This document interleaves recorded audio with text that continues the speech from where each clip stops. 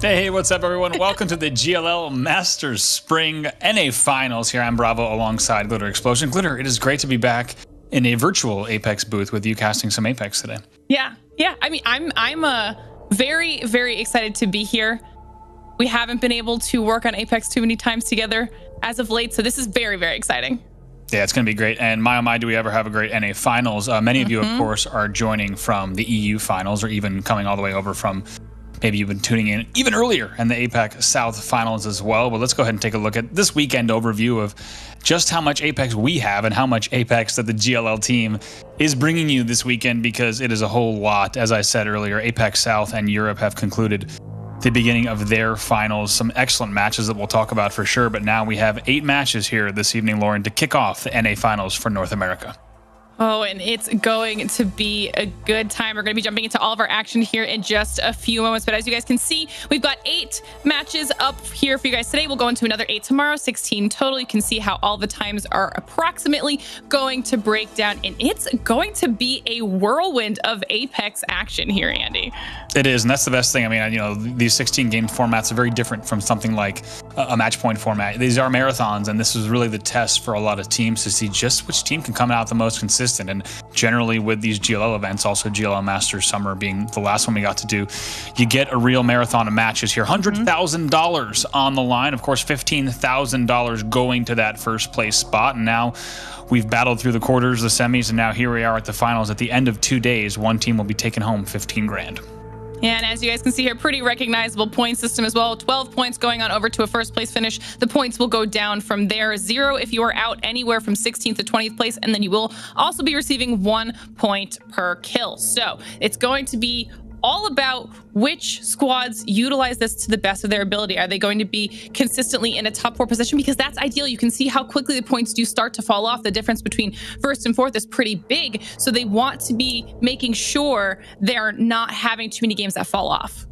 Absolutely. And, you know, we've seen a lot of big games from teams that have been slaying out through North America. Some really interesting point outliers in terms of teams that have outperformed in the quarters and the semis. Big numbers from the likes of NRG and Complexity. But we'll talk about all of that and more. Let's take a look at our attending teams for North America. This is your final 20. They came, of course, from the semifinal lobbies that we covered right around the middle of the month. And now these are your final 20. We'll have time to talk about them throughout the day, but some obvious ones to watch that we're keeping a very close eye on, of course, TSM, NRG, Season, as well as Complexity. Those are your top 4 coming out of their semis, 1 and 2 in each of their semis. But there's a whole lot of talent here, Glitter, in this final lobby. Oh yeah, there not only are there obviously a lot of, you know, org names that people recognize, but a lot of unsigned talent as well. People having an opportunity to make their mark here in this scene. So it's going to be interesting to see how all of this plays out now that we have our final 20 teams ready to battle it out. Now, for me, Andy, looking towards today, I want to get your opinion on some of the squads that stand out to you for who you think may potentially take home this whole thing. Yeah, I think the first thing we should talk about is just our number 1 teams coming out of each semifinal, because there's a lot of talent here. Thankfully, we have 8 games to talk about all of the teams that are in this lobby, because all of them certainly deserve a little bit of spotlight throughout the course of these matches. But the first one we have to absolutely talk about, without a doubt, it's NRG, because they are on an absolute tear. Of course, coming off of a first place ALGS winter finish, and then also a first place semifinal finish with 150 points in that semifinal, the clear favorite across both semis, as you'd expect with a number like that. But also a 26 kill win in game number 10 in that stacked semifinal. So when you can't really overstate just how good NRG has looked as of late, just how much momentum they have. There's so much energy also if you go to Sweet Stream, for example. There's so much energy when you hear interviews from the likes of Rocker. It's just, there's a lot of momentum and energy on this team, and I don't expect it to slow anytime soon. Yeah, I mean, absolutely not. For me, I'm definitely going to be looking at Complexity, the first place team out of the other group for semis. Not only did they have 4 wins out of those 12 games, but they were averaging over 11 points per game. And that's really, really solid when you take into consideration how many other squads they had going up against them. And the numbers that these individual players were putting up are just nutty. I mean, they had the 20 kill win in game number 10, but individually, Reptar, 30 kills, Monsoon, 20, Shiny, 18. I mean, that is impressive. So I'm excited to see how they stack up against the likes of NRG.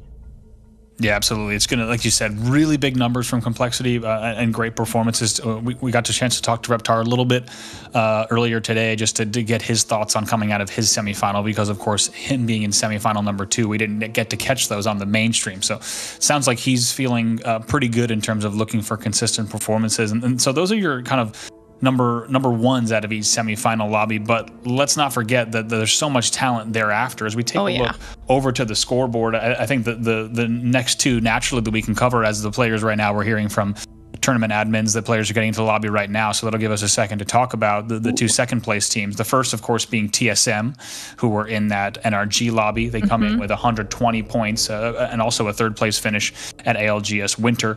And then the other one, of course, is going to be the likes of Season, SCN, and that squad, of course, going to be Clay, Kenny, and Fun, who really kind of upset a lot of teams coming into that as well, so we can't forget about those teams either. Yeah, and I think another standout for me too, and I know during semis, you and Onset had even touched on them for a little bit, but I'm definitely going to be looking at HRN between Hill, Arcam, and Urice. I mean, obviously, I'm sure everyone has seen that Kraber play by Urice at this point because it was... And that's a tournament play, right? That is nuts. Yeah. To be able to pull out those types of montage, like real plays in tournament play is just impressive. I have been able to watch him in a couple events now and cast over him in a few events, and he's just an impressive talent in the Apex Legends scene. But I mean, there are another squad that was in a third place finish coming out of their semi, so there's somebody that I'm definitely keeping my eye on. Certainly, yeah, HRN without a doubt, a team that we're going to be keeping a very close eye on. One of the other things I loved about HRN, it's pretty rare. It's the only top 7 team in their semifinal lobby that didn't have a win.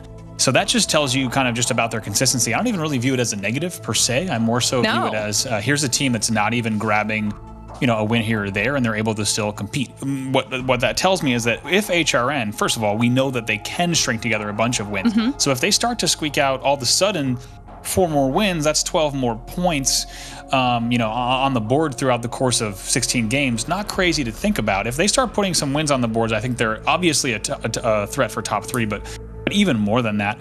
Another one we got to talk about is we maybe flip down to talk about the other side of the leaderboard. That's Team Liquid. And Team Liquid had a nerve-wracking, nail-biting semifinal. Now, we, of course, were covering semifinal number 1, so we just got to watch it via scoreboard updates, which was maybe even more nerve-wracking, to be completely honest, than if we were actually watching the games. But Team Liquid, so much talent on that squad. However, as we take a look at where they placed, once again, not only did they place 10th in their semifinal, barely getting in, that was essentially a 5-way tie. You had BSC at 63, Solafide at 62. Way too close for comfort for Team Liquid. And if you think about the fact that they're coming off of, only really 2 top 4 finishes in that semifinal to get through, we're going to need to see something different from Team Liquid for sure. Yeah, and I think I was especially surprised by that, given that they had a pretty strong quarterfinals finish right behind NRG. So are they going to be able to bounce back here in our finals? Have they fixed whatever mistakes they're making in semis? I mean, time will tell.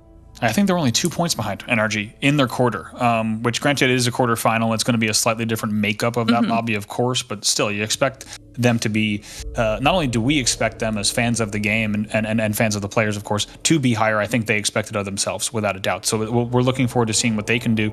Now, a team that actually has surpassed and kind of upset, that's going to be Vibes. A really slow start for them in the semifinals. However, they bounce back in a miraculous way. As we take a look at their numbers, they placed 4th in their semifinal, 98 points total there. But they had 2 wins in the end, and definitely a team that we're going to be keeping an eye on. We saw them really be a factor in a lot of late game scenarios in that semifinal. So Vibes definitely coming in with like we said, the 4th spot with one of those semis, but a team that could upset a lot of teams in this lobby. Yeah, I think we're potentially in for a few surprises here. And I think another squad that we should give a little bit of love to and that we haven't touched on yet is CLG. Now, I know that I think you and Onset had also mentioned them not getting enough recognition for the gameplay that they just have as a team. They are one of the more consistent squads. They're always in, you know, a top 5 situation for themselves. They have really, really solid rotations. And I think that they're somebody that cannot be counted out in these finals. I mean, they came in at 5th out of our semis, but still somebody I'm definitely going to be watching. Definitely. A lot of course, a lot of fan favorites there, and a lot of people be supporting that CLG side. And one of the things, as you mentioned, coming in 5th of semis and also 4th at winter playoffs, I believe, in the LGS. Those 2 placings with this set of players, you kind of get the feeling that they're on the cusp of going one of 2 directions, right? They're going to stay a middle of the pack team, scoreboard-wise, I don't mean talent-wise, or they're going to be a team that starts to really break that. And coming out of GLL Masters Spring and then moving into the championships for LGS, are they more a top 3 conversation team, or do they stay in that top 5? So this is a big moment for them. They've got 16 games to do it, and as you alluded to, the fact that they are as consistent as they are, it suggests that over the course of 16 games we could see some great things from CLG. Keep in mind they did have back-to-back wins in that semifinal in game 2 and game 3, so when they start to catch fire, certainly we could see something great. We're getting an update here from tournament admins that two players we're waiting on to get into this lobby. As soon as they're in, you know, we'll be dropping in. But there's a few more teams while we have the time, Glitter, while we wait for these players to get in that we can keep talking about, because like we said, it's a stacked lobby. Yeah, I mean, to be fair, we mentioned them in passing, but we didn't really deep dive them, and obviously that's TSM. Sure. I mean, one of the most recognizable teams in Apex Legends, the competitive scene at this point. They were 2nd place behind NRG out of their semis, and that was a pretty tough lobby, to be fair, but they... I feel like they had a much more solid day 1 for themselves than we have seen maybe in the past events. They set themselves up very, very solidly for day 2, and they had a 33% top 3 finish rate in their semis. So they are another crazy team that's insanely consistent. Yeah, it really is. And I think one of the things that played to their strength certainly was the format. And like you said, it's rare that historically, if we look at TSM since day 1 of Apex until now, it's rare that we see them having those fantastic day 1s. Usually they are playing catch up, and they do it very well, and they still place very well. Even when they were the dynasty of TSM winning back-to-back tournaments, it was never an easy road for them. However, when they have a hot start and then something like a semifinals format, they can lean into that confidence. They can lean into those point cushions. Of course, we're going to maybe see something a little bit different here, given that we're instead not looking at a top 10, but of course, you know, winner goes home with that 15K. So point stands, though. I think the day 1, if they're able to get a really strong day 1, I think the likes of Complexity and NRG that we talked about that are right now your arguable 1-2, they're going to start to get pretty nervous if TSM comes out of today really good point-wise. It'll be a big threat for the whole lobby for sure. Yeah, that's why I keep saying it's going to be interesting here by the time day 1 has finished. And I don't think I can call anything right now. I think I'm going to wait until we get into like our first maybe 3 games of the day and see how some of our squads are playing, but it's going to be exciting. Yeah, exactly. I think that's the best thing is, you know, we as Apex fans, just like everyone in chat, we just get to sit back here and watch, and as all the pressure is on the players to see exactly how this one plays out. Speaking of watching those first few games, talking to Reptar earlier today, as we mentioned, and trying to get an idea of what the drop landscape looked like in the other semifinal lobby, because we have a pretty good detailed drop map of what everything looked like in terms of the drops in the semifinal lobby that we watched. But things have changed a little bit, of course, in that other semifinal lobby. And as these semifinals come together, there might be a few contested areas, and 2 that we've taken note. The first is going to be your survey, refinery, as well as epicenter split. That right now, kind of in both lobbies, could be shared by My Little Phony as well as Complexity, as we are about to drop into match number 1 here at the GLL Masters Spring, and we're taking a look, starting things off with NRG here, and we know that their drop, of course, has been at staging for a very long time. We expect them to certainly be heading there. But just to finish the bit on contested drops, Glitter, first one's going to be Complexity and My Little Phony of who gets that northeast, and we have to imagine whoever doesn't get the larger part of the real estate will just split to refinery, as is often the case. The last one's going to be Frag West. Both Vibes and KSZ we're seeing landing there in each of their semifinal lobbies, so we're going to keep an eye on them throughout the game. But we're finally into the match here, and we're very happy to be into game number 1. Right, and obviously, you know, this is the first game, first of many over the next 2 days, so it's very unlikely that if they do see each other contesting for the drop that they're going to do anything crazy, because we're trying to feel everybody out right now. But later on, going to day 2, if things are, you know, if a team's playing from behind or things start to change a little bit, there's a possibility that those drops could get a little hot. Yeah, and here's MST actually right now at Thermal. We're keeping a very close eye as the observers check that it's actually going to be the likes of Sheesh, a team we didn't get to talk about yet, but that's going to be the Wig and Timmy squad going up right now against MST as they both get dropped on Thermal. This is what we're talking about here as these lobbies come together. Not really knowing exactly which teams are going to end up, whether intentionally or unintentionally, kind of trying to ego each other off of the drop. So that's currently going down at Thermal. Obviously, there's going to be tons of fans in our chat for Wig and Timmy, so excited to see what they can do. I'm hoping that they can have a strong start here for themselves. As you see the initial shot starting to go out, and an armor is cracked right away by Panders. This is an early engagement, to say the least. Oh boy, but Panders goes down right away to a prize.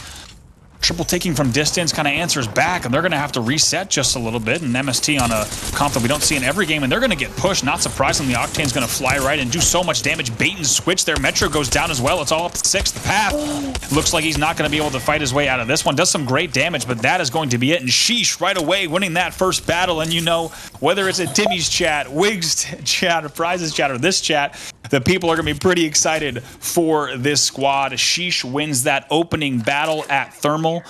And we have to give credit to a prize off of the break, because you saw it right away how fast that horizon was up, comes down, and a prize with the triple take. Look at that right away.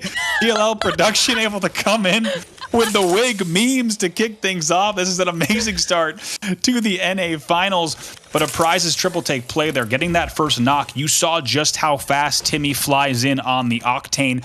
And man, the bait and switch that he pulled, pops into the bubble, does the damage, lets Wig come in and finish it. That is textbook early game there as we take a look at the rest of the map. But fans of Sheesh have to be very happy with that. And we are going dead center for our first pull.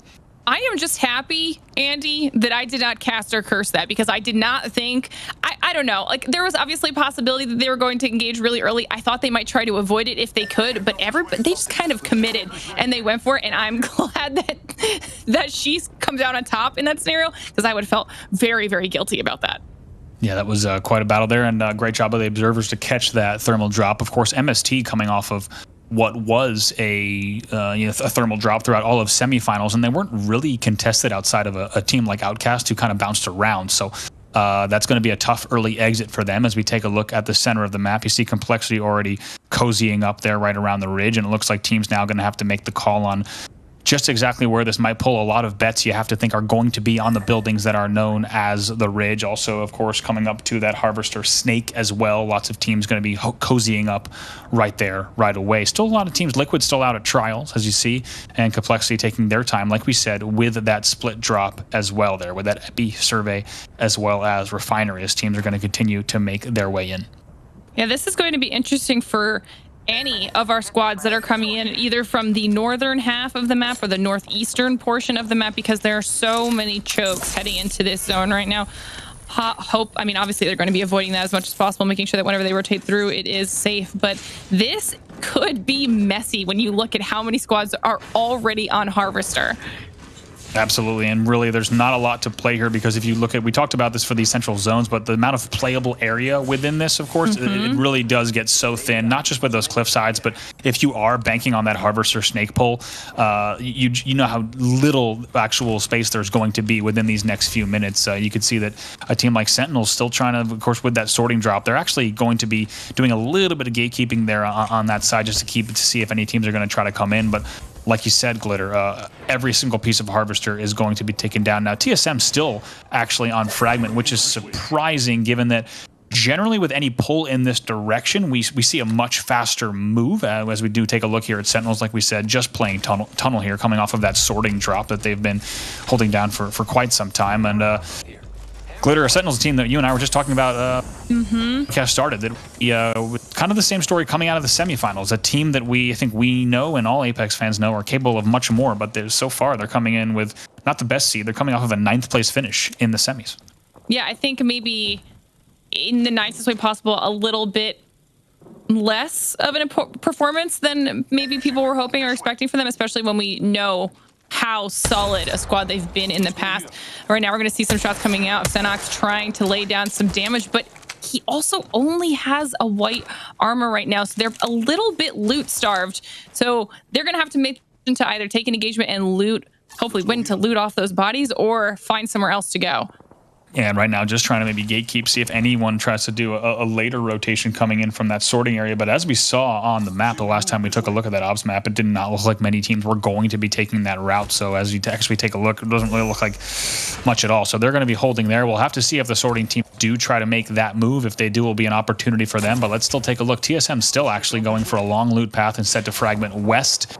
Complexity actually ballooning, as you can see. They're going to be making their move to that epicenter height, and we could see a little bit of exchange between TSM and Complexity, as you see those two teams maybe trying to take a stab at each other. But if Complexity just wants to nope out of that, they will have the option to just go no name, go right around fragment east, and then choose which choke they want as well. So that's going to be an option for them. Like we said, though, rare time where we actually see TSM still out at fragment at this stage, and must have made the call based on loot or movement from other teams that they really needed to stay at fragment. We also do see the liquid move happening from Countdown as we see them go through Hill Valley, and they'll make their way through Train.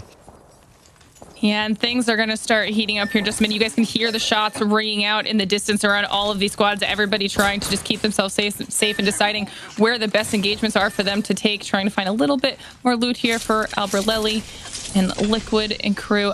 I mean, we'd also mentioned at the top of the show, we saw Complexity able to have their area kind of to themselves. Phony was on the western side of the zone last time we checked in with the map, and Complexity didn't really have to worry about that, but I don't, is that the right choice for Phony? Because now they're in the fray, and do they have enough loot in the process? I mean, I don't really know. Watching all of these teams that had decided to stay out a little bit longer and kind of rotate in with the zone, right now I think they might be in a better position than some of these squads who are dead center.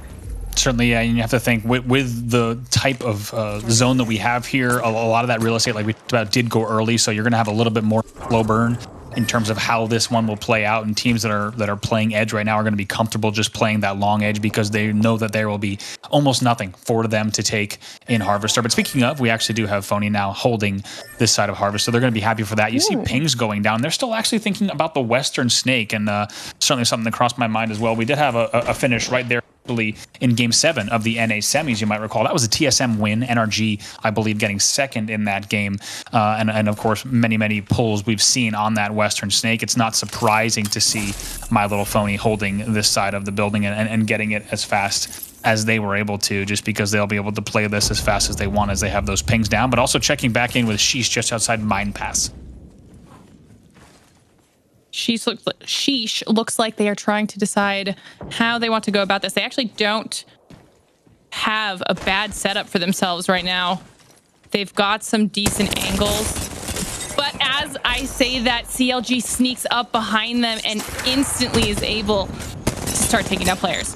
Yeah, Timmy gets that first one right there, so we're going to go ahead and buck down. Actually, he's going to be forcing a portal here from Madness, who's going to have to try to fly all the way back in. We'll see exactly how this plays out, because Sheesh is going to be happy with that early damage, and now Timmy is on the prowl, ready to stim again, and he's going to go flying right back in. We'll see what he's able to find. They're going to get that first one there, that finish, as it will go down, and then pop back for the bat as well.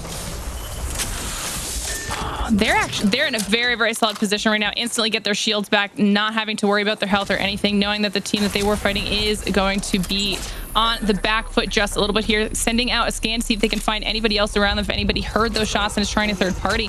But I think they're okay right now.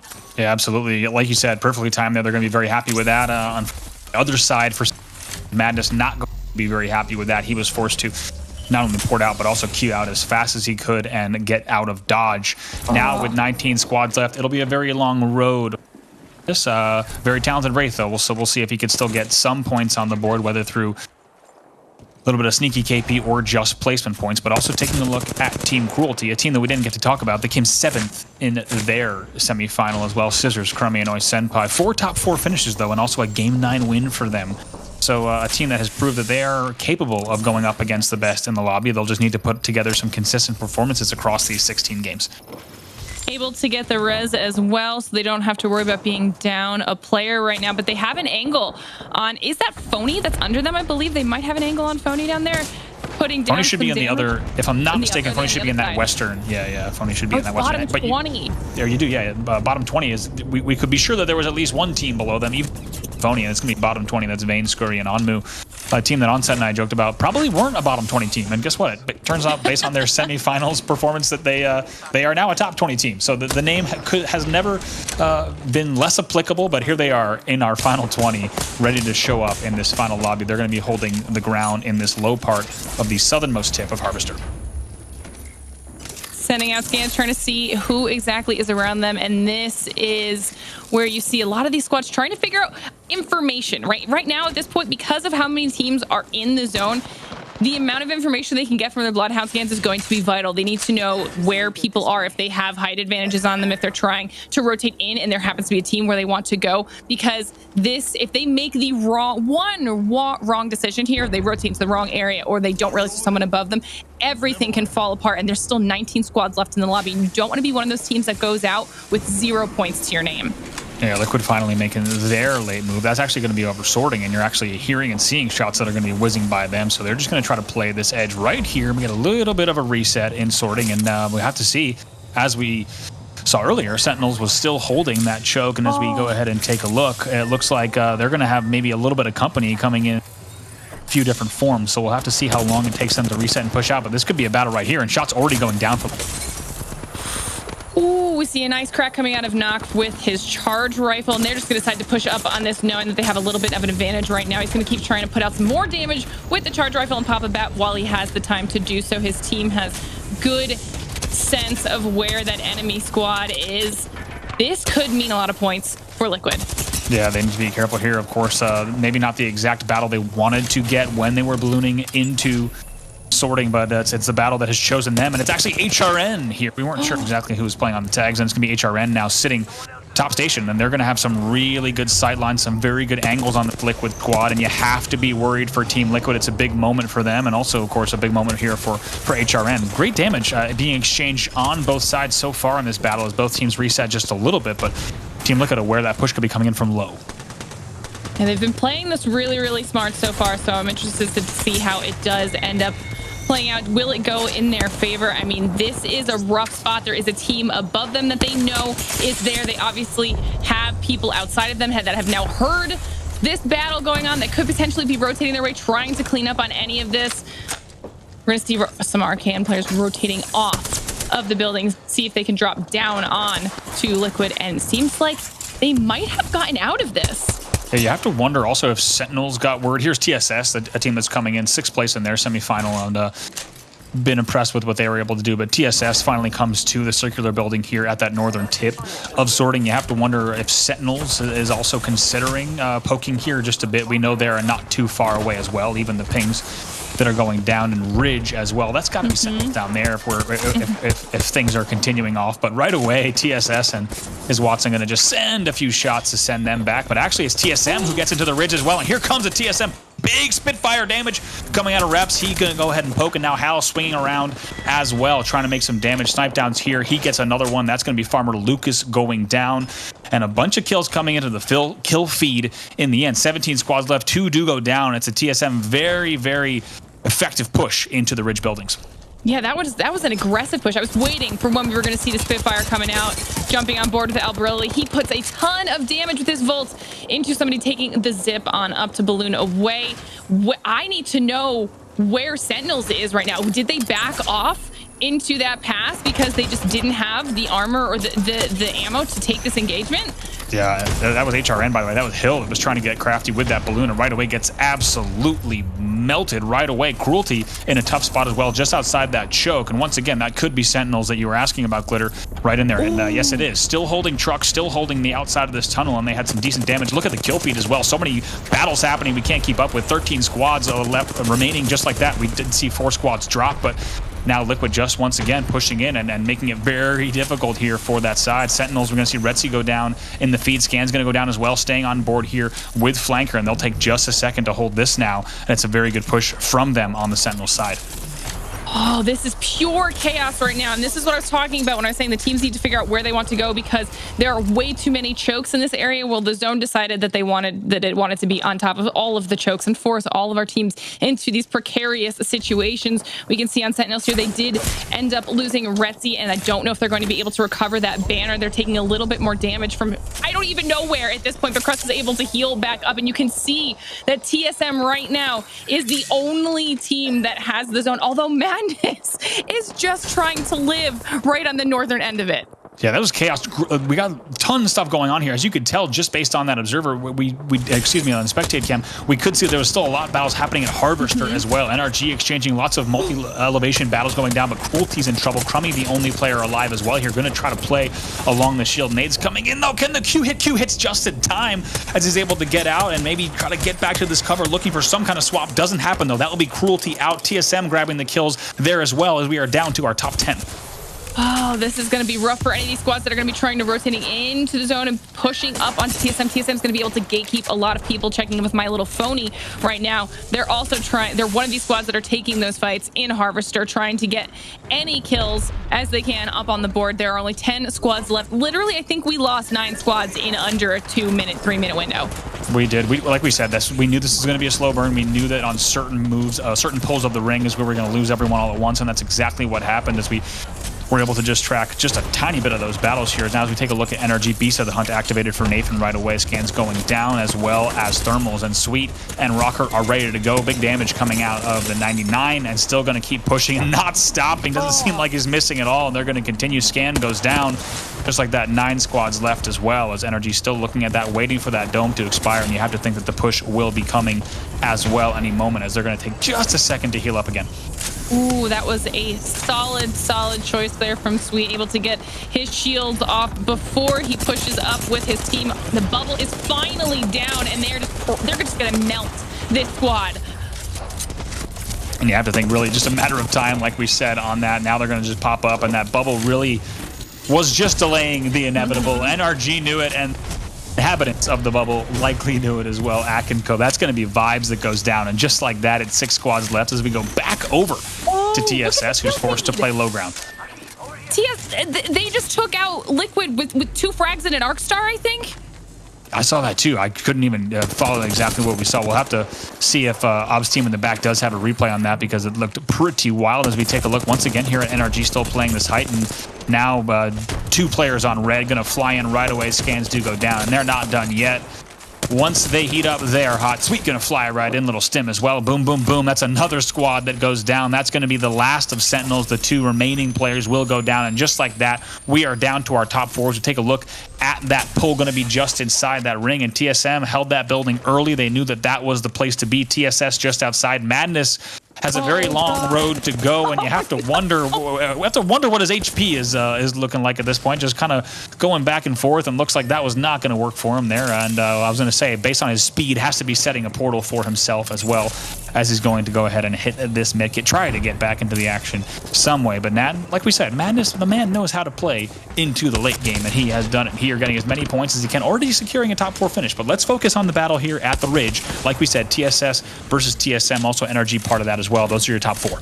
Oh, TSS does take a little bit of damage. Instantly make sure they're able to get their heals off, because I believe they are above TSM. We've got NRG pushing in through the choke. And I mean, the cohesion that we just saw in NRG, though, we need to give that a little bit of love, because they were so tight as a unit. They pushed in at the exact same time when they needed to. And now we see TSM finally able to take on this engagement with TSS. Yeah, look at how right away pops out, gets the crack. That's exactly what you expect him to do with that 301. He only had a little bit of time and hits every bullet that he needed to, already gaining them a little bit of an advantage. Now going to challenge through the stairs as well.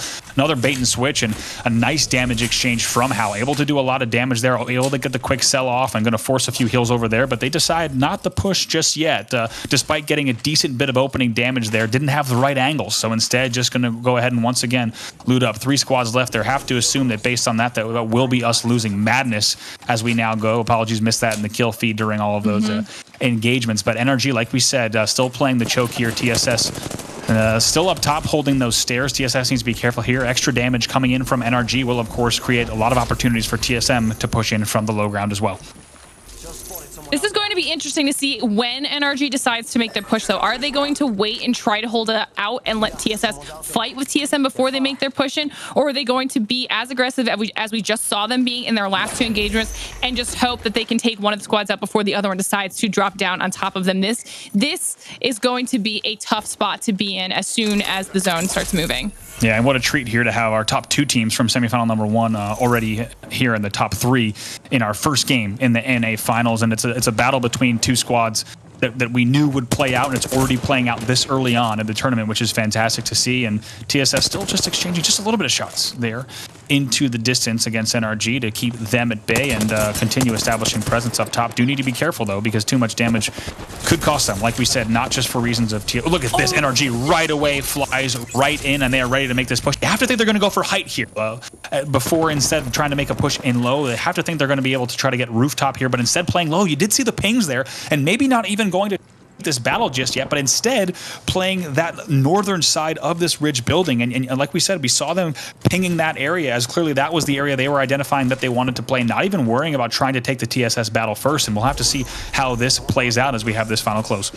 Oh, I mean, TSM has everything set up, ready to make their move. They've got their armor swaps on the ground, ready to go.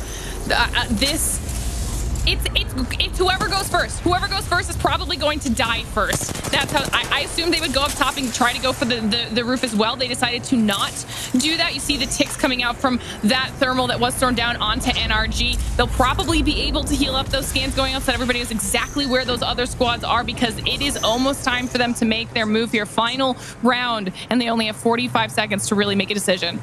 Absolute armor advantage, as you see, for NRG. A little bit of a deficiency here, but Thermal is going to go out there. We'll see if that tick. They got a little bit of ticks. You could tell Hal wanted a little bit more peeking, thinking about that. All still going to look at this. Maybe jump pad goes down just to cause a little bit of chaos in there, and now going to get a little bit of hit ticks here. The bubble does go down. That forces the NRG bubble, which is huge here. Let's see how TSM plays this one. They are ready for those scopes as well. Like you said, TSS is now forced to drop. They're going to throw the Horizon Q, try to fight this one from the air. TSM trying to play from low, taking a little bit of damage as well. No one down just yet. First one, Nathan is the first one to go down in the feed as we take a look. Going to be Rocker that goes down as well. Snipe down will fall. TSS still looking very good here. And yes, TSS, the underdog in our final 3, will close it out. And you have to love what we just saw from that squad as they will take our game number 1 in North America, and very happy with the way that they played that one. And it was a pretty fantastic 3-way battle in our first game. I'm not gonna lie, my heart's pounding after game 1 alone. A great finish there in game 1. Are you kidding me right now?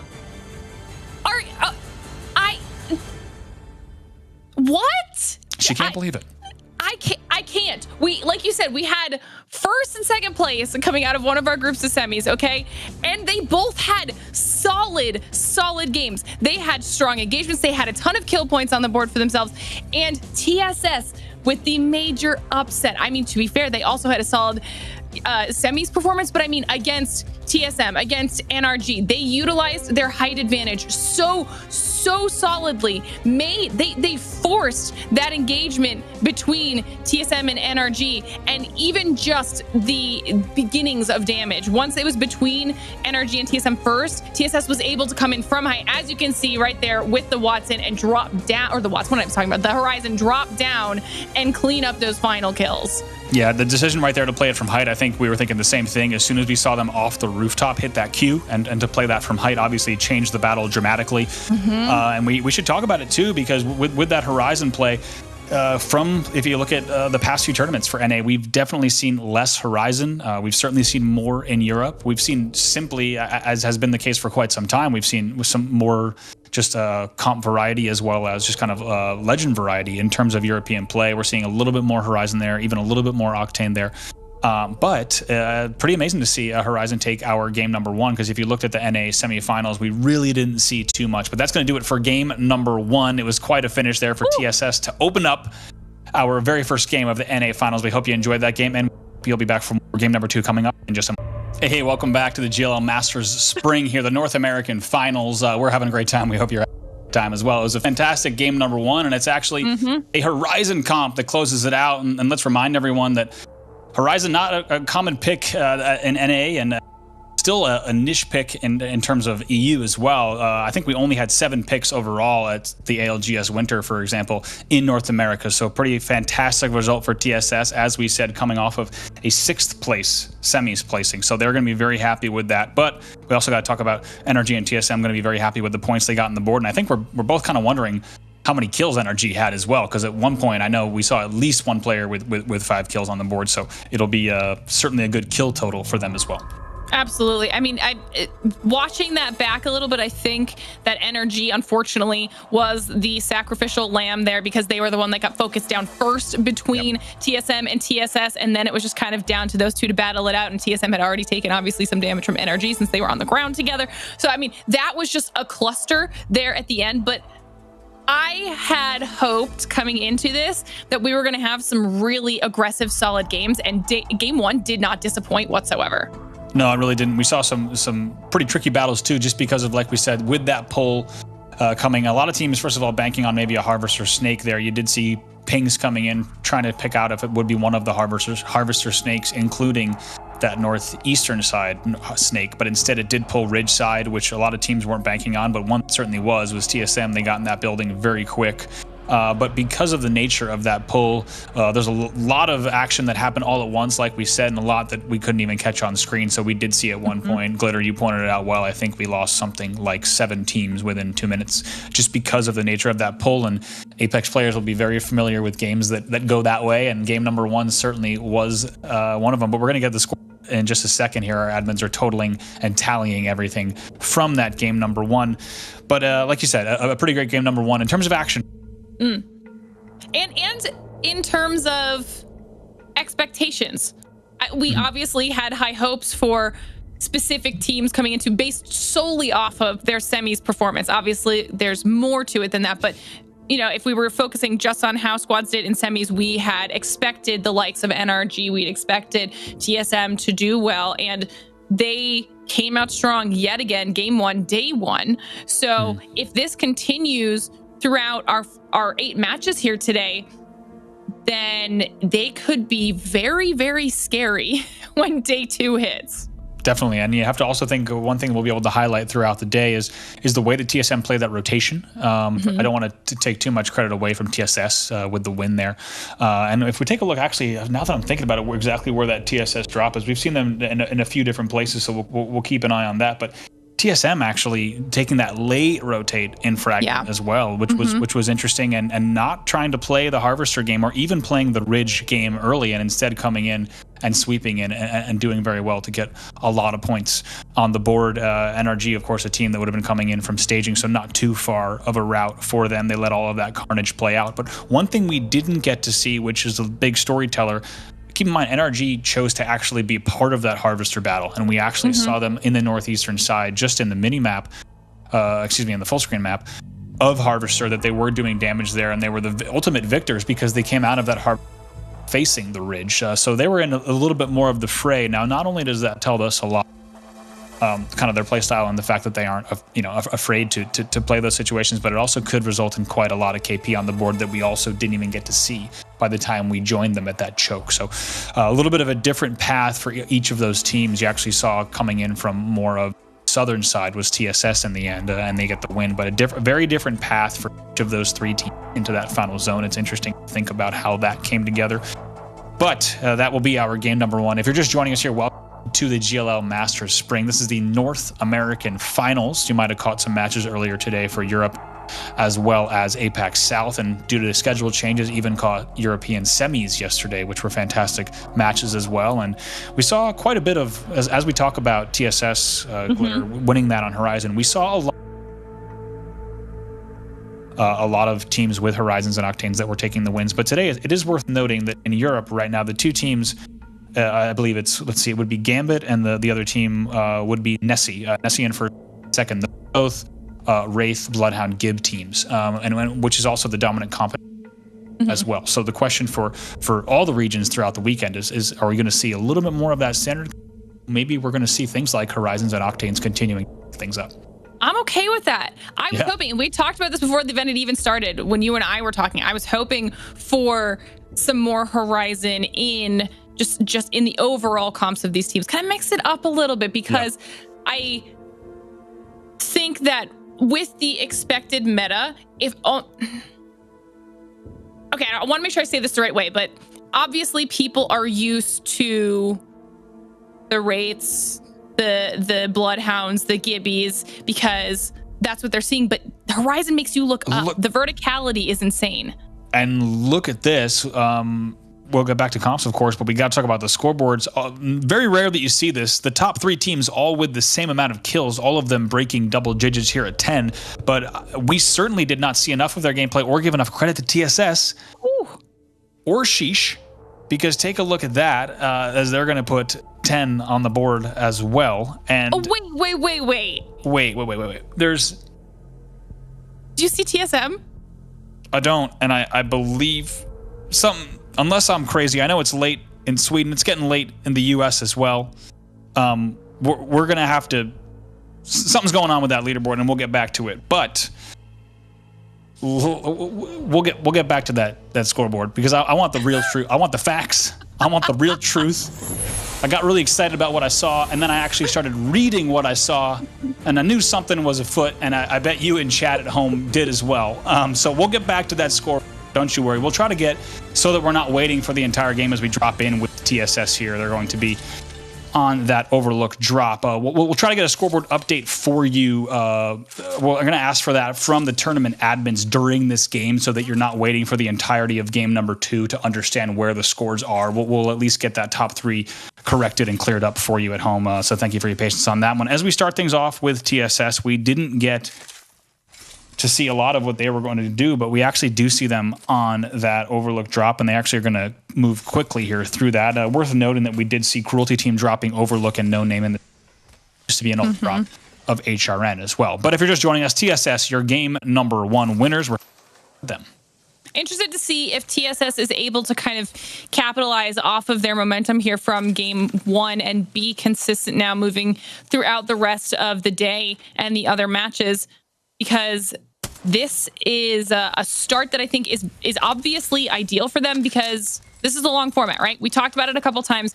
This long format, though, gives teams the opportunity to really showcase their skill. Like, one solid game isn't going to make or break your success here, because you have to be consistent across the board. So if there are some of our squads here that are able to start off strong and maintain that momentum throughout all of day 1, they'll be in a much more solid position here as we check in with Sheesh back in Thermal, not having to fight anybody this time around. So this is a little bit less stressful of a start for them. I'm wondering what I was keeping an eye also on Discord just to see. Yeah, MST being out and also having Thermal. We didn't get to see it. It might have been in the feed. Apologies if we were taking a look at things like scores and talking with admins about the game 1 scores, but we'll have to get an update as well on MST's exit there. But Sheesh, regardless of how it happened, Sheesh will be your team that will hold down Thermal, and we'll have to see exactly how they're going to be able to pull out. As we take a look at that pull, it's going to be straight Central West here, and certainly many zones we've seen in North American professional Apex that have pulled around this area. You're already going to see My Little Phony as well as NRG looking for springs and buildings right away. They're actually going to be engaging right now. The same idea, and it's not surprising to see so. And actually, Rambo's going to be coming in late, though. NRG right now with a man advantage in that. Also, keep in mind, there's a team not far behind as well either. But NRG still trying to hold that choke. They're going to try to get in right here. They're going to play a little bit south, but you do see pings to the north, and that's a zone that we've seen in many places over the past few weeks, and of course throughout the history of Apex, a very common zone, but specifically in NA over the past few weeks. We'll talk about the results of those zones when we have a break, but NRG is going to rotate just a little bit south here to play this choke for a moment as they get ready to head back in, and that could have been My Little Phony actually taking the springs and buildings right away. It looks like they might have gotten them. Yeah, I think you're right. And then I believe the other squad that was on the outside of them was Complexity rotating in. And then obviously Sheesh can just rotate up from where they are at Thermal. So there is potential for any of these teams to cross each other's paths depending on how aggressive they want to be here early on. We can see them pinging that they're going to potentially be moving a little bit lower than they are. You can see there's My Little Phony over there. NRG is here on the outside. I mean, this is a zone, like you were saying, that all of these teams know very well. But if everyone here has decided that today is the day to be aggressive, we might see some more engagements already. Yeah, absolutely. It's going to be a wild one. So we do want to correct ourselves here. Apologies. It looks like Sheesh did pop off as hard as they popped off. So I want to give my apology to all of Wig, Prize, and Timmy, because they popped off so hard and hit a kill count that we had no idea we were even weren't even tracking just how well they had done in that game. So we will get a confirmation on those top 3, and it sounds like TSM will finish there in 5th overall after everything is said and done. So that will be your top 3 so far heading into game number 2 as we take a look at these rotations. And we saw Madness with a pretty rough route last game, and it's actually going to be KSZ that does have eyes on him, and they're damage as they can from up here at top train. That's okay. Then that's crazy to me, because that means that TSM ended up with only two kills in that last match, and they were the ones that we caught in their fight, their very first engagement when they were inside the building, and we saw Snipe Down get one of them. That was the only one. They put up so much damage and were only able to convert on 2 of those kills, and that's insane to me. Whoever was able to take those kills off of them just put a massive dent in their score. Absolutely. So just to recap there, apologies once again, TSS there actually taking first place with 10 kills, 22 points total. NRG also with 10 kills. That's going to put them at 19. And then it's going to be Sheesh there in the end that's going to grab 10 kills as well. They're going to go ahead and grab 1 point there from their placement, but 10 kills there in the end to get that 3rd spot. Team Liquid right now in 4th, TSM in 5th, and Sentinels in 6th. That is your top 6 heading into this game as we take a look here once again at the likes of Sheesh. Right now, taking a look at Dudes Night Out in these buildings here just outside Thermal. Can we talk about that name for a second? It's a great name. That is a fantastic name. Dudes Night Out. So, someone needs to get them an org because of that name. It's fantastic. I don't know. I'm worried if they get an org, then we might lose the name. Oh, that's true though. And we have to make an org around them. The org has to be called Dudes Night Out. Exactly. I want all the good stuff for them. I want all the support for the squad, and I want the same team name. As we take a look just at a little bit of Bloodhound in the bathroom here, just kind of just crouching it out here. A Prize gonna take it easy here in this building, and they're pretty cozy. They're pretty comfy. They know that right now they are holding a spot they'll be very happy with for the late game. And like you said, just getting a little bit of information at this stage just to see exactly what's happening for them outside of Thermal, as they're going to be putting pings down as well. Let's take a look at the whole map, as we do have Complexity just finishing up here at Epicenter. They'll be making their way in as well. We still have Liquid just going to take everything they can out of Skyhook. They're going to be taking a very late rotate. Also, later than you'd expect at this point would be Sentinels still coming out of sorting as well. And like we said, Sentinels with a better start than they've had for the past few weeks of Professional Apex, now in 6th. We'll see if they can string together another good performance once again. But we got to talk about the likes of HRN, who is playing from the south. But we'll get to that, because right now, big damage coming in for the side of Sheesh. Which squad was that pushed up on them? Let's see, I was checking. Oh, okay. I wasn't sure if it's a different squad or not. Dudes Night Out decides to try to see if they can get some damage down, and you can see there that Aves has taken a lot of damage, backs off so they can reset and decide to get their shields back up. But in that all happening, you can see off on the side, you have Sweet not too far away from this fight, so they need to decide if this engagement is worth it. There are a lot of teams in the general vicinity that could potentially hear it and try to come clean it up, and it could spell disaster for one of them. Yeah, Dudes Night Out, a team that we didn't talk enough about. We mentioned them certainly in the pregame here, as Sweet continues to scout and just get a little bit of poke damage. Like we said, they're going to be patrolling that whole choke, and Sweet's very happy to just sit at the southernmost point and control that area, see what kind of damage he can do, connecting some nice shots there with that scout. But Dudes Night Out, a team that placed 3rd in their semifinal, 98 points total. They had 6 top 4s in the semis, so a very good performance from them. And like we said, upsetting quite a few teams in their lobby. But NRG right now going to be happy to hold that entirety of that choke, Sweet being that anchor. And you're going to have Nathan and Rocker just holding that northern side as well. Sentinels just starting to get in a little bit. And also, you're still going to see Cruelty Team as well as HRN still at Thermal. They're going to be playing that low ground at Thermal, and we'll have to see how that develops. It's going to get pretty messy as both of those teams have to either fight or play for that high ground. Looks like they're going to go right at each other. I mean, they had to eventually decide to make the push or not. You see Scissors trying to get a bat off. Is he going to be able to get it? I think he's going to be okay. They decided to back off just a tad, giving him enough time to at least get his shields back up, as Crummy decides to place down his Rift. But so much damage is coming out from HRN from above that is unstoppable as they drop down to see if they can clean up the rest of these kills. Yeah, here we go. That bubble's going to go down for just a second. Going to keep looking out as they're going to continue wrapping around here. They're going to see that Q coming out, though. We'll get that finish there as well. The raid's going to come through.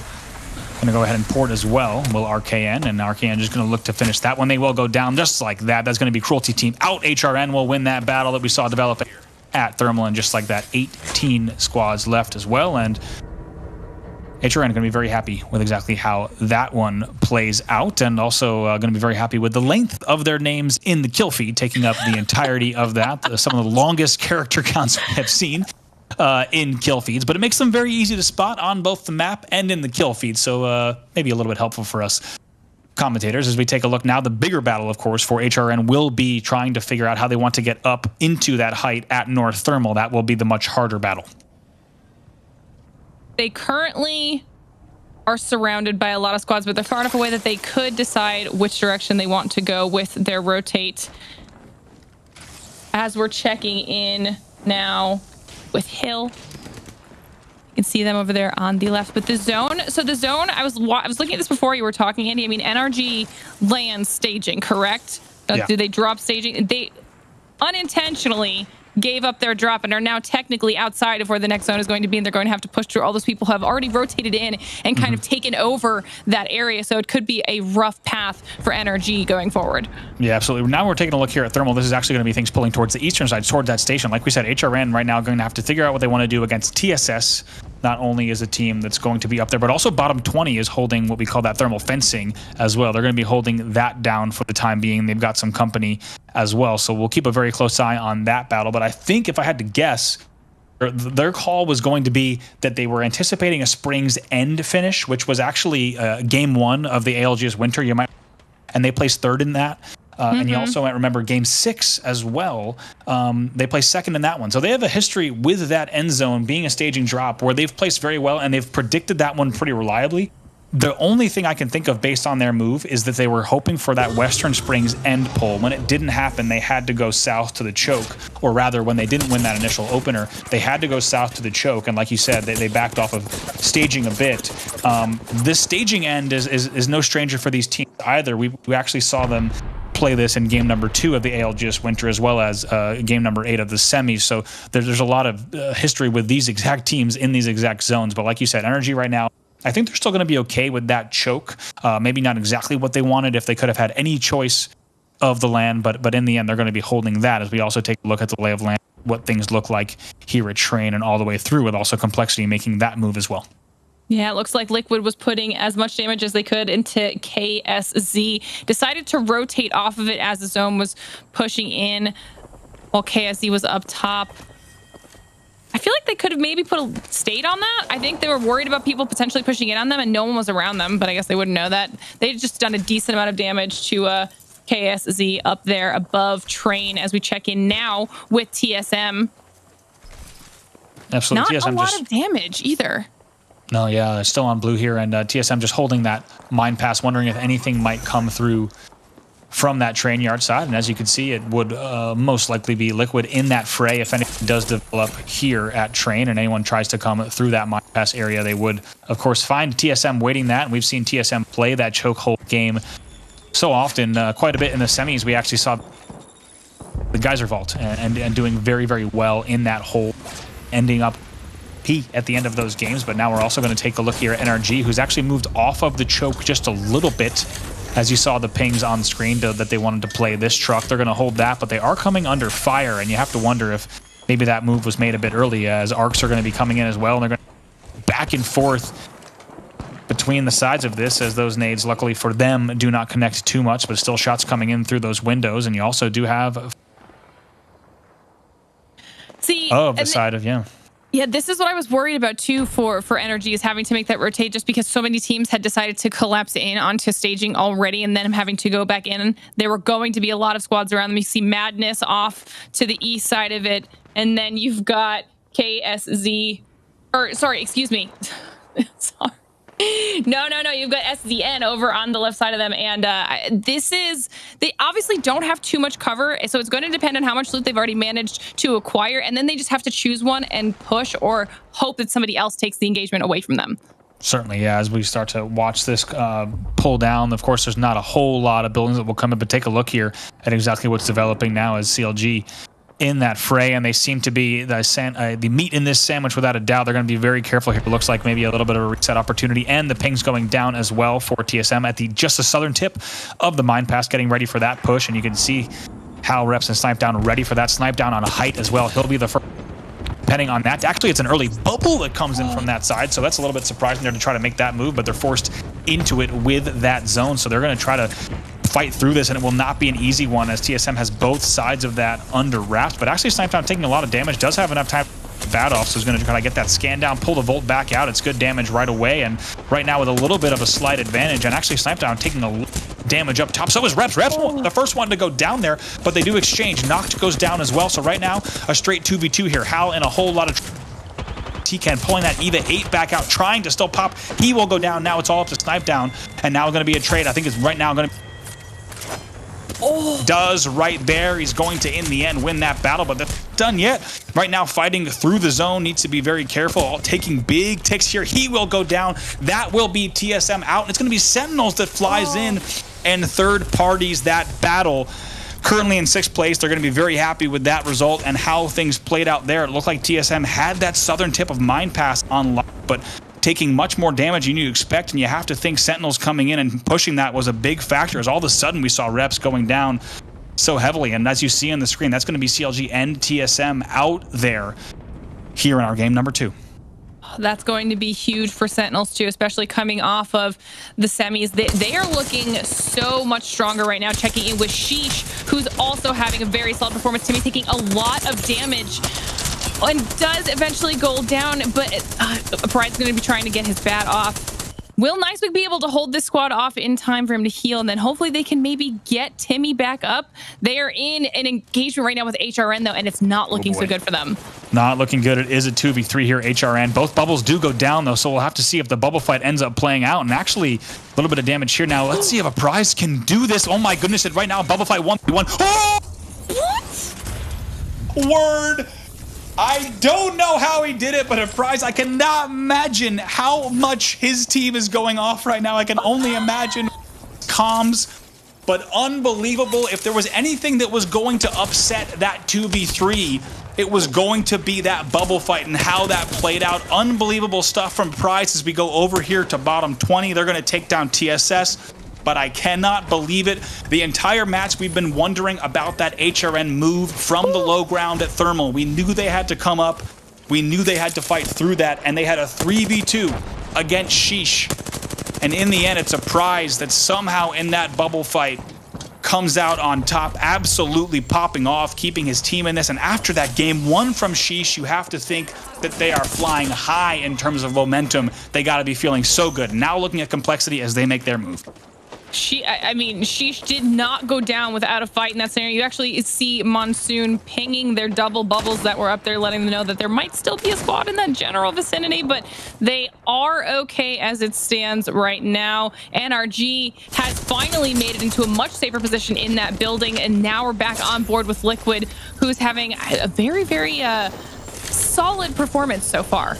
Yeah, they really are. Liquid, another team here in 4th, like we talked about, coming in 10th place on a tiebreaker, essentially, to get into this final out of their semi. And not the performance they expect out of themselves, not the performance that we expect out of them, but with a very good game 1, and we'll see what they can do here in this game. Popping up right away. Big damage there from Abilene with the EVA. Not afraid to pop in there, and that purple bolt helping them to do a whole bunch of damage. Whole team is going to pop up here as well and try to see what they can do to try to get this wipe. And in the feed, we also do see Nathan going down. A whole bunch of carnage, actually, as we see Onmu going down. 8 squads left here in this game, back on board with NRG. And look at this Sweet flying right back up, and going to take that jump pad will be Nathan. No, Nathan will be finished on the way back. We'll see if Sweet should be able to get back up here and reset with Rocker, but have to wonder if they're going to try to make a play for Nathan or not. But taking a look here, this is the lay of the land. Complexity playing the car right now. You're also going to have Liquid here playing loads. Actually, just going to be Albert Laley there. Here comes the push from Sentinels. Oh my god, they pushed up on Complexity when they only had 2 players inside of that, and some...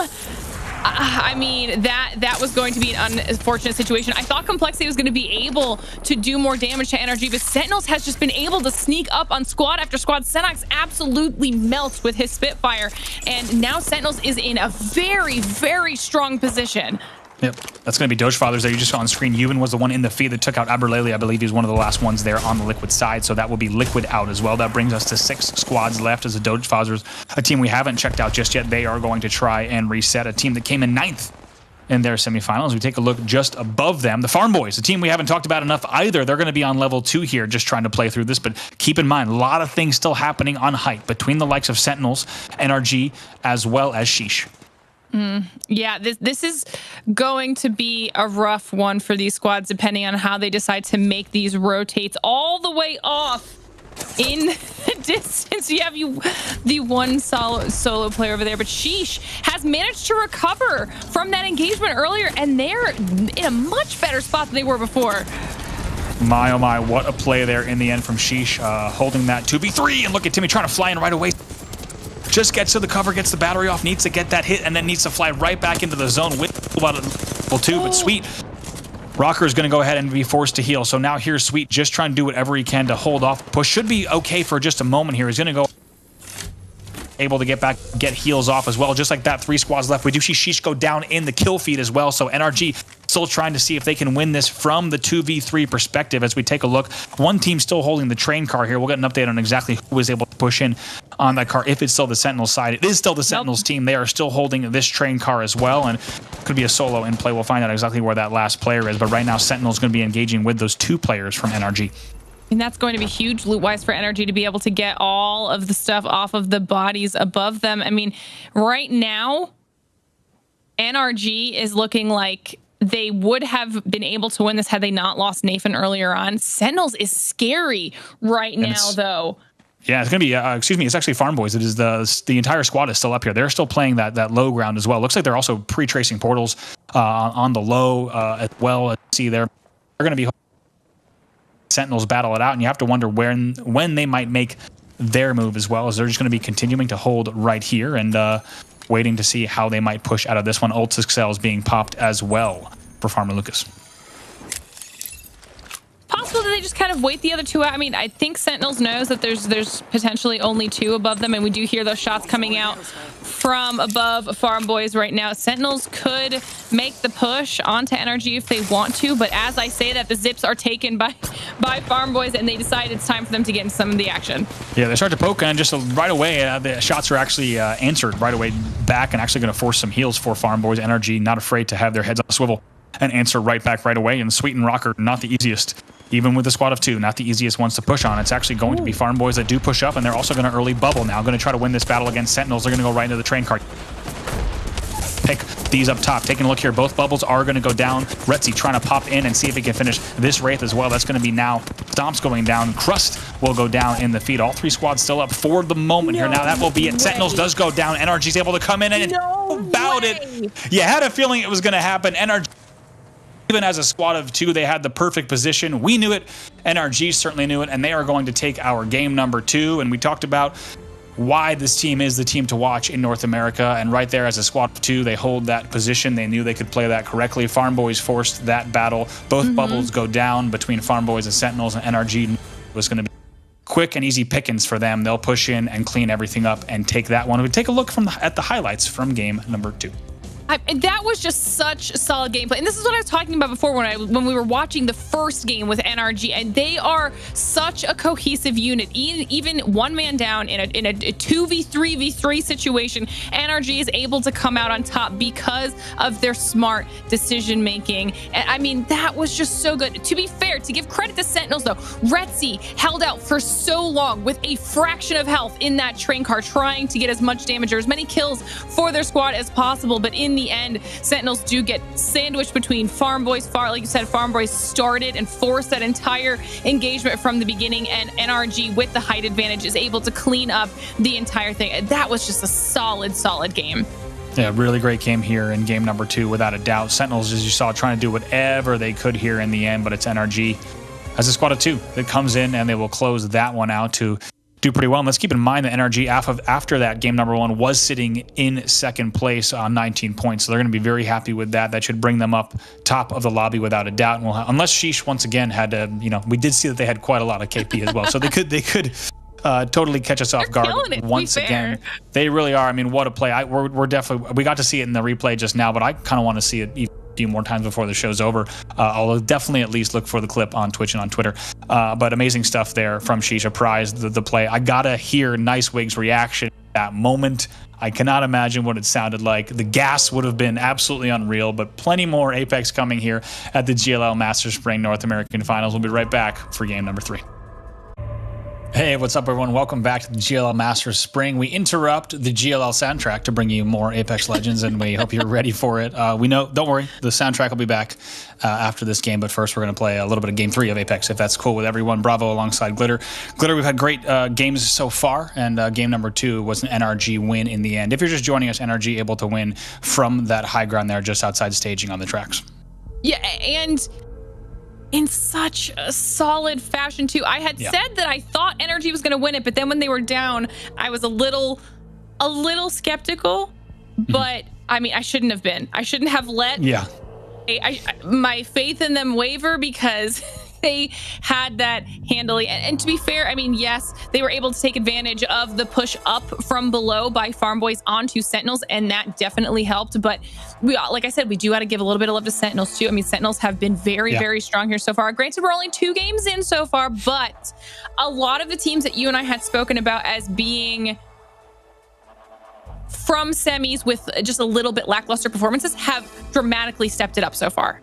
Yeah, Liquid and Sentinels probably the biggest examples of that. And they're, you know, Sentinels is a team we've been talking about in that fashion for quite some time, as they've fallen from the conversation of the top 1-2 with TSM.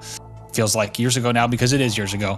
But TSM, but with Sentinels now and Liquid with a really good performance, and we're not just talking about you know, a decent first game now. To string it together in 2 games maybe could be a sign of consistency for those 2 teams, and Sentinels is going to be very happy with that finish. But talking about NRG, it's a team, Glitter, that we and the observers, of course, we're tracking. They kind of put all their chips in that Springs and Western pull. When it didn't, they instead held the Northern Thermal Choke, and they held that for quite some time. And like we said, we had a feeling that maybe they were okay with that hold, and the fact that they would then be able to play back into staging and back into the staging tracks from height. And in the end, it could not have gone better for them. Farm Boys knew they had to come up. They had to early bubble. As soon as both bubbles went down, you knew that NRG was going to try to play that perfectly. I'm excited to also see, as we talked about before the break, where Sheesh ended up, because not only did they have a pop-off game 1 that surprised both of us so much when we saw the scoreboard, more so than any other Apex scoreboard we've seen. So apologies to them once again, because they popped off so hard that kind of blew our brains for a second. But let's take a look here, because this is going to be our total leaderboard, and this is a total leaderboard, not a game results leaderboard. So we're looking at right away. Did well again. It does. Look at that. They had 10 kills in the first game, so they had another 9-kill game here. NRG with another 10-kill game. NRG already pulling ahead, like we talked about at the top of the show. This is your team to beat in North America, and they're already showing up in a big way. But your second, third, fourth, very tight. Sheesh at 25, TSS at 23, and Sentinels at 22. But look at the kill delta already. NRG and Sheesh is already just kill starving this lobby, double that of third and fourth. That's insane. I mean, we saw them have a really big a deficit, I guess, or difference between their overall scores coming out of semis with their group. But once again, I mean, dominating performance by NRG. But then looking down the rest of the list, some of the other teams that we had talked about, and we see Liquid up there still in solid, you know, top 10 position. I am looking to see a little bit more out of the likes of maybe Complexity as one of the other first place finishes coming out of semis. So like, see if they pick it up. But I said it before, you know, we're only 2 games in, so it's anybody's game right now. We still have 6 more matches. We're jumping into game 3, and then we have a whole nother day of this, so anything could change. Absolutely. That's one of the best things, like we talked about earlier on, just the fact that we do have 16 games here in the GLL Masters series. It's always a marathon of games, and you're always going to see consistency prevail in these games. NRG, of course, dropping staging once again, but talking about a few other notable results here from the game so far. Counterlogic Gaming right now, if you're following along right now, in 10th place. They're certainly, like we talked about, a team that wants to prove they're a top 3 team, not just a top 5 team. So they'll need to string together some good performances. As we take a look at the bottom half of the leaderboard, the surprises that exist there, definitely going to be Complexity in 16th with only 3 points, HRN in 13th with 5 points. So as we take a look at Season, Dudes Night Out, Complexity, and HRN, all on the bottom half of the leaderboard, it's pretty wild. But let's go back to Thermal, because the Sheesh MST battle is going to continue. See, I thought that after 2 games of running into each other that maybe somebody would yield their position, but it looks like neither team has any intentions of doing that, as we see Nicewig putting in some damage with his Volt. Sheesh is just barely hanging on as a crew by a thread, and in the end they are able to once again 3 times in a row now come out on top against MSC. And what's crazy is that this is just giving them these extra kill points at the very beginning of the game every single time. And it's not just that, but think about the players that we have here. Nicewig being, of course, the biggest example of this. But if every game starts this way, with them winning a straight 3v3, the amount of energy that a man like Nicewig builds off of the game openings like that, he is only going to continue to get stronger and stronger. He's going to go full Super Saiyan by the end of the day. And everyone is going to be in a lot of trouble because, like you said, that is 3 straight wins where they have battled MST off of that thermal drop. They're not just getting the KP, they're getting that Evo damage, and they're going to be looking so good. Now, speaking of that, here's TSS as they're in pursuit here of a team as well. I mean, kudos to Sheesh right now because they're coming out aggressive and it's been going well for them so far. TSS able to easily just wrap up that little engagement for themselves, and obviously they were our game 1 winners, so that momentum has not gone anywhere, though I think they did struggle a little bit in game 2, not able to get as many points as they would have wanted, but clearly able to bounce back. And yet again, Andy, we are back over on Spring's End. A little bit of deja vu here, a little bit there, as we're going to see Phony already and observers saying not rigged here. Certainly not the case. As we take a look, NRG right back in the same spot. Do not adjust your television dials. We are looking here at game number 3, as we're going to see My Little Phony already in Spring's End once again. NRG holding the North Thermal. I don't even know if I need to say it again. I don't know if I need to say it again. As we take a look at that, we're going to see a bubble coming out there as well. Excuse me, a balloon, not a bubble. We're going to see a bottom 20 coming in from that southern side as well. As we take a look at Season, a team that we talked a lot about, one of our top 4 teams to watch in this North American final, without a doubt. A very strong semifinal and a really talented team here as they're thinking about their moves as well. But we have a very, very similar pull that is going to be coming in. By the way, that was a Cruelty team. We didn't really get to wrap that up. That was Cruelty team that was taken out just at No Name South, just above the vault in the end by TSS, still, of course, playing on that horizon. You saw just on the edge of your screen TSM scooting by as well, and buildings going quick over here.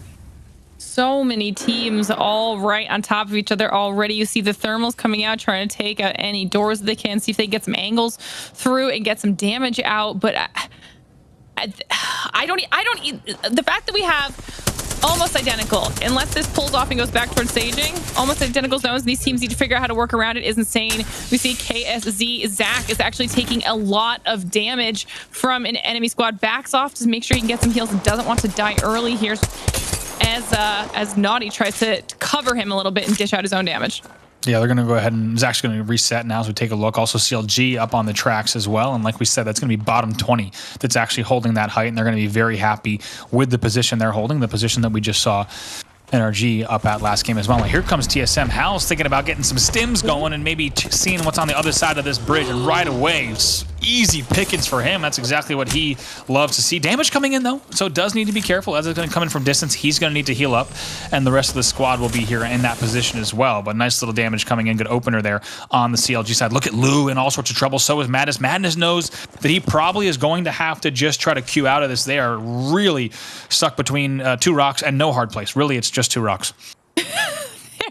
But not only are they trying, they're taking damage from TSM, but there's other squads in the area that are trying to maybe take advantage of the situation. CLG has definitely been caught on the back foot a few times now. We saw Madness trying to hold out for as long as possible in game 1 and did get his team some points there in the process, but this is definitely less than ideal for them right now. Already down a player. Lou has managed to heal up, as has Madness, and they're trying to keep TSM off of them right now, but they're also very, very split. So in the event that somebody does decide to drop down on them, it could be bad, but Lou's able to get a better armor situation going for himself, and TSM actually decides to back off and rotate over towards Harvester. Yeah, I was actually wondering, I think a lot of people would have been wondering in that cam as well, if bottom 20 on that height was going to get curious about TSM fighting from that bridge, because TSM very exposed there and limited amount of real estate that they could play on that bridge. But TSM maybe also sensing that the Vayne from bottom 20 maybe was going to start scouting them. So they do rotate back just a little bit. They decide to leave Lou and Madness there. They did get that pick on Vaxlon, and we're happy about that. But instead, they're just going to sit back for a second and reset just a little bit to the lower side of bridge here, give themselves a little bit more cover to play around and not have to worry about a team coming in over them on height if they take too much damage. So they're just going to hold this lower part. You know, I actually don't hate that play, though.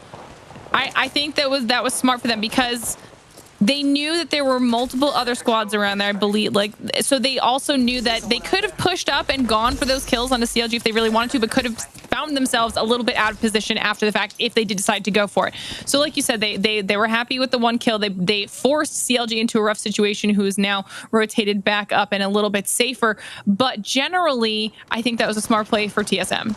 Yeah, here's Liquid. We just saw them coming south through Fisher, as they have all the time in the world, game after game, to loot all the way up in terms of trials, Skyhook, and then make their way down through Fisher. So we do see the angles that they were just getting as well. One thing I did want to note that you might have caught in that overhead map, the first is that Dude's Not Out is once again in that same building at North Thermal, and you still do have Sheesh in Thermal. They have to fight from the low ground once again as we take a look back at KSZ, still trying to find these angles that might be available to them in train as they continue to play this area, knowing that teams are still going to come through, and for good reason. You do have Liquid, CLG, as well as Complexity all entering this place, and you have to wonder if Zach might get caught out if these battles develop in the wrong way. But for the KSZ's sake, it's pretty lucky that you instead have Complexity pushing in right now on Madness, and they might catch him out. Oh, this is going to be rough for Madness if he does get caught out, because he does not have a whole lot of health, and Complexity is fully ready to go. We've got 3 purple armors on all of the players. I mean, this Complexity is, I just called them out, saying I want to see a little bit more out of them, Andy, and as soon as I say it, I mean, we've got some solid engagements. Triple take hitting from distance there for Reptar. He's going to hit those first few ones, and you might call him the original Bloodhound, of course, back last summer, right around August, one of the first players to really run the Hound, and created a pretty big fashion statement as Bloodhound became a mainstay in so many comps across all regions of Apex Legends. And like we said, there's few things scarier than a Complexity team that's W keying with those scans going down, as they're going to grab a little bit of goodies from the sky as well. And honestly, people keep backing off of CLG. I think it is probably the element of the unknown. They're not really sure if it's a full squad they're going up against, but somehow CLG keeps squeaking by the skin of their teeth right now, able to get out of multiple separate engagements and maintain their final 2 players. And they have gotten far enough away at this point that I think they're going to be safe for a little while here, jumping back on with KSZ, using the Spitfire and try and pop some shots over into Train. CLG is just slippery, okay, at this point. We had talked about their ability to be consistent when it comes to their placing and just smart in their decision-making, and they might not be starting off hot with a ton of kills, but they are being very, very smart. They absolutely are. KSZ holding a pretty unique position, as we said, right now with eyes into Train, but definitely anticipating a pull here, because it's typically not an area that you would see a team just hold if we were seeing things, for example, move a little bit further south, right? They are a little bit exposed from teams that might be coming in from those top Train angles, and if there are any more battles that do come in from that Fisher side. But instead, just going to hold and try to gatekeep here for now. Monsoon just kind of getting a little curious here on that southern tip of the tracks to try to get an angle on KSZ as well. I don't even think KSZ actually knew that Monsoon was there. I think Monsoon was holding a really, really good angle, checking in with Liquid now, who's also in the fray. Albrelli's trying to rotate around. He sees a bubble over to his left, trying to see if they can maybe push up and take this out, because this is CLG, and once again, they have to try and escape with their lives.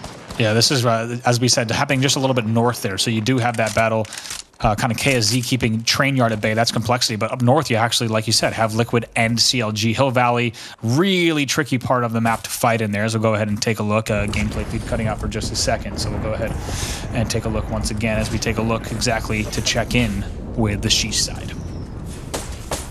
Sheesh has just been nothing but a strong and solid team so far. We see them able to get a little bit of cover here while Wig is able to heal up, and they're actually going to be going up against Dude's Night Out in, like you said, Andy, in that exact same building that they were in before. Now it's just going to be a little bit different engagement, and with how strong Sheesh has been here so far, I would be scared to go up against them if I knew it were them. Right. This, and keep in mind, this is exactly what we saw playing out here. Sentinels, though, in a little bit of a different position here, as they're actually going to have the very southern tip, playing those rocks at the southern tip of that thermal choke here. So that gives Nathan some opportunities to go ahead, poke out just a little bit and hold that. A little bit of a different hold. And, you know, we had Sweet scouting towards the south here, poking those buildings. Instead, holding a different position here because we do have this position from Sentinels. But Sentinels can certainly shake up those northern buildings, just because if they're able to get the right damage, we could see some kind of push coming in here, as now Dude's Night Out just still holding their buildings as well. Despite the fact that Observer Mode is just trying to trick us, we still do have a Dude's Night Out squad in that southern building as well. So things are going to be a little bit calm here between these teams for the moment. TSS just trying to stay safe for themselves right now, right on the edge of zone. As you can see it closing, the ring is going to be right on their tails, but they should be good to go. Interesting that they decided they wanted to play from the low ground in this area, considering we saw how that went for Farm Boys last time. It's a motley crew, these three here. Like we said, one of the only Horizon teams that we've seen in North America, not just recently, but in this lobby as well. As we take a look here, once again, though, we got to check back in with Team Liquid, because Flanker took a whole bunch of damage there on 1 HP now, and Aberlily needs to be careful going to pop a cell. Like we said, Hill Valley, not the easiest battles to fight through, pretty unconventional as far as this goes. Generally an area of the map where you're instead trying to traverse, get all the way over through, rather than have to stay in this area, as they're now going to try to hold. And once again, take a look at all these different angles that they're going to have past Spring's Ends towards Bridge, as they're going to be making this move as well, and just see a little bit of action happening there on the low ground. Yeah, Alberlelli spots those players rotating in from the sky, decides to make a push up onto them, even though he is a little bit separated from his squad. Maybe trying to see if he can scout and get some information from them, figure out exactly where that entire trio is. Decides he actually needs to do some crafting instead. Yeah, absolutely going to get a little bit of crafting time here. He's got walls on all sides, a little bit of opportunities to pop in here as we take a look. And now also seeing still up on that height, it's actually TSM who's now going to be holding those buildings, and they're actually going to have an angle here, so they need to be careful. SZN is going to be on that low ground, and TSM is going to be directly above. Looks like everybody's just content kind of holding the area that they're in right now for the time being. You've got TSM above, you've got Season below, we've got Liquid over here off to the side. You do see Phony's name popping up for a second all the way up on the north there, and you can see those tracers coming out. There are other players shooting down onto some of these other squads. Looks like there's actually potentially an engagement where we've got a sandwich going on down in that hold up here. We got Complexity flying in right here, as you do see ults going down as well. Going to be forced to bubble right away as Shiny, and going to have to try to heal. Can Reptar get in? No. Down. Got to be careful because they're pushing in on those buildings where we saw several teams that are up there. TSM, of course, being one of them here, and TSM looking very good in terms of shields, as they're going to go ahead and get some help, actually, as two players from Complexity do go down there, with help coming in from the side of My Little Phony as well. As we take a look at TSM, going to have a chance to reset. Door does go off. It's going to be a tactical insertion here, as they're going to try to fly upstairs to see exactly what might still be left around. And actually, Grenade's going to be coming in real fast, and a whole bunch of damage. You're seeing CLG as well as HRN in the feed. Energy still playing on the top of that choke, so TSM doing very well through that, and Liquid going to be holding that roof as well. That was such an aggressive fly-in rotation from Complexity. Yeah. I mean, maybe they knew something we didn't know, but I wonder what sparked that, because there were just so many teams ready and waiting for anybody to fall into their trap here. We see so many shots going down onto Liquid right now, and they're trying to rotate somewhere safer. I actually don't even know what squad is up there trying to put those shots down into them, but that was a little bit hectic. I was going to say, that should be a few different teams. You have Energy all the way still on the other side of that choke, but My Little Phony is going to have an angle here as well. So 16 squads just like that. You just saw the kill tracker. My Little Phony was still holding top zip. That's where they've been over Spring's End for quite some time, knowing that they would have a lot of teams coming towards them. And like you said, Complexity definitely did not have either the amount of information or the amount of options, or perhaps both, in that situation, as they tried to make a little bit of a Hail Mary maneuver there, but they do find themselves on the receiving end of a whole bunch of team shots. You got to love the setup here for My Little Phony, as they've got swaps ready as well as a pad up to that height of that rock. Such a powerful position in these end zones. We've seen teams really take advantage of that, and still TSM's going to be happy to hold this interior, and Liquid just exchanging back just a little bit of shots from that rooftop, playing that angle, knowing that no one's going to come to their south. But Aberlele going to be making sure of that. You might have just saw he was making sure that no one might be able to push from low. Thermite's going to go down as well. You do see actually team down here, so playing that low ground, and Aberlele knows that they are down there. He's got the Spitfire ready to go and is going to go ahead and be on the receiving end of a scan, so he's going to be pushed back, and they might have to be ready for both of those battles. That's going to be Vibes that's playing low, a team that we talked about earlier, coming in 4th place in their semifinal, and really have an opportunity to continue with the upsets here. We'll see what they can do from the low ground here, Glitter.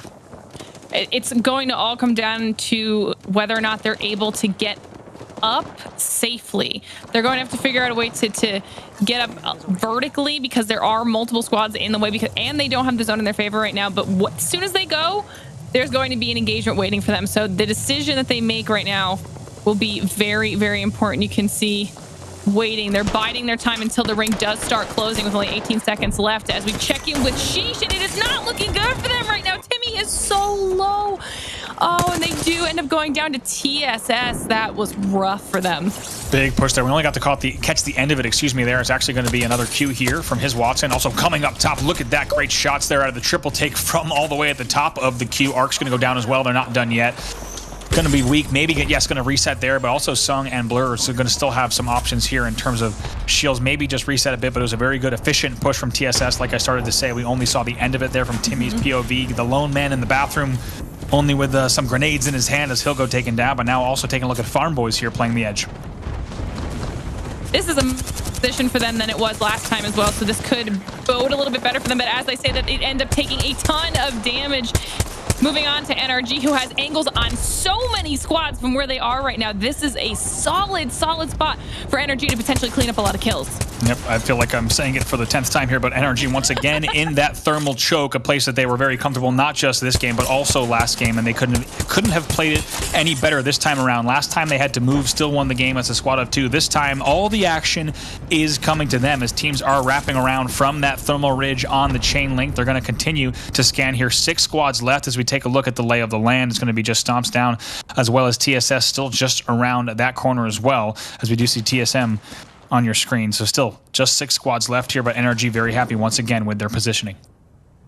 Yeah, they can pretty much hold it out here for as long as they need to. Let everybody else battle it out. We saw some kills under their belt already. Liquid now having a very, very solid engagement for themselves. The PK shots are coming out of Aberlele. He's able to land a good amount of damage here. Needs to bat up, so he's going to heal and let his team carry on the rest of this battle. Yeah, make sure to just avoid that jump pad as he just skips right over it there while popping that bat. Big damage coming in, then Nox exchanging a little bit of shots here. Scans also coming in, so exchanging more battle into that truck. PK, like he said, still out for Aberlele and ready to do some damage with it around the corner. He's going to go ahead and just hold here for the time being. You have to wonder if Aberlele is going to, he's going to queue right out of there. Wants nothing to do with that battle, as his team is going to retreat as well, and that battle will be held off for the time being. Yeah, and that was actually against Absolute Monarchy, able to hold off. I mean, that was an impressive amount of work coming out of them. So kudos to that squad. Checking in now with Liquid.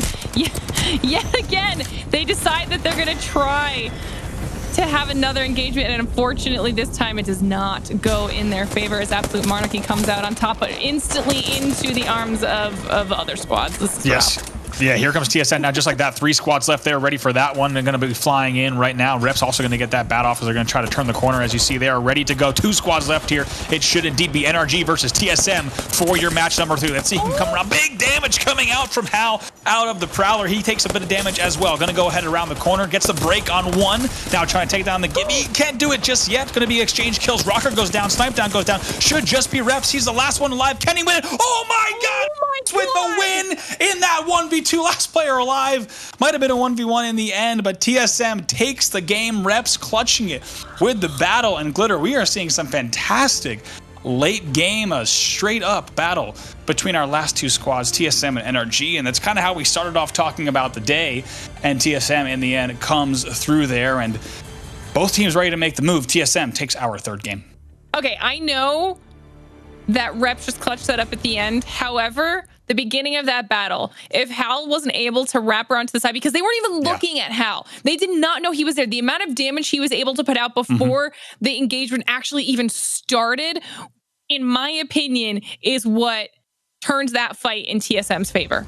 Absolutely. Free damage there. Like you said, he's able to poke on 2 players not even looking, and he's able to just spray that Prowler, doing so much damage there on the break. Also broke that Gibby, forced that bubble even earlier, and it's a great job from TSM. Cannot wait to watch that again, but let's take a look at highlights from the entire game. That was a little bit of a freebie there. Vaxlon caught out CLG on that rotation, trying to go low bridge, unable to make it happen. It made a very difficult game for them, but here is that last push. As you see 4 squads left here, look at TSM with the timing here, and look at Reps is able to win that. Boom, my gosh, perfect timing there, just going back and forth, using that teammate shield to win that battle. And I also want to go back and watch that clip from Reps' POV as well, because that one was pretty wild, and you can only imagine that squad is popping off as well. We have seen, if we wanted an amazing battle between NRG and TSM, we certainly have gotten it so far. I mean, we've only played 3 games, and we've already seen them as 2 out of the as top 2 squads, excuse me, in our game 1 and our game 3. You could tell that those 2 teams are not going to be giving up.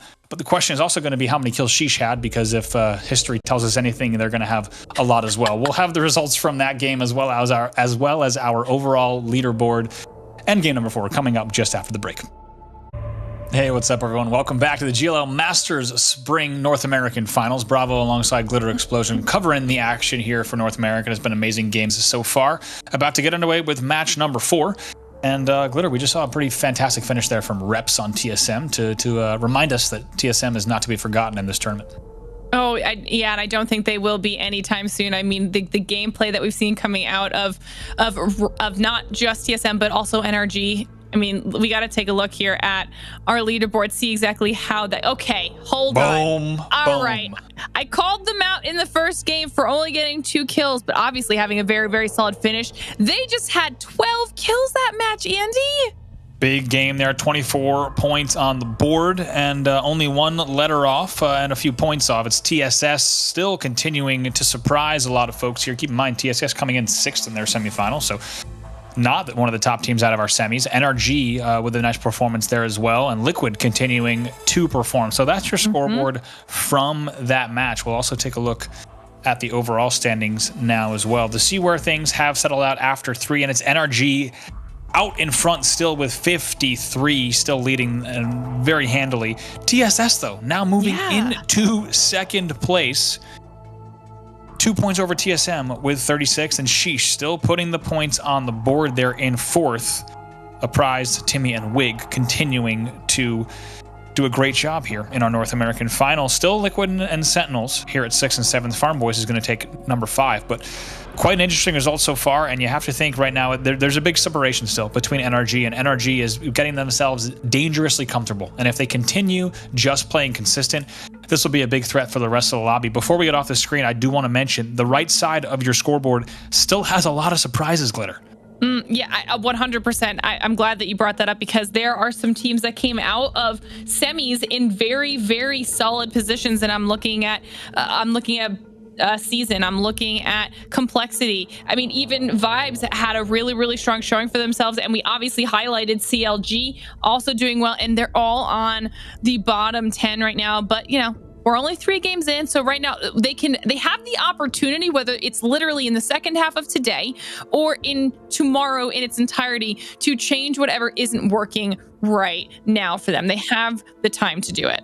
Absolutely. And one thing we got to note from that left side, not only, do we have teams that have kind of slipped out, like you just talked about with Complexity, Vibes, and others, but not only do we have Sentinels and Liquid performing, but also want to keep in mind as we drop in here with game number 4, TSM starting things off with as we watch their fragment drop go underway. But I wanted to also mention Absolute Monarchy, bottom 20, Doge Fathers, Farm Boys. Those are all bottom 5 teams from their semi. Actually, many of them in 7th, 8th, and 9th. So we have a big opportunity for those teams to show up. And 4 games is nothing to joke about here. We're a quarter of the way done. Excuse me, we're almost a quarter of the way done after this game with our finals here. So we take a look once again, TSS taking a look at exactly what's going on with their drop, and they need to be careful here right away. It's going to be their Horizon going down. It's going to be his Watson actually being thirsted completely now. So it's all going to be Sung here with the Mozambique. It's a Mozambique and a prayer going to pop out of the bubble there doing the damage, and we'll see what's going to happen here. Battles for Cruelty as well, and this is pretty nasty battle here at Overlook North.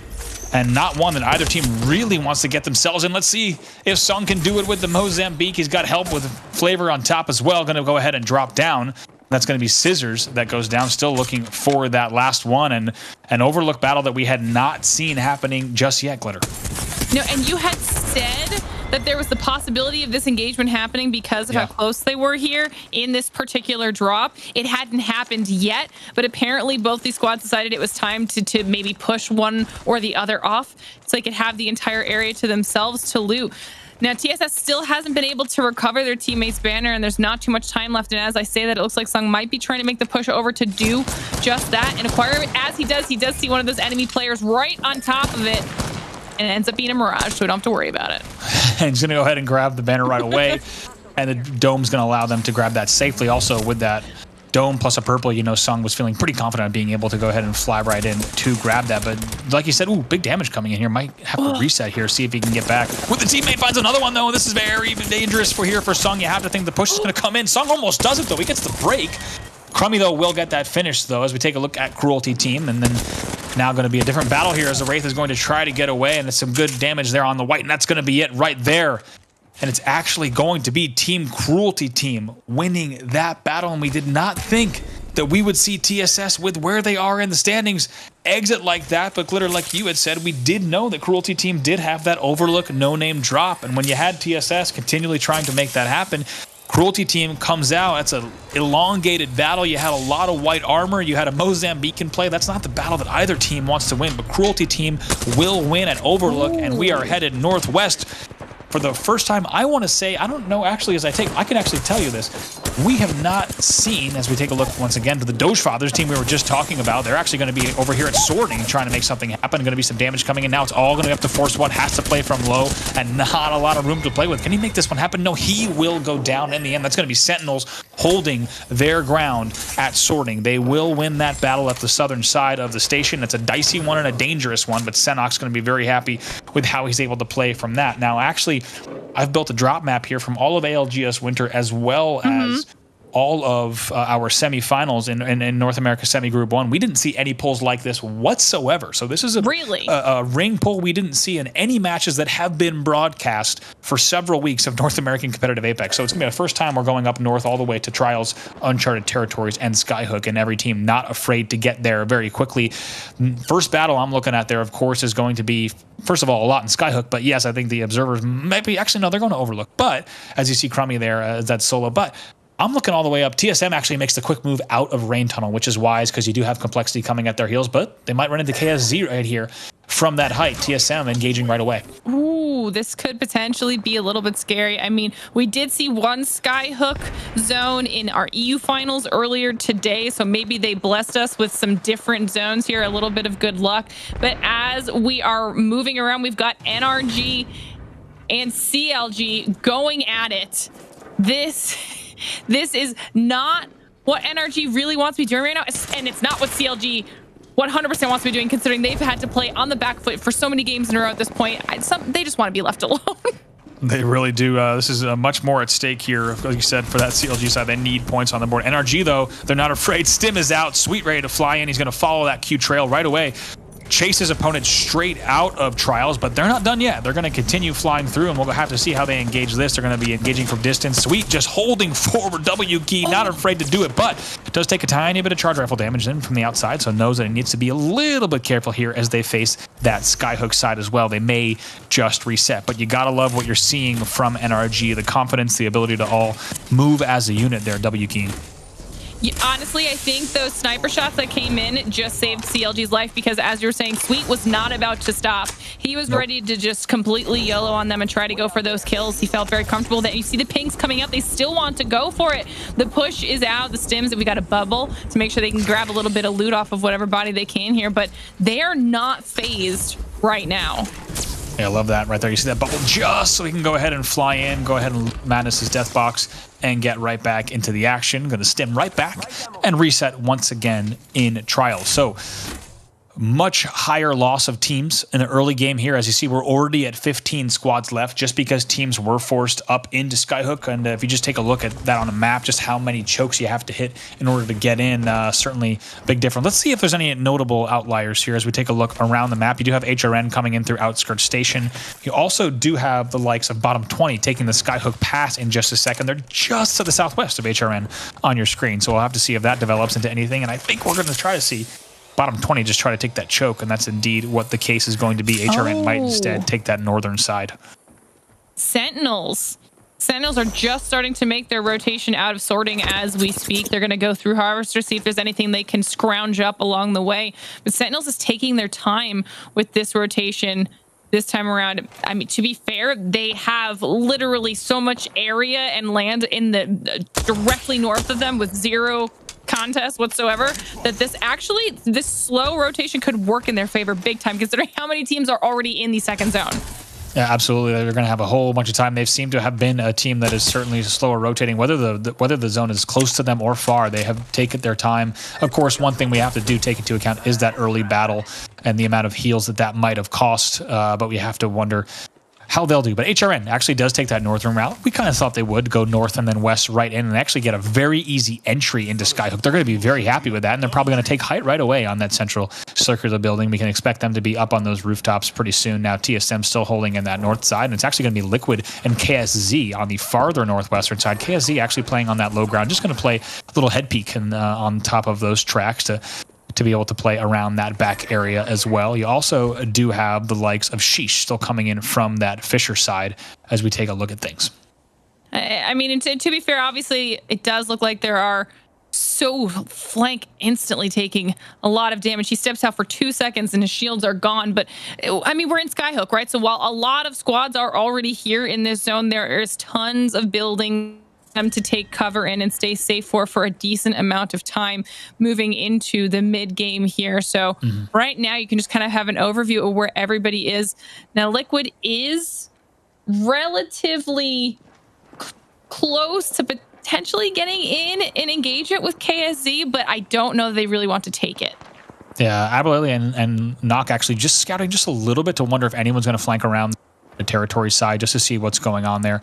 They are going to have some pushes that are eventually going to come up that way from MST, as you see MST finally lasting into the mid game here, as we've seen them exit so many times early and potentially changing up that drop. They're going to still be in Fisher and making their way up, and it's actually going to be Dude's Night Out, who's at the bottom tip of Fisher. So we do have more teams that you'd expect at Lava Fisher at this point as well. They're each of them going to have to make their way up, and Sentinels just taking their time on the edge. Yeah, because, I mean, they can, right? They're literally the last squad to rotate in right now. So in the event they do need to pick up a few more things loot-wise, they have the opportunity to straight north still. No one is in front of them. They can go through train. They can go on the wide side of Countdown, or they can literally go all the way east if they really want to, if they do it quickly enough. They have options right now, and they know that other teams are likely going to start getting into those engagements, and the kill feed will fill them in on how that's going. So they're actually very safe right now. Yeah, and Liquid's still holding it as Nocturnal just shoots a few shots down that angle. Liquid's still holding a lot of real estate here. They're going to be very happy, because you do have Nock just scouting to that south, and now Aberlily has kind of reunited back up north once again. So able to hold that. Depending on how that pull goes, we do see a balloon happening here for Farm Boys, and we'll see what looks like they're going to be safe in that landing spot. TSM going to have eyes across Skyhook and keeping an eye on that balloon and see exactly what's going on. As we also take a look once again to that top height, that we referenced earlier. But as we saw, KSZ still holding that head glitch just on the tracks, and they're going to be happy with that position so long as the pulls continue to go in their favor. Otherwise, they will have to decide if they want to come up and over the tracks or instead take that kind of northwestern tunnel to try to get a different angle into uncharted territories. But back to what I was saying about Liquid, they're going to be happy with the amount of land that they're commanding right now. Depending on this pull, they're going to have a few different options, but still, things are still going to get pretty nutty at trials and top trials. Yeah, I think right now is the quiet before the storm, right? Everyone's just waiting for this next zone. They're waiting for it to push in so they can see how exactly this is all going to go. But they don't have to take a fight right now unless they really want to. And with how many squads are on those outskirts of Skyhook, it's probably safer to not draw too much attention to yourself. We do see some damage being exchanged with NRG over there in trials, but they've been playing that pretty well for themselves, so I'm not worried about anything they've got going on. Yeah, and still, as you see, several buildings in Skyhook that are still in zone that have not been grabbed just yet. So that's going to create opportunities for teams like Farm Boys, like you see right now. They're just going to go ahead and tuck into that southern building. There still are a few buildings there that are available that will become heavily prized pieces of real estate for these teams. But like you said, we still do have Sheesh still at Fisher. You now have Dudes Night Out at Countdown, and Sentinel's just taking a much wider route. You have to wonder, they're probably going to opt for a move, if they can, across Northern Countdown rather than trying to risk it with the Skyhook pass. And based on their player indicators, that's exactly what we're going to see from them, as they're going to make that move. Could be an opportunity for some engagements from distance, but it doesn't look like we're going to see that just yet. MST still thinking about how they're going to make their move as well. Yeah, look, it's possible that, I mean, maybe not. Aves might have spotted them. Dudes Night Out might have spotted Sentinels on their rotate, but isn't about to take that fight, considering it would be a little bit risky. Sentinels decides they might just stay in this area for now. They possibly heard them running through. Did I curse them? Are they going to go for this engagement? Yeah, we'll have to see. There's engagements happening in Skyhook as well. So right now, there's a very good chance that we should see Sentinels and Dudes Night Out engaging, as they are now squared up at the top of this bridge and now eyeing each other to determine who might be able to come out on top and continue the battle north. We knew that the battle would come eventually for Sentinels, and it's eventually a Dudes Night Out. You have to wonder, Sentinels might have had a road into Skyhook, of course, but we knew that. They did not know that there might have been some real estate for them to just sneak into those Skyhook buildings. It's a much safer bet and a much safer assumption that those buildings would not have been available at this stage in the game, but Sentinels just going to continue holding and seeing if they can maybe get the right opening damage to get a push here on Dudes Night Out as they continue to be one of the furthest teams out. Good damage there from the Spitfire, though, from Cross continues, and that's going to be the go signal here. It is a green light for Sentinel. Scans do go down, arcs out as well, as they're ready to push in. Early damage, maybe giving them the opportunity to push here. Spitfire does come back out, continues to connect, but we'll have to see if Retsy's able to get the damage that he thinks he needs from that angle. They back off for just a moment here, and only a cell for Retsy's is able to avoid most of the damage that comes in. And now trying to play this one, you have to wonder maybe if they got a little bit overzealous, because Retsy goes down right away, and that's dangerous. Crust and Senox here need to go into hero mode, and still up. We'll see if he could do anything here. He goes down all up to Senox here in this battle. You have to think it's going to be a very difficult battle for them, but here comes Sheesh as well, not afraid to be the third party in. They will fly in right away. That is going to be both of those teams likely going to be exiting here. Timmy is on the stimmy, and he's not slowing down now. Timmy's on the stimmy. I mean, you were saying, wondering what Sheesh was going to do, especially because they did not have the stereotypical early game MST engagement that we'd seen them getting, and this was them. They were biding their time, waiting for the perfect opportunity to third party, and it went very, very well for Sheesh. 3 kills on Timmy alone. This is going to be huge for their overall score. I'm telling you, you never want to doubt Timmy on the stimmy. It's a dangerous thing. The man flies in, and the rest of the squad is there to do the damage as well. And Sentinels and Dudes Night Out, they took a lot of time for that battle as it happened on the edge. They were maybe hoping that they were far enough out at Countdown that would be an isolated 3v3 where they could have really dictated the battle and how it went. That was not the case, because we did see Sheesh coming in like that. But take a look at MST and Sheesh. They continue to want to find each other regardless of the time of game. They have each other's number, so we will now see this battle go down for them as well. Here we Sheesh and MST once again. Ooh. 6 has already taken a little bit of damage, I believe, from that bombardment. Now we can actually see Sheesh with a prizes perspective. Timmy stays inside the bubble. Both of his teammates are healing up a little bit. They're able to take out the black hole there, making sure that they don't have to worry about anything coming in from that side of things. And this is a little bit hectic. But the other team's bubble goes down as soon as theirs comes off, and now it's just a fight to the death. Absolutely crazy bubble battle here. Look at that. I mean, a Spitfire EVA 8, purple bolted EVA 8, as well as a pretty kitted Spitfire here for Timmy. That's not what you want to see in a bubble battle like that, as he's going to maybe drop down, take a look at a prize here, thinking about getting the revive. Here it is. Sheesh back up once again, just like that. 12 squads left in the game. I mean, that was definitely unfortunate for MST, having avoided them from the very beginning, only to run into them later on in the game. I mean, they were fated to be enemies, it seems, this time around, but Solid aggression once again from Sheesh. They are sneaking up on everybody, to say the least. They really are, and they have performed consistently throughout these games, sometimes clutching it up in huge ways to get all the way into the late game. But like you said, it was inevitable, it seems, the MST and Sheesh battle, and that instead we get a mid-game battle from those two teams. Once again, Sheesh coming out on top of prize. Timmy and Wig still looking very good. Take a look at Energy, still holding low here, and take a look through Skyhook as these grounds continue to get thinner and thinner in terms of playable area.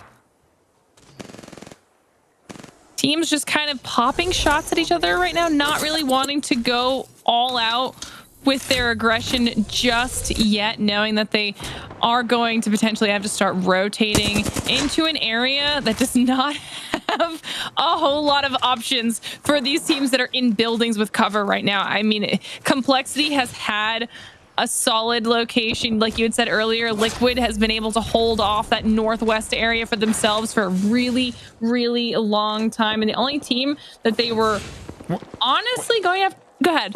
Well, I'm just saying, Flanker is loving this trench right now, and he's very thankful that he has this trench to fight with. He's just kind of playing with fire there, poking on not just Complexity, but also poking on KSZ if they happen to peek over the tracks there. So Flanker playing pretty brave, pretty confident. Love to see it on the scout there. Just seeing what's going on in the Complexity building, also keeping a very close eye on the KSZ side. And you once again have Aberlily and Nock shifting to that southern side just to make sure no one's coming through the choke. In just a moment, we should see them pretty confident that the southern side is okay, and they will make their move. But here comes the move from She. They try to get into the action. Oh, she's just pushing in on Absolute Monarchy, or were they not there? Are they a little bit farther off? I can't even tell. There's so many teams that are so close to each other right now. It might be Season, it's Farm Boys. This is what I was talking about. Everybody's waiting until they absolutely had to push in because of the zone, and this is the chaos that will ensue. And look at this edge. This is amazing. Teams just flying in there, jump pads going down there, trying to do anything they can to get into the action. And now just on this open ground, this is an absolutely punishing end circle. Gibby Bubble's going to go down here because of the lack of playable rocks and cover here. Going to be absolute carnage here. Just like that, 10 squads left. NRG not done. They pick up a few kills there, and they all manage to stay up as well. Like, that's going to be 9 squads now as another team goes down. NRG is going to be happy that they just have this little bit of height to play against now, and all sights are on the Liquid buildings. This was once commanded by Liquid, but now Phony has to drop off of Top Trials to get into this action as well. But it looks like Liquid looking very good. Aberlily and not going to work together to take down Fury. Yes, indeed, they do get that. They maintain control of these outer trucks, so Liquid has been there all game, and they will continue to hold.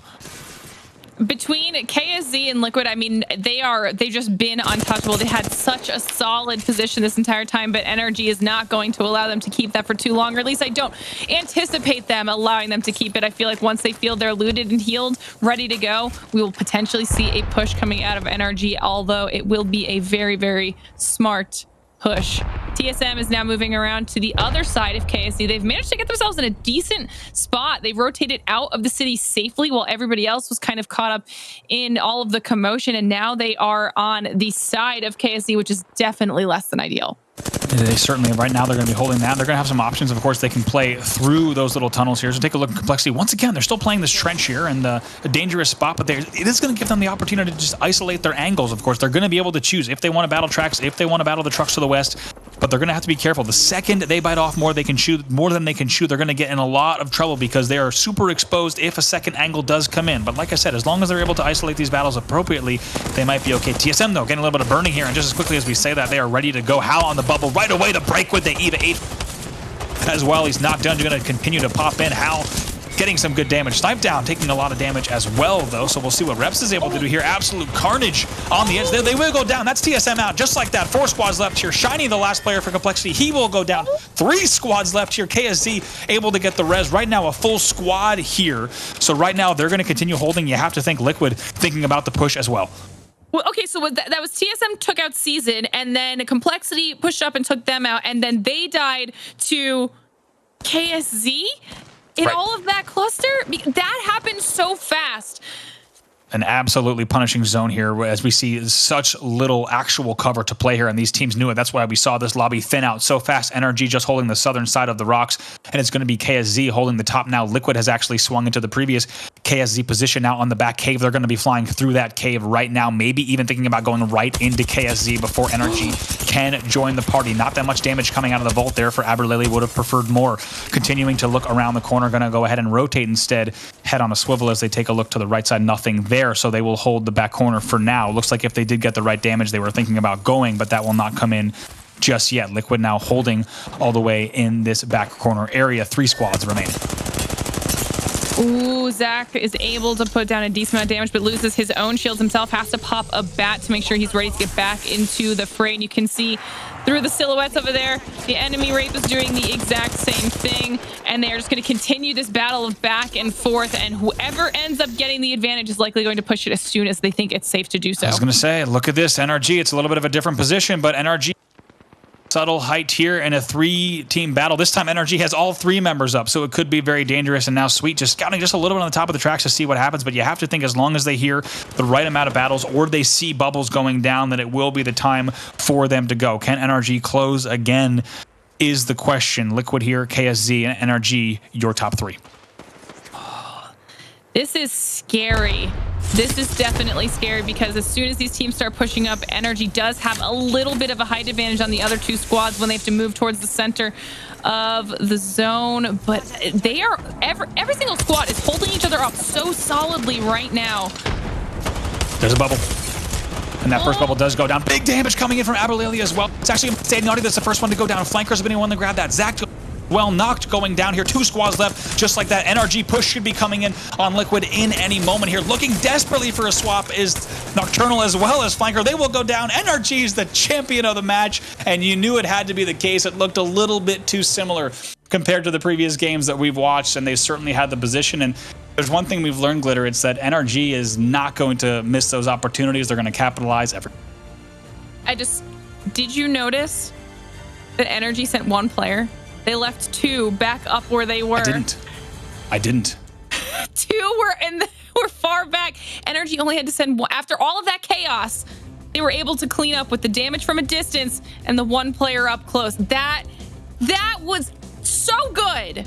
It really was, and they are just executing in those situations, and we know that they have positional advantage and even in some ways armor advantage in those situations, but it really does take excellence to continue executing the way that they are in these late game. They put themselves in the position that they need to be, and in the end, they close it out, and they worked hard to get there as well. This is the battle that we saw Sheesh coming in and ending that third. Look at this carnage there. Everyone hitting pads at the same time, trying to get into this open ground. And when we talk about punishing end circles that you don't want to play, these are the end circles of Nightmares here as we take a look once again at KSZ as they're going to go ahead and close that one out, that early battle, and then NRG able to fly in as well as you see the champion banner there for NRG. But talking about that ring, that is the stuff of Nightmares. You do not want to pull like that. That did not pull towards the trucks. That did not pull towards Skyhook. That pulled towards the opened ground there on the tracks. And it was, I think we had 10 squads left and we went straight down to 6 in maybe 10 seconds of time as everyone was just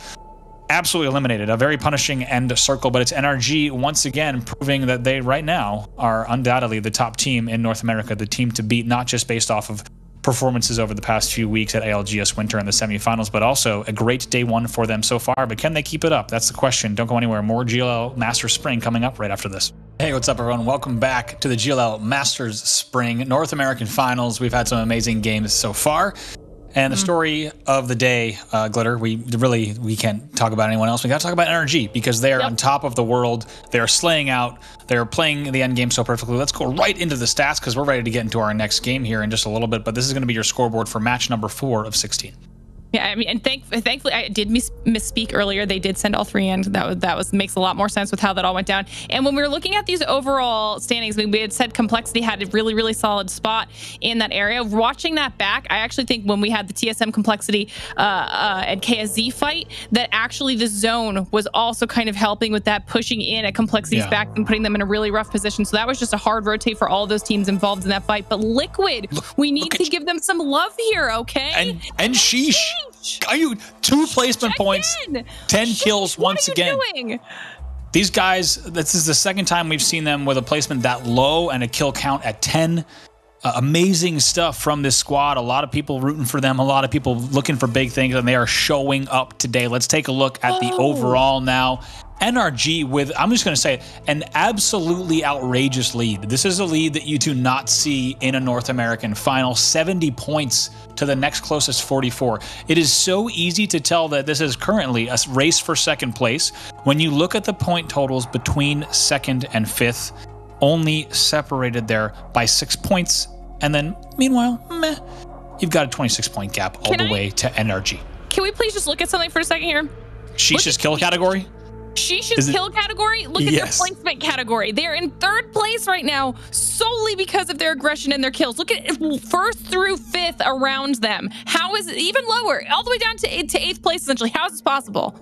It is, I mean, slaying out is the only way to say it, and slaying out even harder than a team like NRG that we've been talking about the entire day. At single-digit placement points and 34 kills, they are the outlier. It doesn't matter where they place; they are going to do so much damage on the way. And I think we're 4 games straight where they've taken down MST. So that already right away puts a lot of points on the board. But it's good that we are able to mention that, just because we've kind of seen the fact that we've seen some point outliers in Europe as well. CHMK is an example of one of those. But as we go ahead and jump right into the gameplay now, ladies and gentlemen, this is going to be match number 5 here as we get ready to get into the game. We'll start things off with NRG because of that huge point delta. But Glitter, 9 placement points, 34 KP for Sheesh. And each game they are putting up, doesn't matter where they're placing, they are putting numbers on the board. And if they can continue that, it'll be a pretty wild ride for them. They are just built different right now because they're 1 point behind TSM. And like 80% of that is due to their outrageous kill numbers right now. So first of all, huge shout out to Sheesh, because they're putting other teams who are consistently placing better to shame right now solely based off of their aggression. And I was hoping that we saw at least one squad willing to be that aggressor in this lobby, and Sheesh has decided that they want that title. Yeah, I would say, I've had the pleasure of casting in particular Geyser here. Maybe an early game Geyser battle would be the first time that we've seen that in today's matches. As we take a look at Farm Boys, seeing what they might be able to do. Yes, indeed, battle is coming in. That's going to actually be Cruelty Team on the receiving end of that. 2 players are going to go down. It's now going to be a 3v1 here for Farm Boys. That bubble probably not going to do too much here for the side of the remaining member here. Crummy is going to get full killed as well. There goes Scissors. That will be Cruelty Team looking for that Geyser drop, maybe changing it up based on the fact that they had that bout at Overlook. They wanted to avoid that earlier, but they will go down again. That's going to be a tough result for Cruelty Team, as Farm Boys is going to win that as well. And we do have a little bit of potential action brewing at Countdown as well, you'll see. So we'll get back into the story of the matches like we were talking about with Sheesh after we take a look at this battle, because there's going to be vibes here. A team that we were talking about, one of our teams to watch, but they haven't performed just yet today. Spitfire Damage coming out there, and we'll see what they're able to do on this push. I think it's good for them to start getting a little bit more aggressive here. They could stand to use a few more points, especially when we know what they're capable of after watching them have a really solid performance in semis. Trying to get as much Spitfire damage down as possible right now, but they are under armored, to say the least, and Act just took a ton of damage, so they decided they're going to back off a little bit and just reset here.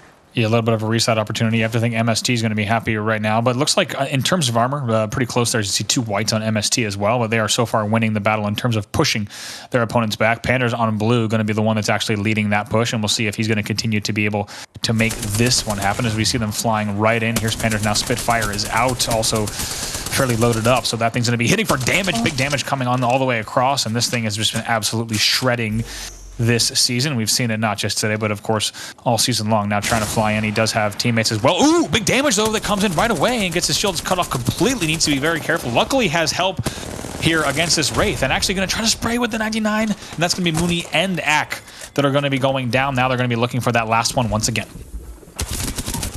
This is definitely not the best way for them to be starting off. However, checking in with Absolute Monarchy, getting the kill onto Ak there. Yeah, that's gonna be vibes.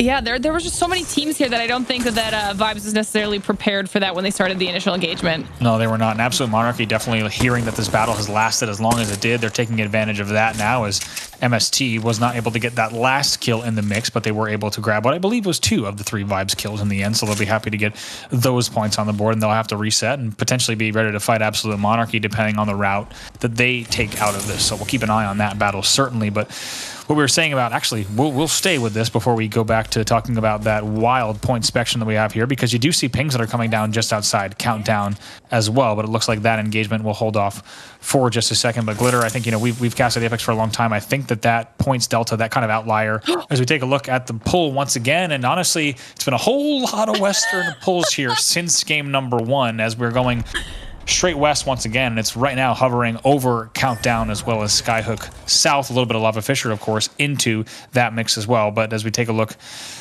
at Voltic, actually going to be the one last solo player on Vibes who's able to get away and go all the way up here to uncharted territories. Complexity still finishing their looting path on Epi, Refinery, and Survey. TSM also not just finishing at Frag East, but also going to Frag West as well. But just to wrap up that thought, Sheesh's position right now has to be one of the biggest points outliers we've ever seen in terms of 9 placement points, 34 KP, Oh, yeah. A wild set of numbers.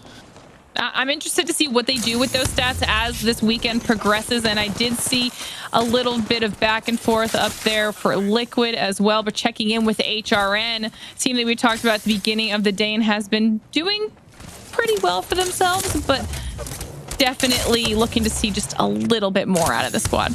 Certainly a team that was one of our teams to watch in a big way. Keep in mind, HRN had 6 top 4 finishes in the semis, but they didn't really close out that strong. Their games 9 through 12 in the semifinal, not as strong as they would have wanted.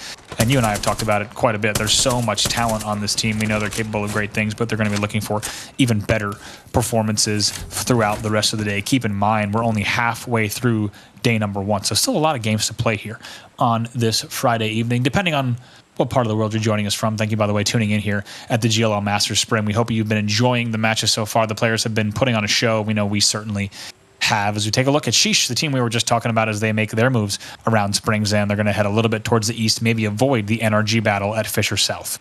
I was just going to say, do we think they accidentally stumble into NRG and have to take that engagement early? That is a fight that I would like to see, just a straight up 3v3 NRG versus Sheesh, with the amount of kill aggression that we've seen out of Sheesh, and then just NRG in general, just being and doing NRG things. That would be an entertaining fight.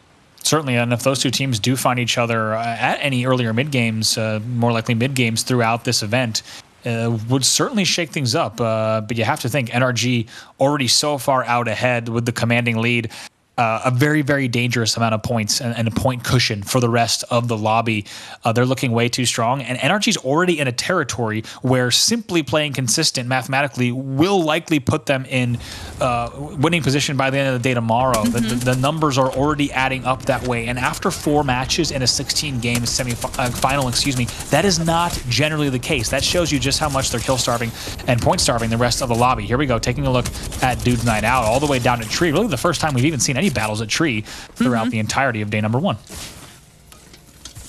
And they're deciding to take this fight in the zone right now, but they're not too far out. They will be able to at least get a lot closer to where they need to be. You can see all of them meeting up, making sure they can grab any spare loot that they need. There's not a whole lot of damage on Aves right now, but their main focus is just making sure they have the inventory to manage getting out of the zone right now. Gonna take a jump pad, get them there a little bit faster. And we do see the medkit coming out. This is going to be, they'll be fine. They'll be fine. You know what? My question is going to become, depending on how the rest of this day goes, or even maybe the next 2 or 3 games, if the lead that Energy starts securing is so massive, do teams start adjusting their play style to try and shut it down? You have to wonder, you have to think so much on the line here in terms of both just cash as well as kind of bragging rights here heading into the ALGS championships.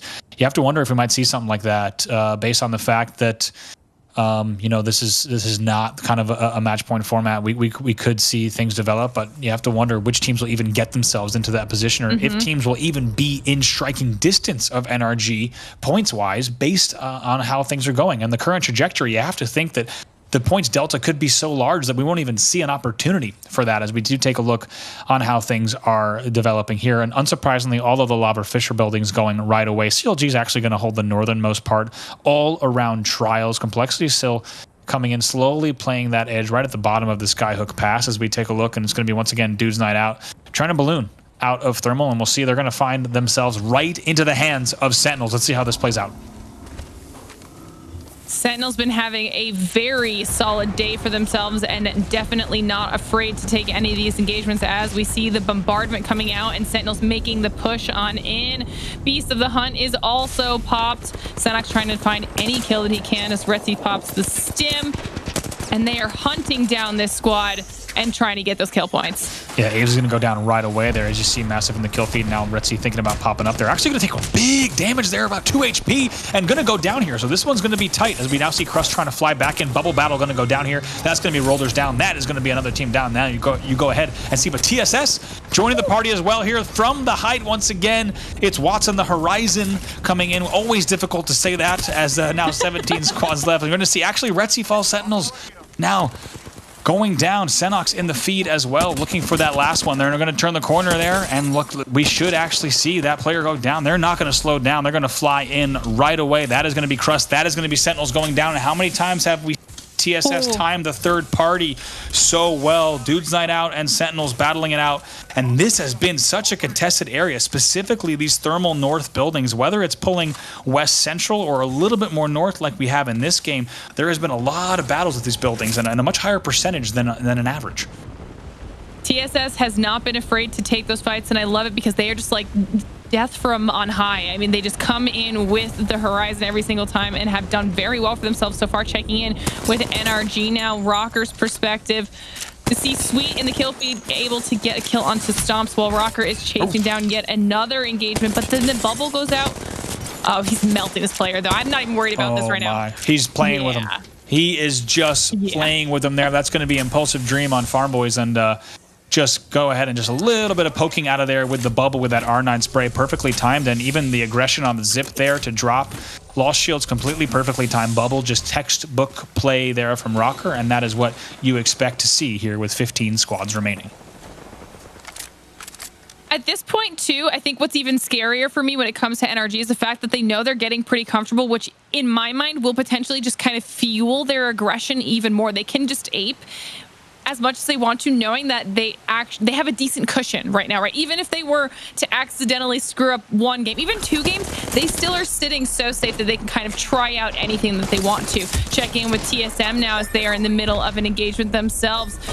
Arcstar does come out, and Snipe Down is so low. He needs to back off and try to go for the bat if he can. Yeah, he goes for the swap. Close. Yeah, goes for the swap there. Not exactly the swap that he wanted there, but it's still going to be cost effective there as he's going to go ahead and pop those cells instead of that full back. Going to sit back, and now he's going to have to actually spend that battery from the top. As we take a look here, keep in mind we also have Doge Fathers in the train cars with them as well. That's going to be Euban and DePressley holding the northern car, and TSM a little bit tighter circumstances and scenario than they are used to and that they might want in this scenario. So we'll have to see how they play this out. But that was an expensive set of exchanges between those arcs and thermals that were coming up there, as they do have to spend quite a bit of heals on that battle.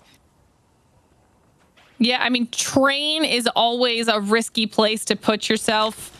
You kind of always know that there's potential for an engagement there that might be bad. You see the scan coming out of Nathan now as NRG drops down on yet another squad and is able to instantly clean up the kills here.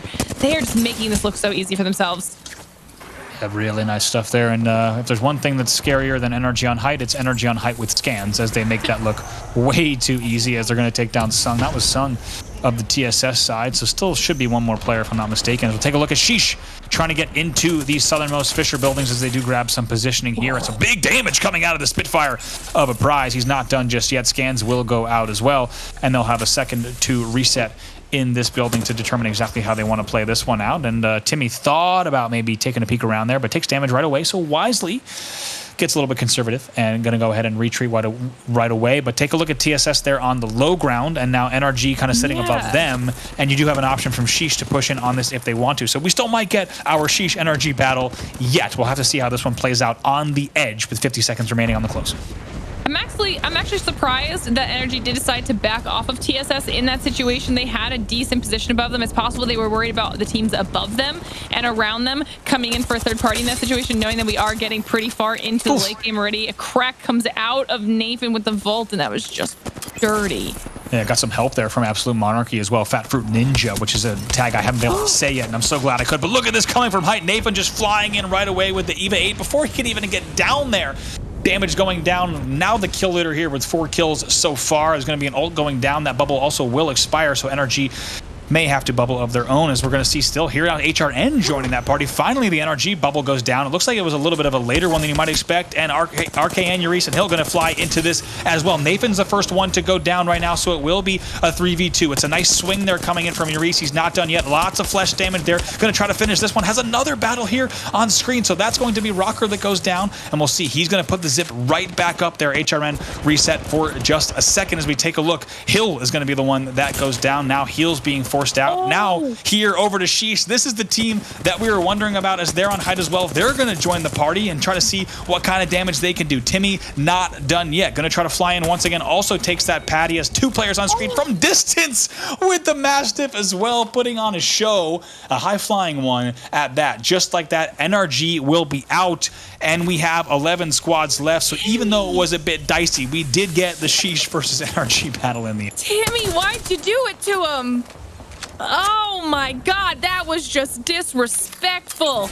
Now, see, that's what I was talking about. That's why I was saying maybe Energy isn't taking this fight, knowing that if they do, everyone else will come for it. As soon as they drop down onto TSS and take that fight, everyone comes out of the woodwork and decides they want to get in on the action as well. Seeing Sheesh able to clean up quite nicely for themselves in the end of all of that action, and this is their unstoppable aggression. They have no fear. They just decide they're going for it, and somehow, like the majority of the time, it works out in their favor.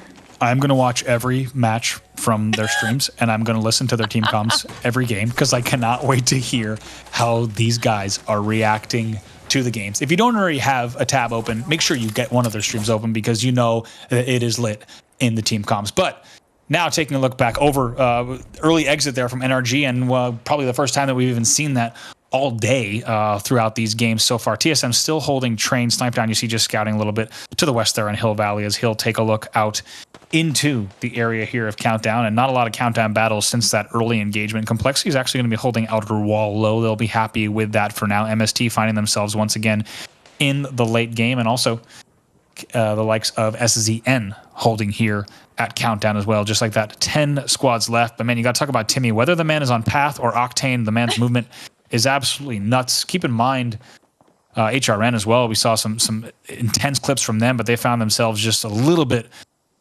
mistiming the battle there, and in the end, it is going to be Sheesh that picks up a whole bunch of kills once again. See, what's good, or I guess I don't know if it's good, I guess, you know, depending on which team you're rooting for, but right now the fact that Energy did get taken out there, TSM and Sheesh are still alive. So this is their opportunity here to start chipping away at that massive lead that Energy has so far accumulated for themselves, because they can't get any more points in this round, at least. So this is, I feel like TSM or Sheesh should really take the opportunity here to either go for more of those kill points when it comes to Sheesh and their crazy aggression, or even just try to solidify some extra placement points, because they need to wear down that lead as much as possible. Yeah, taking a look at this pull, as you see, it's coming to that Fisher side all the way off of Countdown. Big damage being exchanged there from Clane, Kenny as well onto Panders of MST. Panders will get full killed as well. So right now, 3v2 for the season side. Scans going to be going down as well. Will provide an opportunity for Clane to pop the cell. As we go back over to Fun, just door guarding here. Going to have to get out of that, taking a whole bunch of damage, so needs to be careful right away. Gets that battery going early there from that Thermite. Knew that he might have to pop it. Gets a very efficient use there, and also big damage coming out right away. Oh my, melted. Absolutely melted there, as you see damage coming in for the MST side. MST will be out now. Season's going to hold that building and be very happy with how that one ended up in the end. A nice bit of baiting and switching there on the damage, as once again we still see things pulling towards that southwest onto that Fisher building. Yeah, there's not going to be a whole lot of cover once this shrinks down into the next zone, so these squads need to decide what they're doing soon. And as I say, they've got Liquid here in an engagement going up against Complexity, and both of these squads are going to be tough to take down. But there's so much going on. Flank had no health in that scenario before he died. Oh my god. I don't know how Flanker stayed alive as long as he did in the end, though. He will go down. Complexity's still in that. But as you see, actually, Complexity going to be wiped there. Season's going to be the team that does third party. That one, just like that, Complexity will go down. So 7 squads here remaining as teams are going to have to decide how they want to make this route, and it will not be an easy one. Season looking pretty good. A team, like we said, that we had high expectations for. And we see Hal trying to get into the mix here, taking a whole bunch of damage. Needs to be very careful and actually stems back to his teammates and going to have an opportunity to reset. Now, taking a look out, trying to make that push happen, and Hal doing very well to scout that out, try to get as much opening damage as he could. When it didn't work out, perfectly times his exit. So they will have to try to regroup and try once again. They luckily have a little bit of time to decide what they want to do here. You see Snipe down, Hal, everyone's now fully healed back up. They've reset and they can decide how they want to do this next push. Checking in with Absolute Monarchy now, flying in on this enemy squad. Did take some damage on the way in, so they pop a bat to make sure they're here. Their shields are back where they need to be, but there a bubble comes out, and there's a lot going on for these squads. You can see up there in the top left, you've got 2 bubbles elsewhere. Or is that's us with also the bombardment?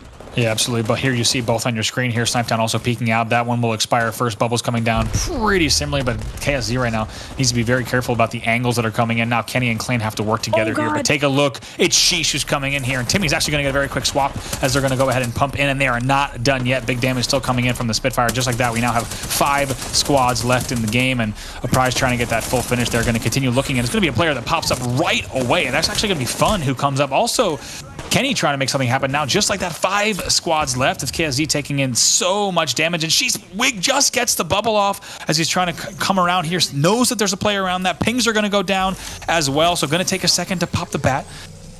Going to see if he has some team shot opportunities. The pings were going down, so you have to think that he might have the help there on that red Evo, and some decent damage from a prize. And Timmy going to try to come around, and Timmy comes in as well. He's going to fly in, and Octane tries to get away. Not going to happen just like that. That's going to be Klein and Kenny at, so KSZ will be out of the game just like that. 4 squads left.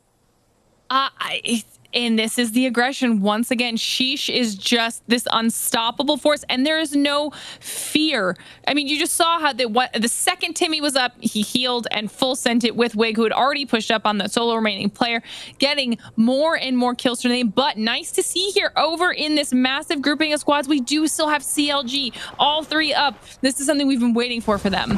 Yeah, CLG playing that low ground here. We also did see Phony here on that area as well. Gonna get some nice damage here, but Rambo takes even more, so gonna be very careful. Keep in mind, Phony in a very different spot as well. Needs to be careful now. So Fury gonna go down. It's all up to Rambo, and now with the thermals and the arc, and you know it's game over for him now. CLG all on purple, and they're gonna be grabbing those kills in the feed. Wig will actually grab one of them in the end now, and taking a look back here at that CLG side playing low Fisher, and also taking a look at the angles that they might have with 3 squads left in the game. And like we said, it's really going to come down to exactly how CLG wants to play this one from this low ground. They do have some good peak opportunities, and they can also time their exit here. Scans do come in on Madness. Yeah, we saw Lou there holding his bombardment, trying to decide when they wanted to unleash that on the teams around them as the zone is pushing in. Lou's still trying to get the angle for it, waiting whether or not, seeing if he's going to throw. And on the side, Sheesh is just waiting for their opportunity to pounce on these 2 squads. Sheesh looking a whole lot like NRG right now. They're actually going to bubble right now, is forced due to that bombardment, and the battles will be happening down there. You did see that CLG might actually be taking that portal. They will be taking that portal back and forth to try to avoid as much battles as they can. And then they're going to put the bubble down up here right now. Sheesh is going to try to fly in to be your last team alive. Absolute Monarchy and CLG battling it out. Sheesh should be making the push now. This should be their game to win as they close it out. Yes, indeed, Sheesh looking so strong in our match number 5 as well. They perfectly time it. CLG doing whatever they could to get off the low ground. It was a nice combination play there from Madness to set that portal, and they bubble up top. Able to get maybe 1 or 2 kills out of that final bubble battle, but Sheesh knew that they could be the third party to that final battle, and they closed it out. Glitter, Sheesh, they're looking better and better, and you had said it yourself. If there was a game for them to grab the points, it was this one when NRG exited early. Yeah, this is going to be huge for them because not only did they still maintain their psychotic level of aggression the entire game, but they got the dub on top of it. So they get a huge boon of points going up against the lead that NRG had. And what did we say? You do not want players like Nicewig going Super Saiyan. You do not want this whole squad. They started out with big momentum and they have only stepped up. Here's the NRG drop. Now take a look. What bites them here is this bubble's going to end. And you have to wonder exactly when Hill's bubble, when the bubble was available on the other side, because NRG is then forced out of there, may have even taken damage from that bombardment as well. And here's HRN who comes in to try to clean up. But don't forget, it was Sheesh on height that had the last laugh in that battle. So we know that they were picking up tons of kills off of. Here's Timmy just flying in right away. Mastiff with 22 from distance on Flesh, and then just makes it look way too easy. Absolute carnage in the end there on that southwestern side of Countdown as they're able to pick up those kills. But we did see some good late game from My Little Phony as well as Absolute Monarchy. But here's the end game. Just take a look at it. You're just watching the side of Sheesh just play this perfectly, just letting those battles develop first, seeing so much damage go down before they even have to engage. So they're going to be very, very happy with exactly how that one played out. And then now Sheesh, not only do they have the kill points on the board, but they also stepped up. Keep in mind, they got more placement points from that one game than they had total in the first 4 games. Exactly. Which is nuts. I'm going to leave it at that because we're waiting for the scores to be tallied. We'll be right back with an update on the scoreboard and getting ready to jump into match number 6. Don't go anywhere. The NA finals are getting pretty darn good. Hey, what's up, everyone? Welcome back to the GLL Masters Spring North American Finals. And it has been a heck of a day so far. Hopefully you caught the past few matches. Hopefully you've caught them all because we are heating up. And if there's a team that's heating up, it is certainly Sheesh. Big win from them, Glitter, in that last game. Sheesh. Okay. Let me tell you, I had said that there was an opportunity in hand for them. They just had to seize it. All they had to do was just take it, and they did that and then some because they didn't cut back in the slightest on their aggression, but then they also bring home the dub. This is going to be huge for their overall scores. So let's take a look at how this played out for them. All right. Look at this, another 24-point bomb, and I want to say they were down 20. I want to say the gap was about 26 points between NRG and the second place battle that we were talking about between 2nd and 5th. So NRG is still going to pick up 7. So they're still going to be ahead, but you called it perfectly, Glitter. Sheesh not only put up the kills, keep in mind, look at their kills relative to the rest of the lobby. They are double that of NRG. They are double that of anyone else in the whole lobby there. And most teams coming in, of course, much lower. It's a huge game from them. They finally pulled out the placement that they had not done yet. Keep in mind, we talked about it before the break, but they had 9 placement points total after 4 games. Now take a look. It is NRG out in front, still like we said with 77, but the gap has been closed, ladies and gentlemen. Sheesh now only 10 points away. They are in 2nd place, and they are keeping things interesting, to say the least, in North America. That is huge. I mean, their placement points obviously have jumped up, but they are leading with kills by a decent margin. They have now surpassed TSM, and they're 10 points. That's so achievable because we've seen them do that in kills alone in multiple games. So this is huge for Sheesh. Moving down the list, TSS is actually still able to maintain a pretty solid 4th place position. Liquid doing very, very well for themselves here today, and Farm Boys moving up the list a little bit here. Certainly things are starting to spread out as the kill economy has not been evenly spread here across this toast, with NRG and Sheesh now really that 1-2. TSM on a tiny bit of an island here, and then you got the TSS Team Liquid battle there only being 1 point away as well. So things will continue to get interesting. Keep in mind that Farm Boys Sentinels all the way down to Absolute Monarchy is still pretty tight as well. Only a 5-point difference between 6th and 9th place. But man, if you were NRG, there was really only 2 things you didn't want to happen in that game, and Glitter, you called them. You did not want TSM or Sheesh to pop off, because keep in mind, that was a 26-point cushion. That's huge. We were talking about at the beginning of the game how it almost didn't matter what strategy NRG adopted, whether they went conservative or tried to get a little more points hungry, just because of the gap that they had. But to go from a 26-point lead to a 10-point lead in one game, it definitely puts NRG on alert. They cannot just look at the rest of the day and be very happy with securing things like top fives and continuing through with a big point cushion. Instead, we're looking at a very different scenario here with Sheesh biting at the heels. Now, it's a 10-point difference, but keep in mind, to close that gap by 16 points is wild. Yeah, I mean, the thing that I'm now going to be keeping my eyes on is how do 3rd through 8th respond from there, you know, because there is the opportunity. I mean, it's a decent gap when you look from 1st to 3rd, but that once again is similar to the gap that we saw coming into our last match that was instantly cut down by Sheesh. TSM being a team that's more than capable of having a performance like that and closing that gap for themselves as well. So I'm interested to see how some of these squads start changing up, or if NRG is able to maintain that lead. I mean, we'll see how it goes, but I do also enjoy seeing the likes of Liquid up here. TSS Farm Boys has been kind of creeping up on everybody in the process, and Sentinels, we called them out at the beginning of the day, and they're still having solid performances. Yeah, they really are, and you have to think that the biggest thing here is for NRG that they have to just really stay on top of their game at this point. It's going to be a very different rest of day number 1 for them, because they were in such a position where they had such a lead where things looked a little bit ridiculous, but that has completely changed here as we find out the players are going to go ahead and reload back into this lobby, so we'll get that match ready for you just as fast as we can. But as we talk about the standings so far, if there's one thing we wanted to keep things interesting, I think everyone was kind of thinking, okay, this one, you know, you see people talking about it too. In a 16-game format, it is entirely possible for a team to run away with the points total fairly early. And as fans of the game, we love to see a tight race, and I think that was a pretty fantastic result for that last game, number 5, and it is going to keep things pretty tight, at least for the rest of the day and for NRG.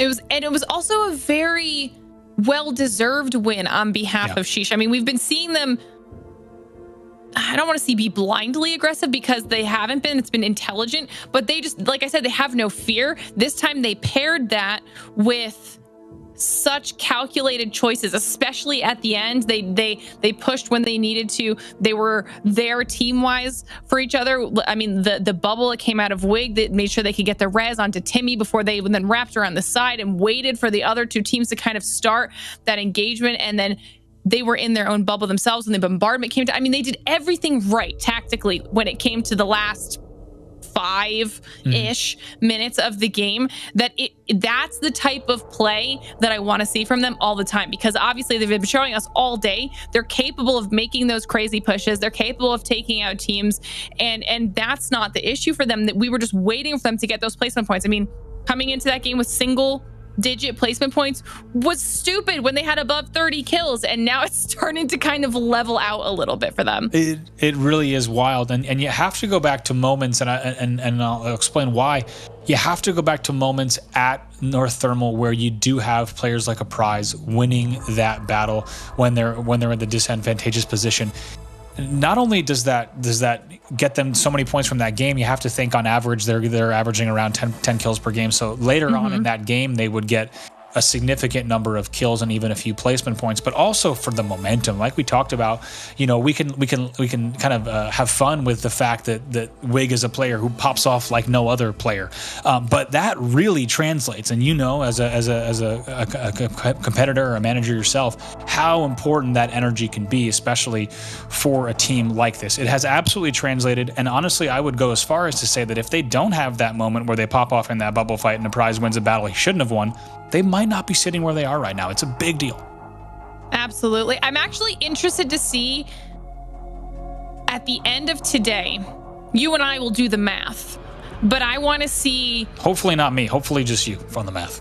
Okay, I'll do the math for the two of us then. Yeah. But I want to see the comparison, whether it's average kills per game or just overall points, but between NRG and Sheesh, because I think the kills comparison is actually going to kind of surprise people when we can see how heavily weighted towards Sheesh it's going to be. It's just NRG has been so consistent with getting those top 2 finishes, with literally the exception of only the last game, that they're kind of unstoppable in that sense.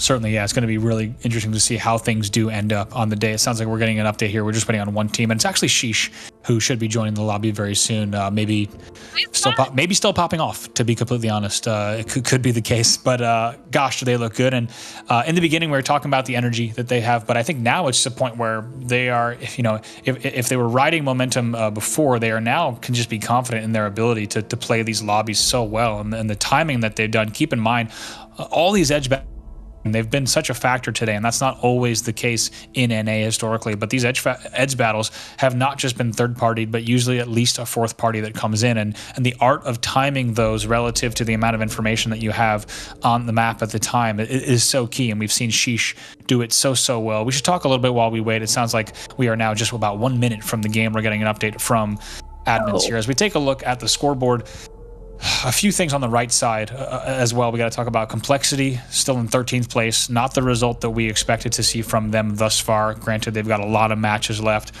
But the other biggest surprise is definitely going to be a team like HRN, still on the right side, all the way down in 17th place. Now, there's been teams who have done it before, and only here after 5 games, there's still so much Apex to play. So we could see a long road for them, but it's not going to be easy with the amount of talent that we're seeing NRG, Sheesh, and TSM display. To be fair, I did anticipate this a little bit coming into today, only because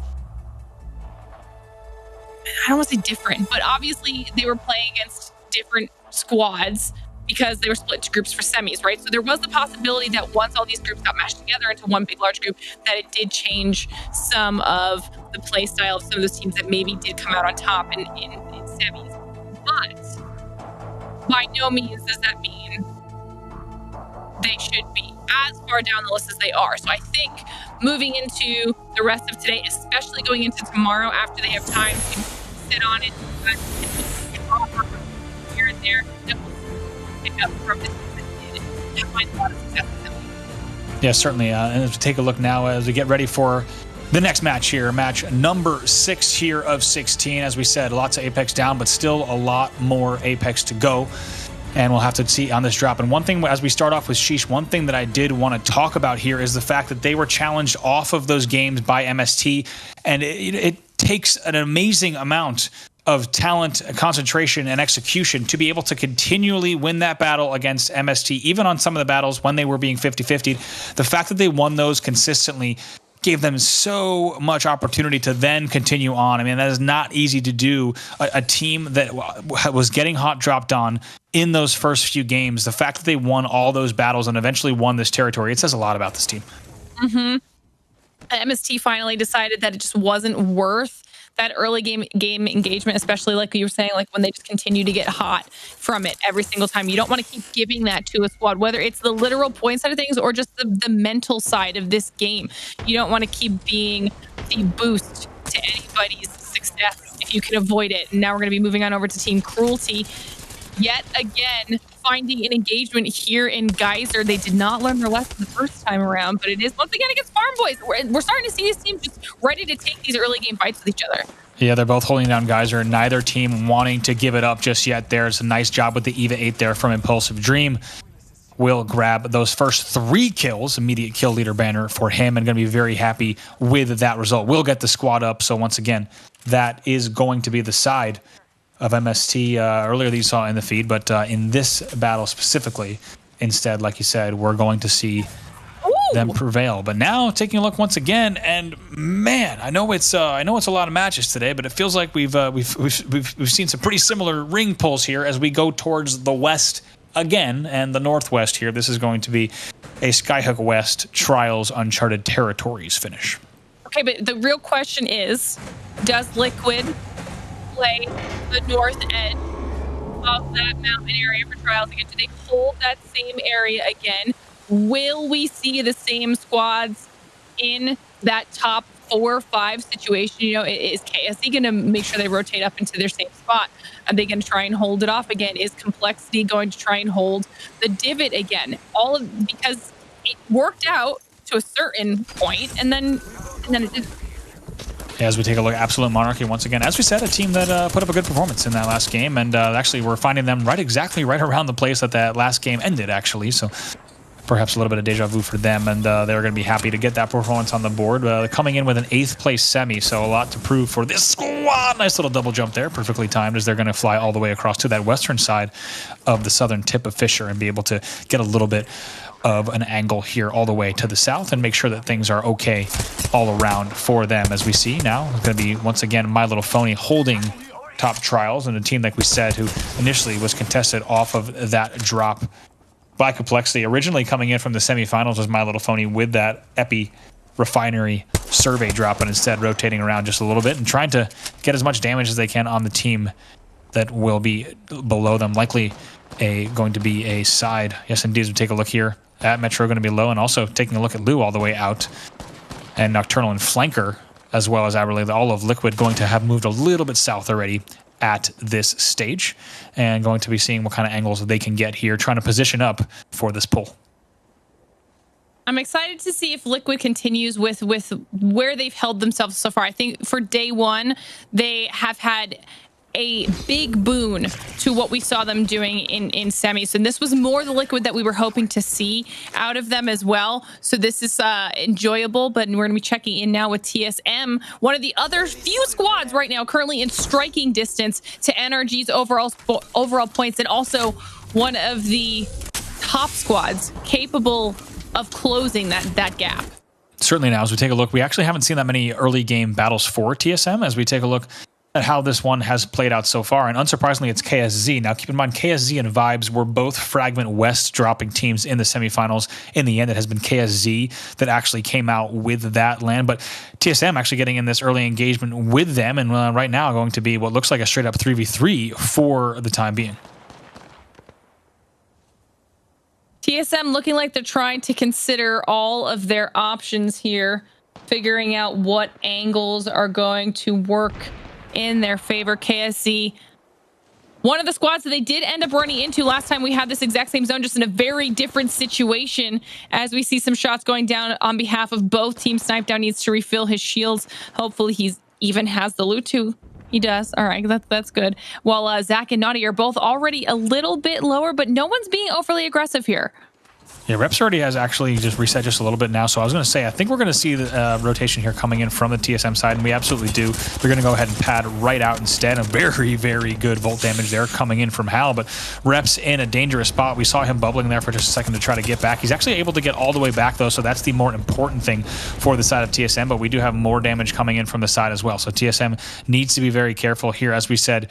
And that's actually going to be Farm Boys with the engagement there from that southern side of Frag West. You have to wonder if they're going to continue to push that right now. TSM able to reset. They had some good openers against KSZ in that. They had a little bit of an early upper hand, as you saw. Both teams were forced to heal, but TSM making the wisely conservative play, I would say, at this stage in the tournament. There's no need to take that fragment battle, which really was a 50-50 there in between KSZ, and they know the talent on the KSZ side as well, and you have to think maybe both teams okay with the fact that they might not be forced into that at this stage in the tournament. Not really anything that they want to see here. As we take a look back on board with Sheesh, your game number 5 winners.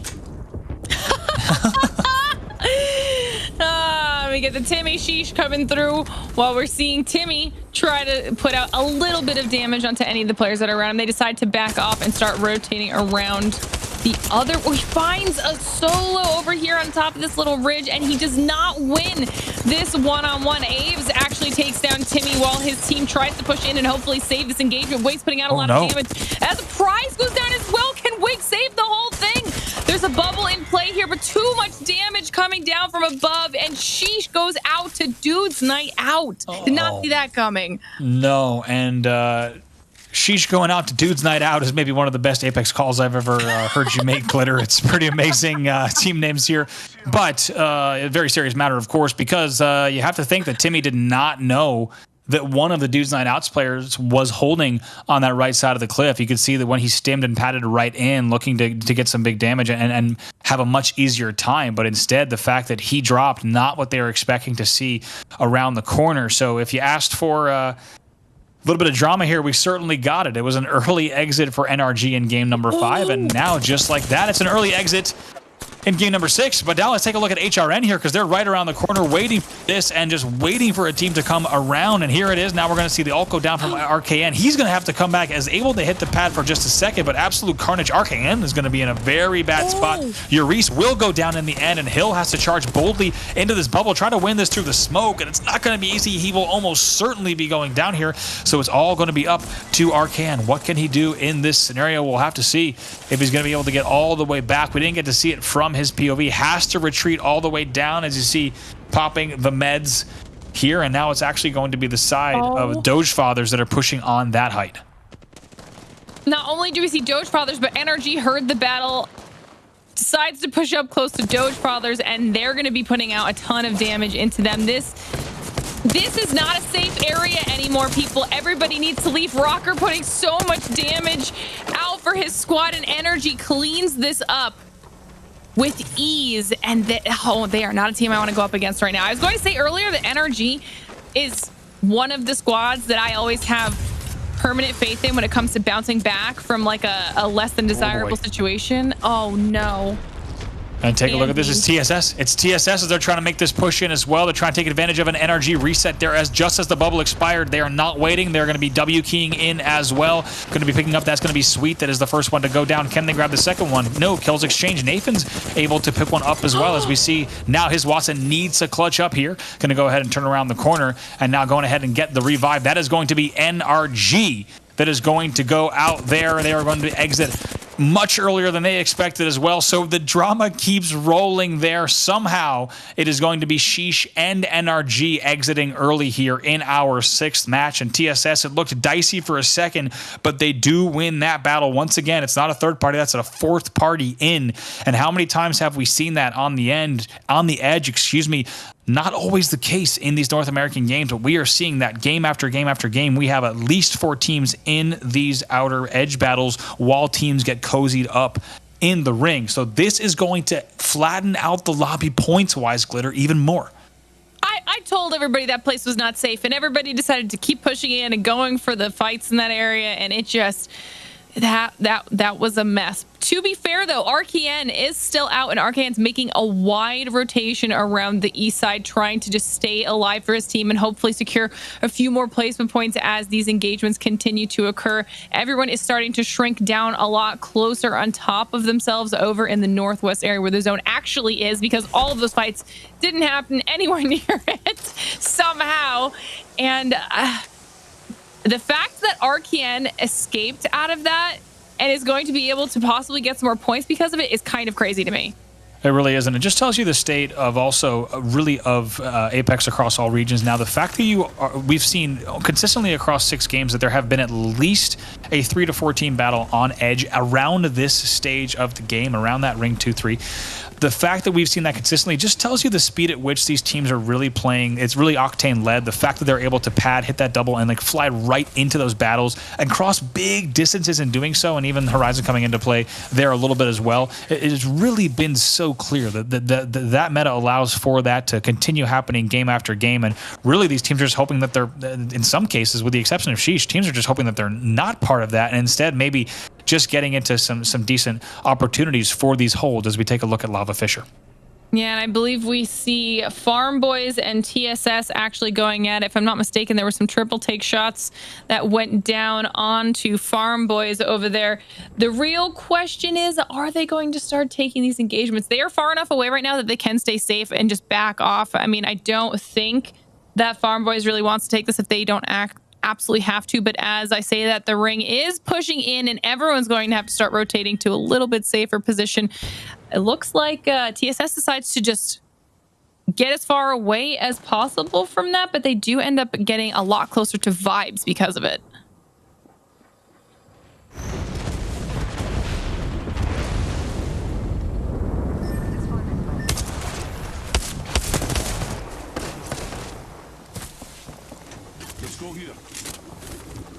And apologies there, as now taking a look here at TSM.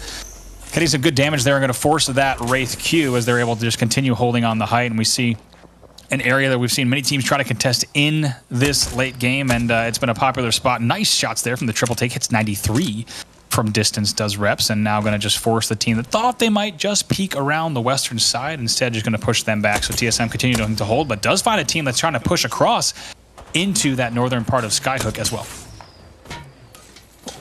They're Sentinels right now, checking in with Sentinels. They're another team that's been pretty decently aggressive, and it's gone well for them in the majority of situations, so they've managed to secure themselves as a decent spot in our top 8 overall so far. Checking in with what they want to do here, deciding how they want to rotate into the zone when they absolutely need to here in just under a minute.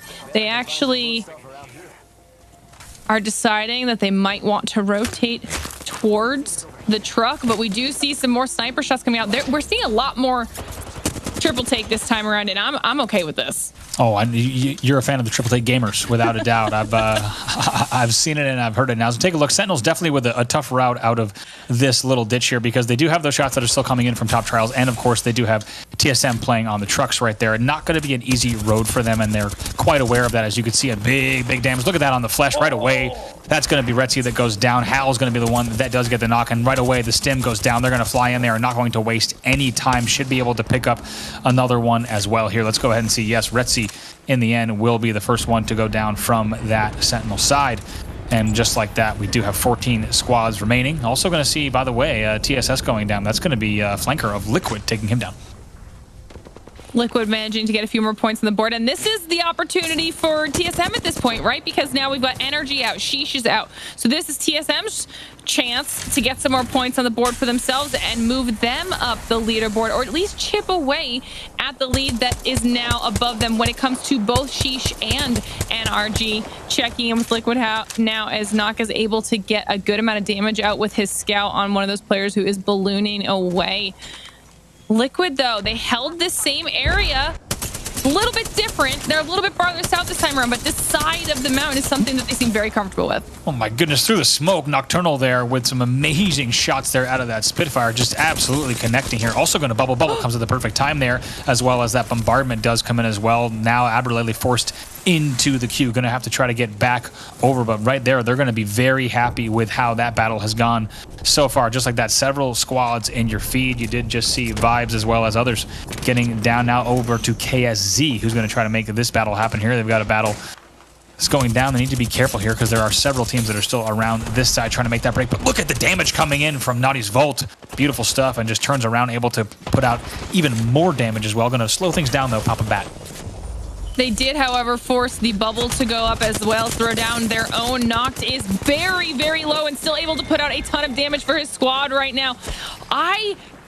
Okay, I would say I don't know how he just survived that and then ends up taking the one final fatal shot from behind. It does get knocked as well. And that should have been Absolute Monarchy that started on that push, and we're still seeing, as you see, Fat Fruit Ninja just on the left side of your screen just a little bit, so we were seeing them as part of that battle, but now over to the season side. Look at the damage coming in right away. They get to that flash, just going to swing around with that 301. Going to be way too easy here for Klein, as he's going to pop in, swaps over to the Eva, and just hits the shots clean on your screen. That's going to be some nice kills coming in. That's going to be Absolute Monarchy going down in the feed as well. They need to be careful here on this bubble fight. They're not done just yet, and my oh my, name a better duo than an EVA 8 and a bubble fight, because they pick up even more kills in the end. That's going to be Farm Boys going down. Kill leader coming in here for Klein as well at 4, just like that. 8 squads left. If I'm not mistaken, I think that even though they were in that rough fight, that KSZ was able to get away with 2 of their players in that scenario. So they do still have an opportunity to get some more points themselves here. But Season showing us just exactly why they did so well in semis. That was a solid play coming out of them. They're going to start rotating around to a little bit safer position. You can see the ping up there on their map. They want to get just inside the edge of the next zone and hopefully be able to hold off people from there. And the question also, we haven't seen the top of trials in a long time to see exactly what that looks like, but of course that's going to be a big factor here as well. As take a look at one side, this is going to be MST, a team that has been pretty unlucky so far as we take a look at exactly where they sit in the table. Right now it's 16th, so a long road for them if they do want to get points on the board. Taking a look here now, Hal actually holding down low. It's going to be a rotation from them as they get in here below CLG. CLG holding top tower for this moment, so TSM going to hold that cheeky low ground, knowing that they cannot get peaked very easily from the side of CLG, hoping that gives them a bit of a time to reset, but you saw pings that are coming down just south of them as well, and all the action is going to develop there as Fury from up top. This is what we were expecting to see. My Little Phony still holding the Trials height, and right now, certainly, their control, their position. Oh, that triple take shot. Does end up dropping the sniper from there. He does have a PK though, which if they are able to kind of drop down on any of these teams will work well for him in the long run. They have been holding this height though for so long. They haven't actually really wanted to get in too many engagements unless they've been doing it from a distance. Below them, MST is inside of Trials, trying to work their way out and having to go through a few squads in order to do so. This is going to be risky because even if they manage to push through the team that's outside the door, they do still have to deal with Phony above them if they decide to stay, and then that's going to be a rough rotate.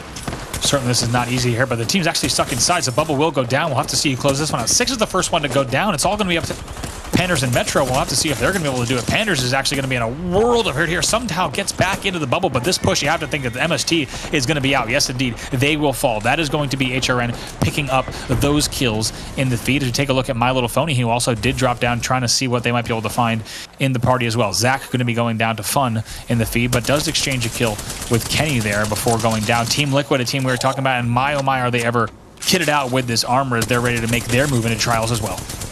This was such an unfortunate corner to be stuck in and have Liquid wrap around them on. I mean, there was no defensible position other than the Gibby shield trying to do its best to hold against the onslaught of that damage. Oh my, this is trouble for My Little Phony right now. They're going to be on the receiving end of both CLG as well as TSM. They're going to go down right away. TSM still holding the low ground there. We'll talk about Aberlele's play there just in a moment, but here we go. TSM going to try to fly up right away. How goes down. Let's see what Snipe Down and Reps can do. Reps is out. Snipe Down now is going to be forced here to try to pad up, and it's not going to be easy. Looks like just going for whatever KP he could find, but no, 2 squads left here. CLG still holding height, and you have to think right now if Madness can get the swap, they might be able to do it, but it's going to be difficult. Look at the battle there. No, Team Liquid. In the end, we talked about the execution they had, the clarity and the perfect timing there when you had Aberlele pushing into that corner just outside the western exit of Trials. When you have Aberlele pushing you on that type of armor with a Spitfire Mastiff, perfectly timing his Q out, that portal was beautiful from that side, and they are able to close it out there in the end. Absolute carnage at the bottom of that tower, but Team Liquid, a team we've been talking about that we really needed to see step up this weekend, they close it out. Let's go ahead, take a look at some of the highlights from match number 6.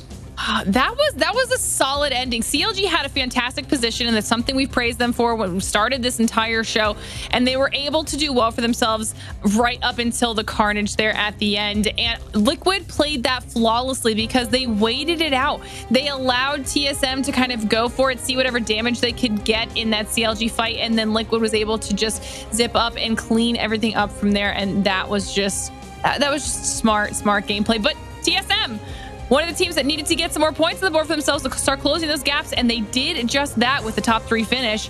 So this is very, very solid game for a bunch of teams right now. Absolutely. And this is some insane bubble fighting here that was happening right up at the top of this ridge here between a few different squads, and in the end, just absolute mess of battles there. And as you take a look at this end game here, Snipe Down, actually take a look at that. Snipe Down and Reps both had a little bit of difficulty there with the exact timing on grabbing up to height. You kind of saw how they were a little bit out of sync. It looks like Reps didn't hit the grab just as fast as he wanted to, and Snipe Down actually was falling off of height. Definitely could have been a factor in the end of that battle. Maybe one of the reasons that we saw Hal get melted so fast. Unfortunate exactly how that went down, specifically that battle for TSM, but got to be very happy for Team Liquid. I cannot wait to watch. Once again, that's another clip. As you saw, just the perfect timing there on that push with Aberlele coming in with that Spitfire Mastiff about moments earlier, and then queuing out, also using that portal perfectly to take that first battle, reset, and then becoming the last party into that final battle as well. And where was Team Liquid sitting before that? Let's keep in mind they were in 5th. So if we talk about, Glitter, you kind of alluded to it, but if we talk about the teams, if we wanted to write the most dramatic script with teams coming up with points from that game, you would have had NRG and Sheesh exit early, and you would have had teams like TSM and Team Liquid, who are both in the top 5, putting a lot of points on the board. And that's exactly what we have. So after the break, we're going to go ahead and take a look at both the leaderboard from that game and the overall leaderboard to see exactly how things are going to net out. We got lots more Apex coming in the GLL Masters Spring. Don't go anywhere. Hey, what's up, everyone? Welcome back to the GLL Masters Spring. North American finals here. Bravo alongside Glitter. We have battled through 6 matches so far. Only 2 left. We just got word from production that the sun is slowly rising in Sweden now, and it's getting dark here on the west coast of the U.S. So wherever you're tuning in from, we thank you so much for hanging out with us this evening, and we hope you've enjoyed the matches. And if you've been watching, to be honest, we know you've enjoyed, because the players have been putting on an amazing show. But Glitter, it is a good win there for Team Liquid from the 5th place spot. It's going to make them and TSM get the battle even closer. Let's take a look firstly at the scoreboard from that last game. This is going to be match number 6, and it's Liquid who comes out not only with the 1st place, but also they lead the game in kills, tied with Season with 8, giving them 20 total points. And it's actually CLG and Season coming in with some very nice KP as well. TSM rounding that out. They maybe would have wanted a little bit more KP on the board, but it'll still help them out in the standings overall. But 9th and 10th, HRN and NRG, and all the way Sheesh now taking a look at 19th, that early exit for them. Yeah, definitely not too shabby a showing for Team Liquid and CLG. They're now moving on to our overall leaderboard, and you can see Sheesh still has about the same amount of points as far as the league goes, but Liquid has now jumped above TSM. They're only 5 points behind Sheesh after that win for themselves. TSS also dropping down a little bit farther because of it, but CLG has now jumped above Sentinels. So both of those squads who had a very, very strong showing in our last match are slowly chipping away at that lead for themselves. To be fair, TSM is only 1 point behind Team Liquid, but I mean, this is what we were hoping for. We're hoping for it to be close like this.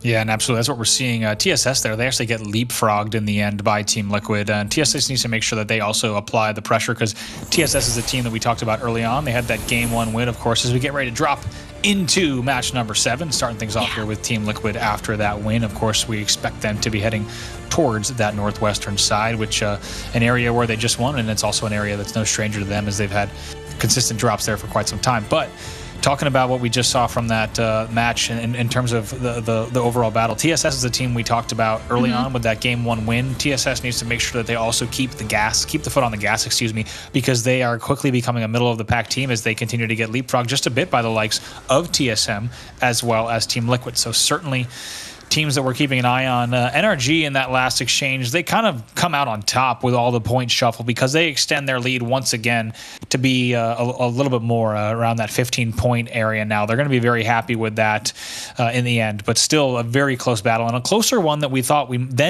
might have coming out of match 4. 100%. And none of the point differentials are insurmountable by any means. They are their differences. We're chilling on the West today, Andy. That's what's happening, okay? This is it really is Apex Legends just telling us West Coast, not only West Coast, best coast, West Coast only coast. And observers saying we haven't seen this ring before. If you caught any of the first matches today, you might have seen this end game. You might have. Guess what? Energy already right away at Spring's End. We're actually not seeing Phony, My Little Phony move with that southern move that fast, and actually we're seeing instead a little bit of countdown action that My Little Phony could get in on if they want to, with Vibes and the likes of MST. We're going to have to see if that's the case, but this is a battle that we've seen a few times throughout the day. It could develop once again. It might not end pretty for any of the teams, just based on the fact that we've seen almost third parties guaranteed. And guess what? The Geyser battle is still going on as well.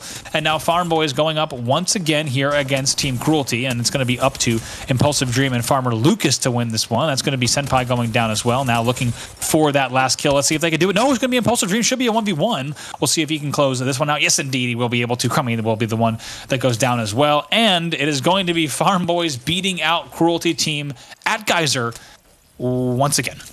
There's something to be said for the stubborn defiance of not giving up your drop spot. Yeah, I mean, I appreciate the fact that they both want to keep it. There's just going to be a point where one of them does have to cave and kind of give it up a little bit. I also want to know, MST about to get into an engagement themselves here. Getting some damage coming out of Metro to start. This is a pretty methodical approach to this fight, though. They've been poking down. They've got the bubble out. Still, man, he has not taken a single bit of damage yet, Andy. Look at his health. He's invisible. Somehow Metro are able to do all of that damage as well. They're bubbling and also able to get Pandas back up into the game as well. Going to be very happy with that. That's going to be Vibes on the receiving end of that one, as they will go down and exit early at countdown. We had a feeling, and so did the observers, that that battle was going to go down. But here's Season and Clane on the stim, eyes on Thermal, thinking about maybe trying to get a little bit of extra damage there into that low ground on Thermal, but instead just goes ahead and resets back with the team as they're going to hold this. And it's going to be a lot of the same types of holds that we've seen. It's going to be this Northern Thermal building, which we have seen our fair share of today, and it's going to be Sheesh, unsurprisingly, at this point in the game, still fighting from the back of Thermal. You also have Sentinels who have started to exit sorting towards tracks, but actually big damage coming in, and Crust is going to be forced to bubble and drop down here on just about 5 HP, and it's going to be HRN that tries to take advantage of that. HRN has been trying to go for these aggressive engagements with whatever team comes across their path with zero fear. And sometimes it works out in their favor, and other times it does not go so well. But this one started off pretty strong for them, able to put a lot of damage out onto that Gibby, but did drop down and escape with his life as they've decided to switch their sights up a little bit and instead start putting damage down onto bottom 20, who's also behind the truck. Yeah, bottom 20, a team that we were expecting to see bigger things out of right now after a decent opening of the day. They're also way down in 16th, so this is pretty dire circumstances for them. They need to, once again, get out of here. They're just going to bubble for cover and just try to nope out of this fight versus HRN. Not really interested in taking that one. They will scurry along to get out of that one. Sentinels holding that southern tip of Harvester for now as well. We'll have to see who this is. Oh, boy, what a tragic time to see Fury. The Octane just hanging out as a solo, and it's really able to come around the corner. And yeah, it's unfortunate to see. So now as we take a look at Phony as well as Rambo, it's a tough angle. The observers caught it at the right time, but I'm not going to say that made it any easier to watch. Yeah, we're moving on from that. That's fine. It's tough. Tough to watch. We're going to see what the rest of My Little Phony decides to do now that they are a two-man squad. I want to know your opinion here, Andy. With the zone and NRG, do you think that this is going to go to them? Well, I tell you what, NRG is holding the thermal choke. This is the most times I've ever said that in one day, for sure. And right now, they actually did once again give up the Spring Zen buildings to My Little Phony, or what is left of them. You actually have TSM with an earlier rotation than we've seen into staging. And it's notably earlier than other games that have this exact same end. And we might actually see a bottom 20 battle, as we do actually see them trying to push in on TSM at staging. So perfect timing there with the observers who do have eyes on TSM. Who has eyes on bottom 20, and let's see what Hal's going to be able to do. Is he's going to do a little bit of stim scouting here to see what might be around this corner, but maybe gets called off just a bit as the team decides to rally back and just continue to hold staging pretty wisely here. If you're just joining us here, match number 7 of the North American Finals for the GLL Masters Spring, and it's actually going to be bottom 20 who's going to tuck into that Western snake for just a second here over at Harvester. I think this is a good decision for them. I think as soon as they realized that there was a team that could potentially gatekeep them on that rotation, they decided to back off. It wasn't worth the fight. They didn't really know where the rest of the team was because Hal had done a good job of holding off on his fire before they started the fight, trying to see if he could get an angle off to the side of them. And I think had they stuck around, TSM might have won that pretty easily. So it was definitely smart to back off and do a different rotation for them, keeping them safe. Where they are right now, somehow no one is in train, so they're actually in a decent position for themselves. Everyone else has either already moved fully on over to the west or hasn't rotated in at all. As you can see, Sentinels, Complexity, KSC all up top, about to run into each other, and that's scary. I was going to say, this could be the flavor of the month here, the third party of the day with Sentinels, KSZ, as well as Complexity playing edge, and it seems like we've seen this scenario all too many times before. Reptar is actually going to engage on KSZ from distance for just a second. They're going to be sitting here on the tracks, as you see, and that's going to force Naughty to reset just a bit, and we'll have to see just how messy this one might get. As decent shots there on White as well come from Stay Naughty, and going to go ahead and just port back to get that other angle over here on Fragment West, and they're going to continue their move as well. KSC decides to back off of that engagement, even though I believe Sentinels only had 2. They probably didn't know that, though, but Sentinels definitely kind of got lucky in that scenario that they decided they didn't want to push up on that, but they do still have the potential of dealing with complexity if they haven't rotated out of those buildings yet, so we'll see how that plays out.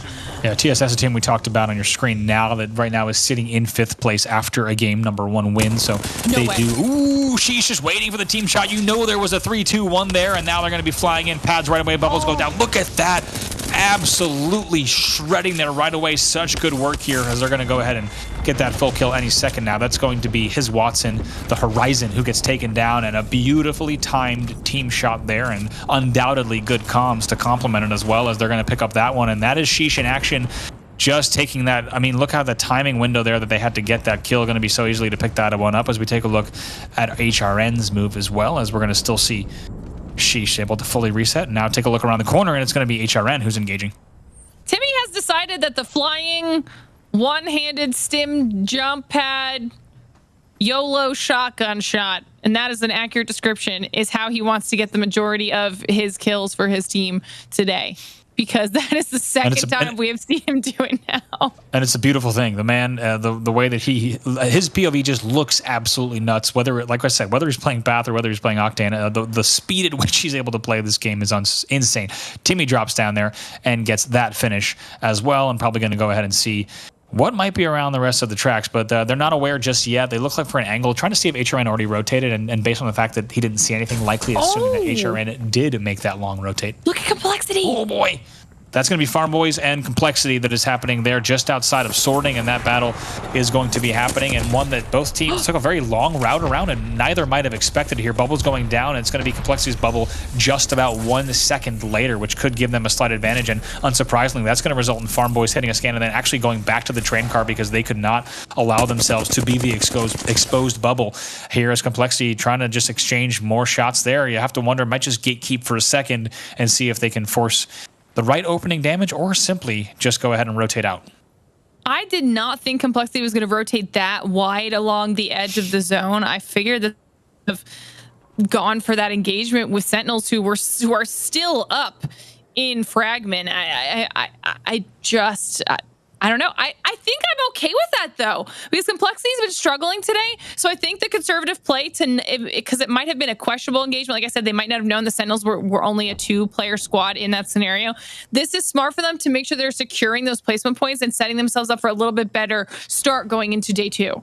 Yeah, and they really need really consistent performances. Let's keep in mind there's a lot of games at Apex to play, so even though they find themselves in 14th, if they are truly able to play some of the most consistent play they've ever done, they could see themselves in the battle still for top 5. It would be a long shot, but there is enough Apex to play where that's possible. Sentinels now moving across train as well, almost certainly going to run into this KSZ battle.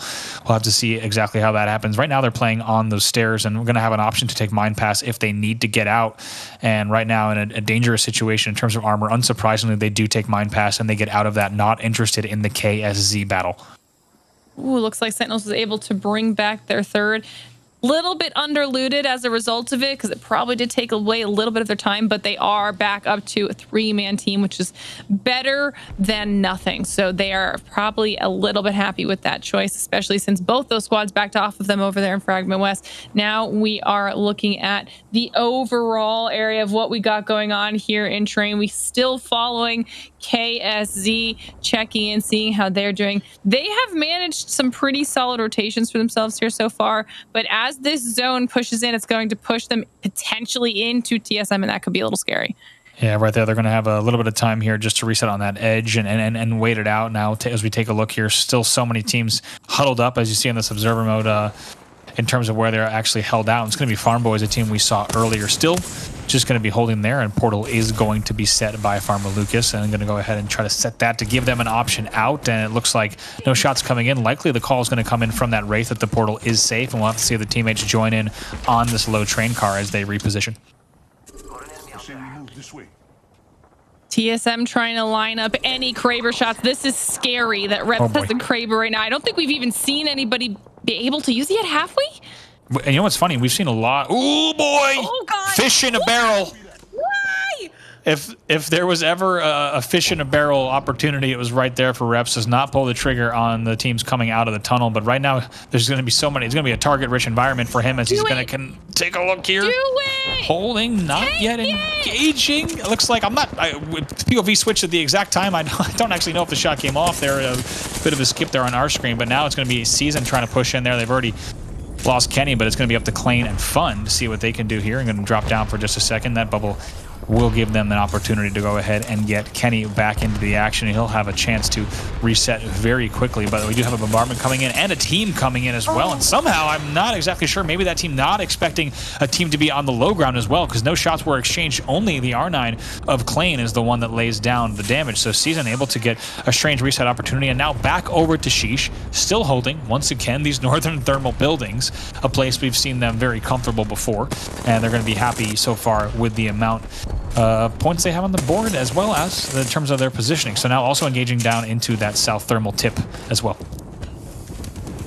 If it's worked out for them so far, I mean, I don't see why they should change it anytime soon. They're able to kind of, they've got some decent angles on a lot of the squads that are around them, so they can chip away at them and force them to use their resources a little bit, which is going to be good for them when it comes to endgame. Oh, checking in with NRG as we see Sweet pushing up on an unsuspecting and completely helpless squad. Also, while that's going down, you can see in the kill feed, you've got RKN going down to Alvarelli. This is starting to get chaotic.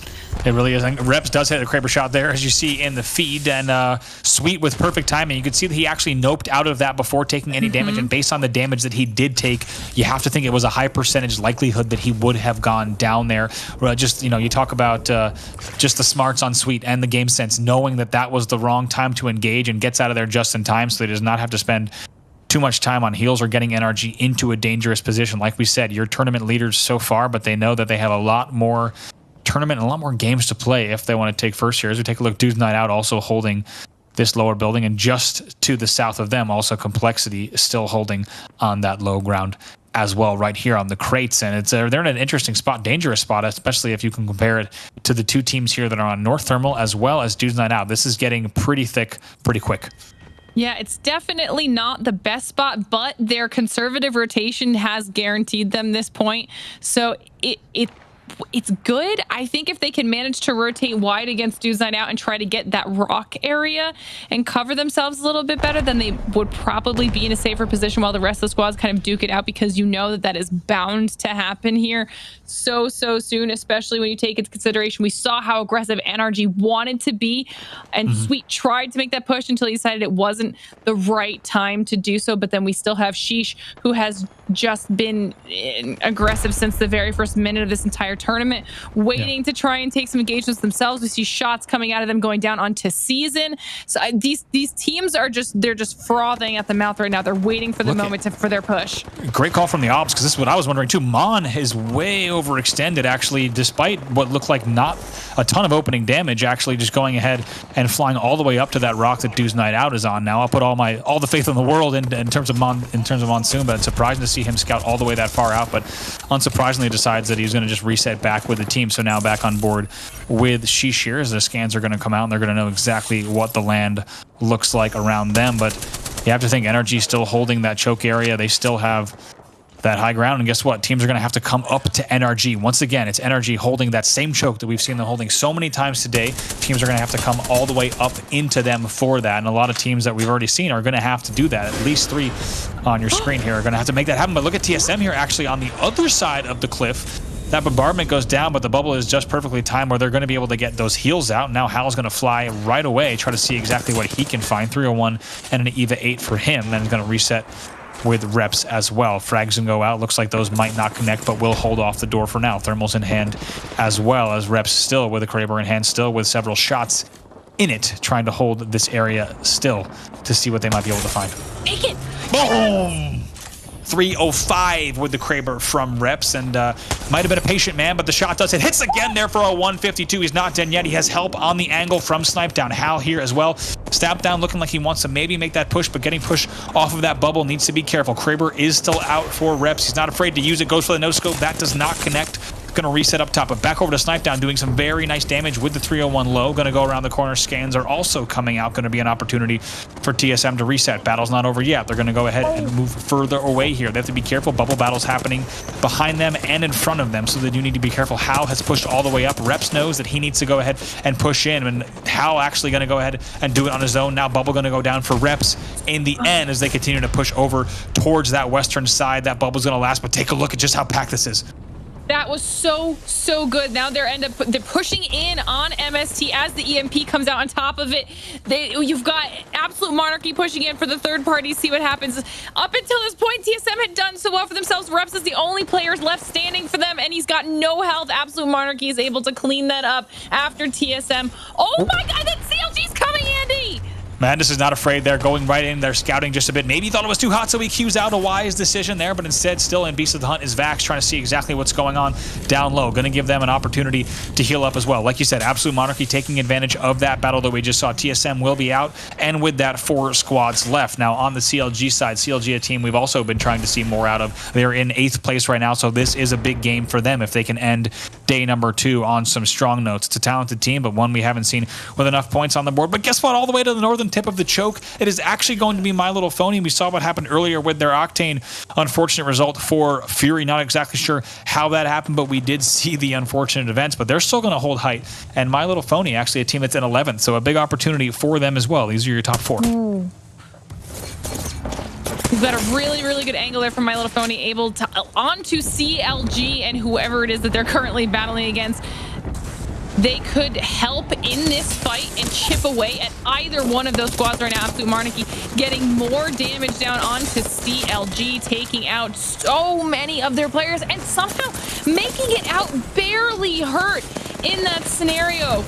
They have to jump pad away, but there's just way too much chaos going. There's no way to survive this. Right into NRG on triple red Evos here. They are waiting for this, and like we said, everyone's gonna have to come to NRG, and it looked even easier than we suspected there in the end, holding the exact same place that we've seen them hold throughout the day. That's the position they wanted to be in, and whether it was teams coming up from the south through Thermal or teams that had to wrap all the way around from Spring's End, by the time that the ring was actually closing, there was very little for NRG to even clean up. All those battles actually happening all the way further out. You have to wonder if NRG's maybe wishing they could have gotten even more KP from that in the end, but they let the carnage play out, and you have to respect NRG the way they played that. In the end, they do get all of the placement points, and of course with a little bit of KP on the board as well. But NRG once again looking strong, and if we wanted to say that NRG was showing any signs of slowing, Glitter, that certainly doesn't look to be the case as we take a look at some of the highlights there from that match number 7.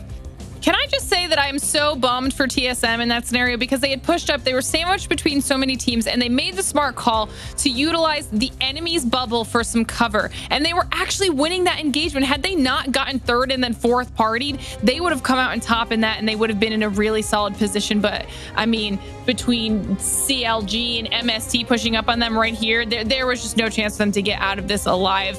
It was very unfortunate, but solid gameplay coming out of Absolute Monarchy, getting really aggressive for this squad. And Absolute Monarchy, keep in mind, they were coming in here in 10th place. They've been slowly moving their way up the leaderboard as well, so they're going to be very happy with how that went down. But actually, and I stand correctly there, because as you see, NRG able to pick up a few more of those extra KP right at the end of that game, and they're going to be happy with that. We'll have to see exactly how many, but man, there's part of me that says that NRG is playing so well, and there's no doubt that they are, but there's another part of me that says that we've seen that end zone today many times. So I think we have to factor that in. That doesn't take away anything from NRG. NRG's playing the hand that's being dealt. They're playing it exactly as they need to play, but you have to think that the rest of the lobby might be thinking, this ring has happened a few times today, and it has been the same kind of scenario there in the end. But NRG is going to, like we said, play the game that they are dealt, and they're going to be sitting on even more points coming after this. So we're going to get an update on the scoreboard from that game and the overall leaderboard heading into our final game in just a minute. Don't go anywhere. More Apex coming up in a moment.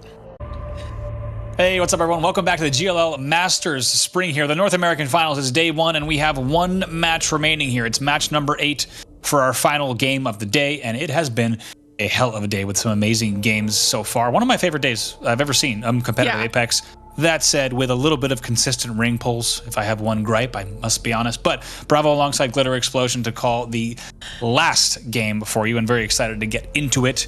Also very excited to take a look at the scoreboard as soon as we can to see how that game went down in the end. Let's take a look at the total points from that last game. It's going to be NRG with a pretty big 10-kill win once again. So NRG silencing the critics that said, oh, maybe NRG is slowing down this event. Not the case. 22 points on the board for them. But like we said, Absolute Monarchy really showing up and putting up another performance on the board. But let's not forget about Sheesh here. Sheesh and TSM, who have consistently been in that top 3. Keep in mind they were your number 2 and number 4 going into the previous match. They're going to be looking good here on points as well. But NRG is starting to pull away once again, Glitter. You were worried too. You were worried that NRG wasn't going to get enough kills because they had kind of just hung out in that area with the zone being. I just wanted them. I feel like NRG would have wanted even more kills. But regardless, let's go back because they are once again at a 20-plus point lead with 103 points on the board here. And now we take a look at Sheesh here at 77, TSM at 71, Liquid at 66. Once again, NRG has pulled away, and now you have a pretty tight battle between Sheesh, TSM, and Team Liquid. But you have to think this last match, not only big for points, but big for momentum. How do you end day number 1? How do you get ready for day number 2? Keep in mind, 8 total games tomorrow as well. That we're not even halfway done with the marathon. Anything can happen tomorrow. So these teams want to put a statement on the board. They want to get a good night's sleep tonight, ready to come back tomorrow and really perform to silence some of the critics here. It's going to be a fantastic final game for our North American Finals Day 1. I'm actually really impressed with where Absolute Monarchy is right now on our overall leaderboard. I feel like they've been very quietly chipping away at all of the teams above them. And to finish out the day, if they either, I mean, obviously there's a tie between them and TSS. They can either jump above or even just stay in this general vicinity. That's a really, really solid start going into day 2, considering how it started off pretty slow for them. And they have leapfrogged quite a few squads that we've talked about now a few times that have just not been able to keep it up. Liquid still holding on to a solid 4th place position. Also setting themselves up well for tomorrow. I think the biggest factor will be if Sheesh can continue this level of aggression tomorrow, they're going to be terrifying. And if just anyone can shut down NRG. That is the question, really. And you make a great point about Absolute Monarchy because they're a team that came in 8th in their semifinal. That's 8th out of 10 to get through here. And just going into last game, as we said, they were in 10th. So that's a big jump there as they're able to jump all those 4 spots to get all the way to 6th here coming into our final game. If they're able to do that again, break into something like the top 5, right now essentially tied for 5th, so they're already in that top 5, maybe even get themselves an even better position. And what an upset would be going up against the likes. Right now, they're besting the likes of Season, CLG, Sentinels, Complexity, HRN. It's a who's who here in this lobby. So excited to see what Absolute Monarchy can do. And also the same story, of course, applies to TSS, a team that has also shown up in a big way, but we have seen them slow just a little bit so far throughout the game. But the question is, what will NRG do in this last game? And also the question is, where will this ring pull? We're starting to see on Twitter, some teams saying, these ring pulls look a little bit consistent here. And to be honest, it's been a factor in not only the ALGS winter playoffs, but also in the semifinals, as well as here we've seen very consistent ring pulls. Okay, Andy, give it some good juju. I need you to give it good ring juju right now. I will say I was able to get an Easter for EU when I was called upon. Luckily, I was in chat, and we did get an Eastern semifinal pull. I want to say I have that much power. To be honest, these players are playing for enough money and bragging rights. I don't want to have that power. I don't want to influence the ring pull whatsoever. I want simply to have some good, fair games for these players as we start things off. And it's going to be Obs saying a never before seen circle, and Obs telling us, maybe she just a bit in the best way that they can. And my big question is actually, where did Sheesh drop as we take a look at how things changed up just a bit, because we have NRG. Actually, Sheesh has actually dropped a little bit north. They went just a little bit north over to high ground tracks, and they're somehow going to get a free path back into thermal now. And you have to wonder if they were kind of getting curious about what NRG was up to. Sheesh was dropping in central thermal earlier in the day. We do have a Sentinels battle here already happening, though. I believe that is going to be happening for them, so we'll see what's going on. But we'll get back to the ring, Glitter. We'll get back to that. Yeah, we're gonna have to, because there's a few things we could talk about here with this. I mean, it is technically a little bit farther south, but don't you dare! Don't you dare! I'm just staying. Sentinels try to move around right now, get a couple better angles on whoever it is they're going up against right now. Let me ask you something. You think NRG is going to hold the thermal choke? Oh, God. Okay, let's take a look here because we got to talk about this battle. It's Doge Fathers. Oh, gosh, we'll find out. It's Doge Fathers going up against Sentinels, and Doge Fathers on the receiving end, a little bit of damage. They're going to have to reset just a little bit here, and we'll have to see what the Doge Fathers are going to be able to do in this match. Sentinels already very quick to get on height here on the banana building, and they're going to be trying to see if they can get the right kind of opening damage. But also, it's going to be MST still fighting here just outside of Countdown, and this is a battle that we're no stranger to. We've seen this one play out every single game in terms of these last few, Glitter.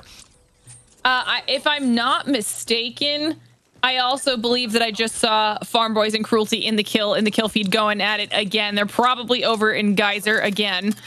Yep.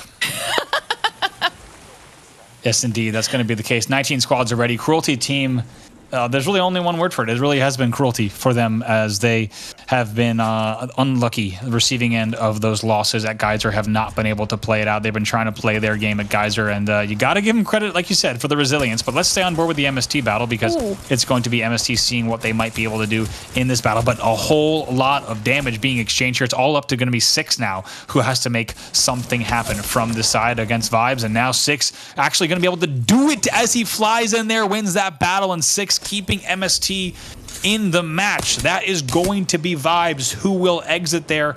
Your second squad out of the game. Now also taking a look here at HRN, who has now flown into part of the Geyser party as well. They're going to take down Farmer Lucas of the Farm Boys, which spells a little bit of disaster for Farm Boys. They're going to only have 2 left. Hey, I mean, this is an opportunity that I'm surprised people haven't decided to take a little bit earlier, knowing that some of these teams refuse to back off certain areas. HRN needs these points, so this is something that's going to be huge for them, just to even get a few extra kills here and there, because I think they've struggled a little bit more than we initially had thought that they were going to coming into today.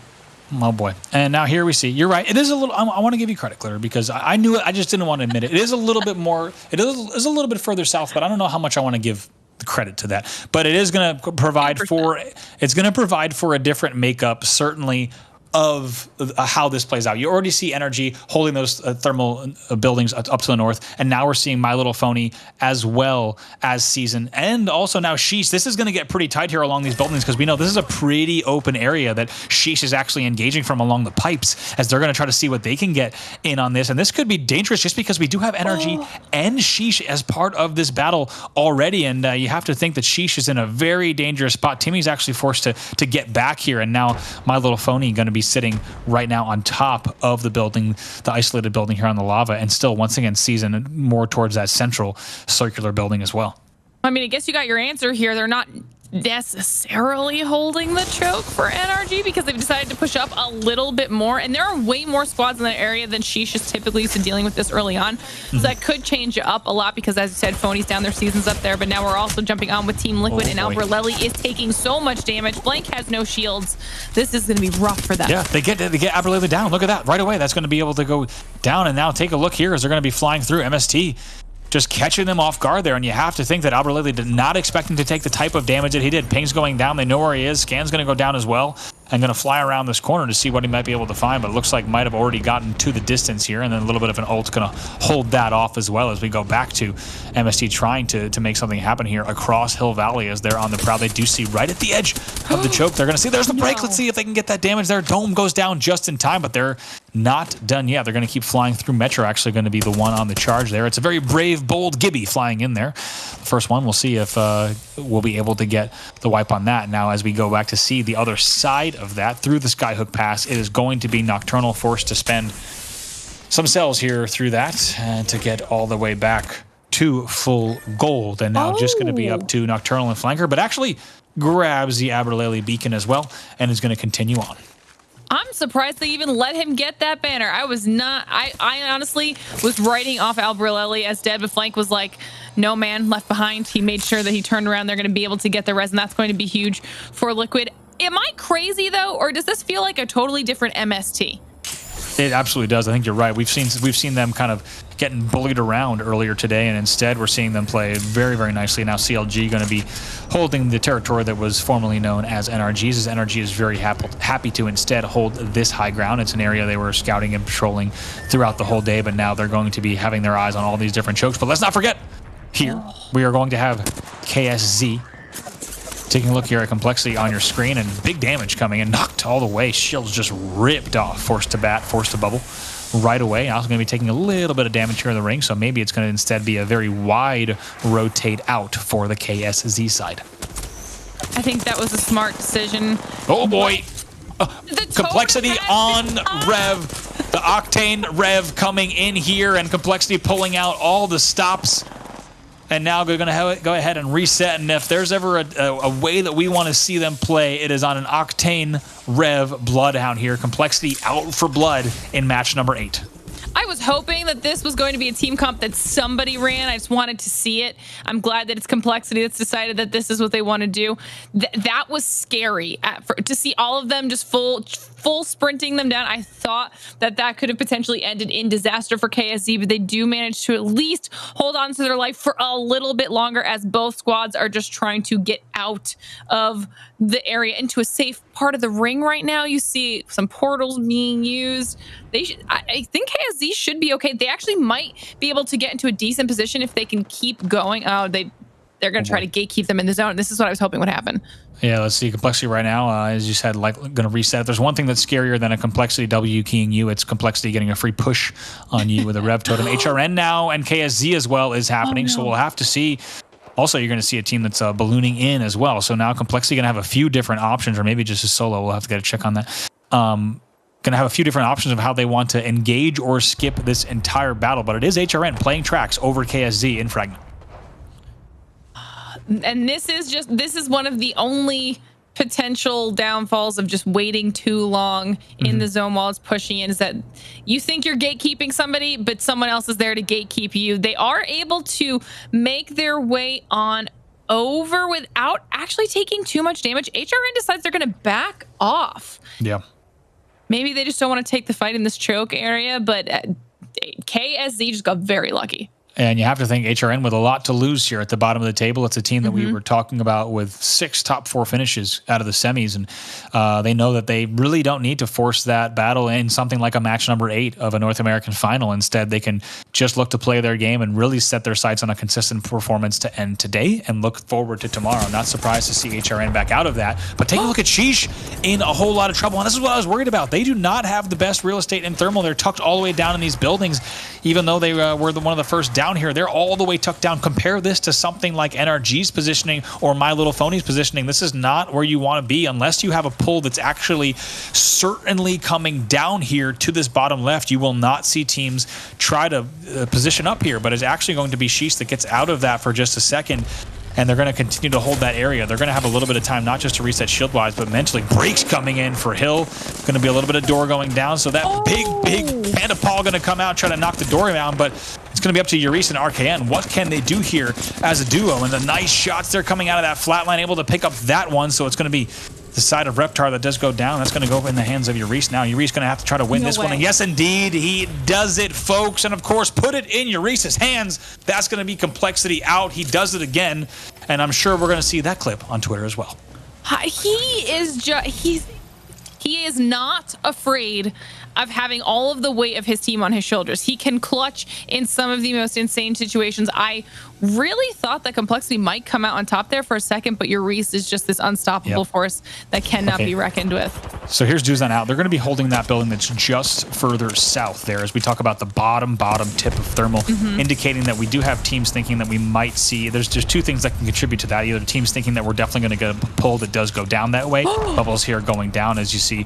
Also a little bit of an ult coming in. They're going to try to avoid that, but Sentinel's going to be forced back even farther. The question is just exactly where that aggression might come from. They'll be able to slow down for just a second, keep an eye on that angle, and then go ahead and re-engage. Scans coming down, no hostiles on the screen as you see, so instead just going to go ahead and loop back down towards that Thermal side. But the question is, with the teams that are holding that bottom left, You have to wonder, it's going to be Dudes Night Out as well as Sheesh, and are they looking for a pull there, or is it simply the best option that they have? Well, time will tell exactly where we see this one going, but not much else has changed. You're actually going to have bottom 20 holding kind of that thermal area that we often call the thermal ridge. There are a lot of chokes that come into that area, and you can already tell there's a lot of teams, Liquid as well as MST, that are going to need to choose which route they want. And right now, Scurry, Vayne, and Onmu, bottom 20, they're going to be your teams that are going to be watching all those different sides, as well as things continue to get thinner and some bets being placed on potentially a southwestern pull there from those teams. And no, the bets were wrong. Those southwestern teams, Dudes Night Out and Sheesh, are going to have to battle it out. But like we said, that could have just been the nature of them getting stuck in the open ground, and that was actually the best cover to take. As we take a look here at flanker, Bo and an EVA 8 in hand is going to have to nope out of that. Grenades coming out, so going to have to try to get back with the team and heal. 17 squads left in our match number 8. Beast of the Hun about to run out here for flank, as we see Alberlelli trying to back off and get himself into a better position so that he can heal. But Stay Naughty is right on the side of flank, and he puts out so much damage. He gets away with a sliver of health, but obviously flanker cannot let him live or get one of those heals off. They're able to clean that up very nicely. Now they're looking for the rest of that squad. Stay Naughty looking for a brave play there, but you did see just how fast the help came in from the Liquid side. They did get the team shot right away around that cliff and made it very difficult for Stay Naughty. Aberlele on the prowl still, as they're going to try to see what they can find here on this low ground. Shots coming out right away there with that DT Thermal 8, and that's DT to EVA 8, as now they're going to try to see what might be upstairs as well. Has the time to reset with the squad and just going to take their time on this push up top. That was going to be Zach, the first one that goes down.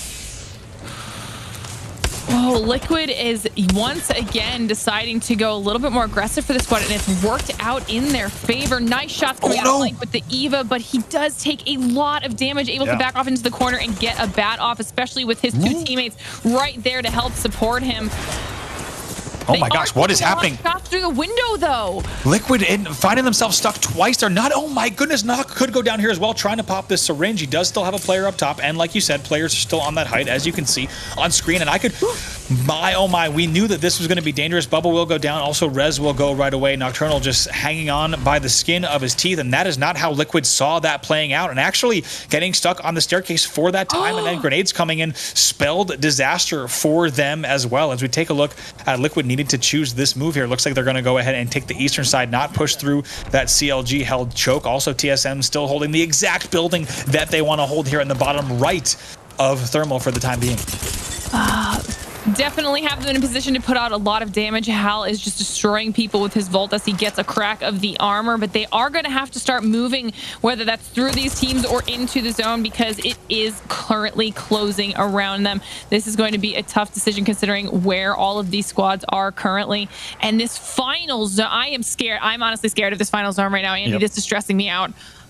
TSS versus TSM. You see TSS coming from that station height right now. TSM has already moved off the buildings, which is good for them. They'll be able to play these crates for a second. They can also play the top of this zip platform, but they know that TSS is right around here. But look at that ult right away. It's going to be a Q from the horizon, taking to the skies. We'll see if they can win this from height against TSM. So far, TSM getting a little bit of that opening damage, but it's going to be a bubble fight that goes down. That bubble belonging to TSM. Looks like TSM on top right now. 2v2. We'll see if they can close this out. Right now, Hal is going to have to take a 1v2. Can Hal do it? Can he win the battle against Burr Flavor here from the third-person view, trying to reset behind the shields? If there's anyone that can do it, it is Imperial Hal. He closes it out and gonna pop the Phoenix. We gotta see that thing from the first-person view. I don't know how the hell he did it in the end. If there's someone who needs to win a 1v2, it was Hal, and he gets a swap here. He's ready to take on Senix. Not done just yet, taking a whole bunch of damage, though. That might be it for the end of the Hal Road. Somehow stays alive as long as he can.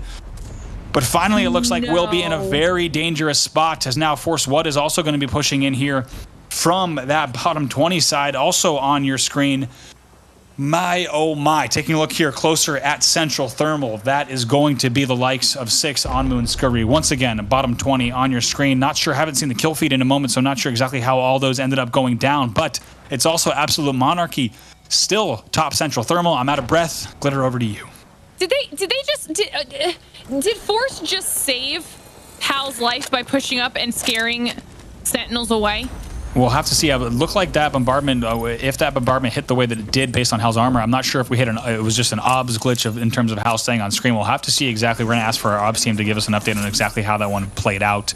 We'll have to see. But bottom 20 now, they do lose Vayne. It's just going to be Onmu and Scurry playing from this low side of terrain that we see teams having to play so often there. And now coming out, going to be easy, nice shots there from Scurry trying to get the break, not able to do it though. As we take a look at that team tracker, Team Solo mid going to be eliminated there. So looks like maybe just a little bit, if I have to guess, a little bit of an ops mode glitch, spectate glitch there with Hal staying on screen for as long as he did. We'll see if the final details though, but I just cannot wait to see that battle from first person. Unbelievable. And if you have to think if there's one guy that could do it in that situation, it was Hal, perfectly playing the teammate shields as well. Now back on board with Season. We have 9 squads left here, and they're going to be very happy holding this circular donut building here. Nice little shots there from that 30-30 as well onto the purple.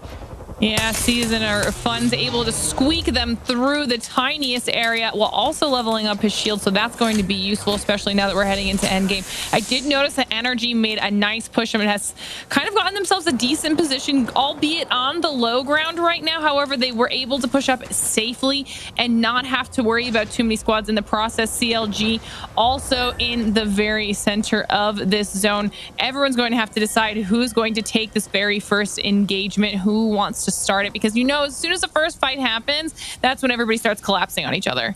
Absolutely. Now as we take a look at a few different teams here playing on that edge, and still of course that central area of thermal just going to absolutely get chaotic soon, but we still in this donut building still have that battle that we've seen played out so many times here with CLG on that low and Klein not too far outside as well, keeping an eye on that.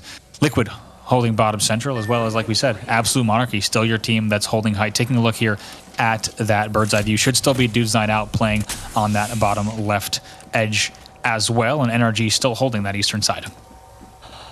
And it pulled off of them somehow. This is a little bit unlucky for them, but I feel like if any team can handle it, it's going to be them. Checking in with My Little Phony, trying to see which squad they want to push, knowing that they are right on the edge of this zone, but will have to move a little bit, and that movement is going to push them through one of these other teams. You see scans going out, trying to figure out exactly where all of those other enemy players are in relation to themselves. But as soon as this shrinks down, they've got 20 seconds to decide how they want to handle this. Things are starting to get, or will get, chaotic. You can even see all the way over off to the side that there's so many teams that are about to collapse here, Andy. Yeah, absolutely. Doge Father's the one of the furthest out that you just saw on your screen as well. On the Liquid side, it's just going to be Albert Lily and knock by 88 there with the Sentinel. Nice little chip to push the opponents back here, and Scan's going to be coming in, so we'll just keep an eye on that sight line as well. And now here's NRG making their push to that low central and wanting to get into a little bit of better real estate, going to avoid those arcs, and that bubble is going to go down as well. So Sweet just trying to hold and see what he can do. Pops a few EVA 8 shots into the distance, burning quite a bit though, and big damage coming in. 1 HP. He actually will go down to Sweet, so that'll be the first knock coming in for the side of NRG. Needs to be careful. It's going to be all up to Nathan and Rocker in this scenario. Going to try to just blast some doors off, maybe get a few little angles, and that nade is also going to be a denial of entry there while they get that res. We'll see. Nathan's still at that 1 HP. We'll see what he can do. No, he will go down as well. So now Sweet and Rocker are going to bust down the door. Sweet able to get in there. That's going to be Liquid going down there. NRG pushed against the wall, somehow come out on top. An amazing timing there to go for that res. And now going to have even more battles coming through. Needs to be careful. This bubble flying in right away. Sweet knows he's in trouble. It's all up to Sweet here. Just going to try to stay alive as long as he can and just pad out and hope that maybe he doesn't get tagged up from angles. Not going to happen. He will go down. Back on board to CLG here. Still playing this. Going to be happy with the position they have for the time being. Just like that, NRG is out. 7 squads left. The plays that just came out of Sweet were unreal. Valiant effort by Energy to try and survive in that cluster of teams that just happened at the base of the town. But as I say that, CLG is trying to dish out as much damage as possible to any of the teams that are starting to make the rotations. The defensive bombardments come down.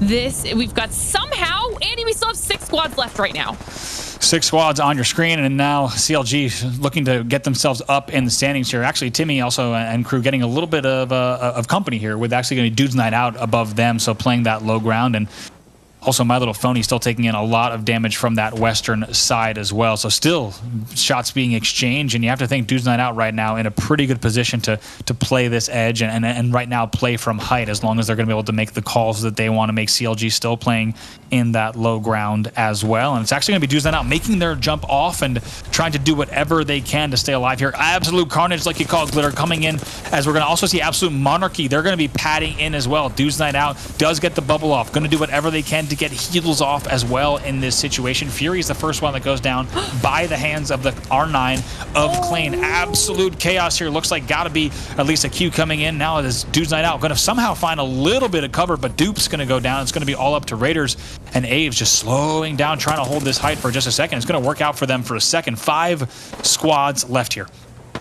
I cannot believe that all 3 of them, they got the res. All 3 of them from Dudes Night Out made it out of that insane fight. Absolutely. Now we've got Season on the outside. CLG Madness is trying to sneak around onto Absolute Monarchy.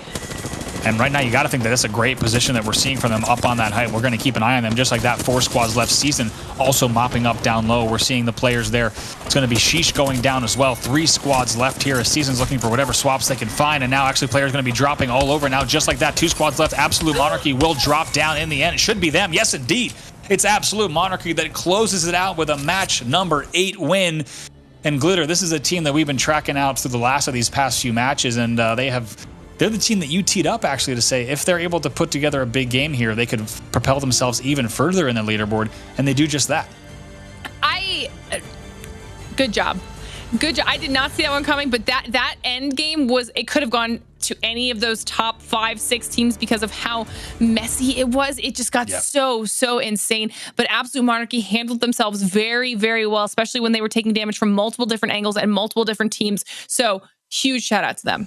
Definitely, and let's keep in mind as we take a look at some highlights from our match number 8 that Absolute Monarchy, they might have been sleeping on them. I know we certainly were here, and coming in at 10th place into match number 6th, and coming into match number 7, they're in 6th. So you have to wonder, coming into match number 8 in 6th place. So they have jumped a ton of spots today, and you have to wonder, I can't wait to see the full leaderboard because in these last few games, they have made a huge statement. But speaking of huge statements, how about your Reese in this play here? And like we talked about, if there is a young man who's going to clutch it, it is Yurice, and he absolutely steps up there with some big plays. But we also saw Liquid lasting into the late game as well.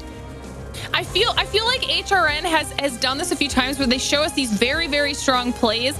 They just aren't making it far enough into endgame to really get even more of those kills, but enough of those placement points to justify like those standout moments. We need to see a little bit more consistency coming out of them. Yeah, we got to see the first person of this one too, because Hal somehow wins that one against Burr Flavor, and cannot wait to watch that clip. This was madness. You called it. Sweet with some incredible plays here. Take a look at this play. We're actually joining it just a little bit later than I think that you and I were thinking about, but Sweet able to lay out that frag that's going to give them just enough time to get that res that lets them get inside the door. But taking a look at all the damage that Season did here, and this was truly a battle where the elevation really came into play, as we do see Absolute Monarchy finally dropping down there and picking up such nice kills in the end to close out that game. And like we said, cannot wait to see exactly where they are in terms of the overall leaderboards. All of that is coming up in just a minute. Before we go, don't forget, right after the quick break, we're going to have the admins tally the scores, and then we're going to go ahead and find out where everyone sits after that game and where everyone sits overall heading into day number 2. So we'll be right back with that before we call it an evening. Don't go anywhere.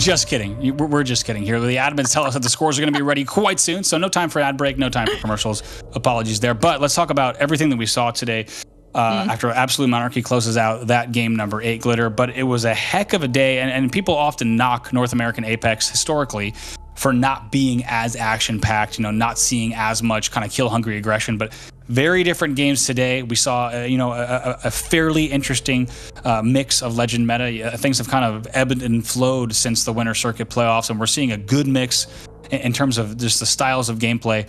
And it was a heck of a day. Amazing matches. Yeah, I mean, we got to see some really, really strong Horizon gameplay, which was really nice coming out of TSS. We did see a crypto as well. I wasn't sure if we would or not, but it was in there just for a little bit. But in general, and maybe I do. I think I'll give a little bit of credit, a big chunk of credit for the overall lobby aggression to Sheesh, because there wasn't a single game where they slowed down, regardless of where they were finishing in their games. They just decided that all day it was just going to be pedal to the metal. So it's so enjoyable, just so all that they know that this is good Apex. It is. It's great Apex. It's been a fantastic set of matches. I know a lot of people coming off of the Europe matches were excited to see exactly what NA would have in store, and I don't think any of us have been disappointed in terms of the amount of actual just carnage that we saw. And like we said, a lot of mid-game battles that we don't always see, and I think a lot of that comes down to Octane meta and teams being able to move across these distances of the map as fast as they are. And we're seeing him ran so often that the fact the ability to get into one of those battles or try to at least see what might be possible from third and fourth party opportunities absolutely came in to play quite a lot here, and it resulted in a lot of kill heavy games across the lobby. The big questions coming into our final leaderboard, of course, are things like, as we take a look just where things were before, where exactly will the likes of Team Liquid, TSM be sitting, TSF and Season, a team that we were talking about as well. But there have been some teams that have really surprised us today, as it sounds like we do have the scores coming up here for our leaderboard, our scoreboard coming in off of that game. Let's go ahead and take a look. And it's going to be Absolute Monarchy with a 12-kill first place. You might call them late bloomers, but man, have they ever bloomed. They have shown up for the latter half, and I think they have stolen the show officially in our last few games with that Game 8 12-kill win. Also, and this is what I was talking about, Andy, when I asked you, 8 kills onto MST. Totally different squad than what we had seen all day. They weren't passive anymore. They were willing to take those engagements, and they were doing them successfully. This is what we want to see out of those squads that might be struggling a little bit in the overall when it comes to seeing them on the second page. This is huge for MST. A lot of teams that are in that bottom 10 are actually now appearing in your left side in the top 10. So with that, let's go ahead and take a look at our overalls to end day number 1. It's going to be NRG there with 107 points total. They will hold first place.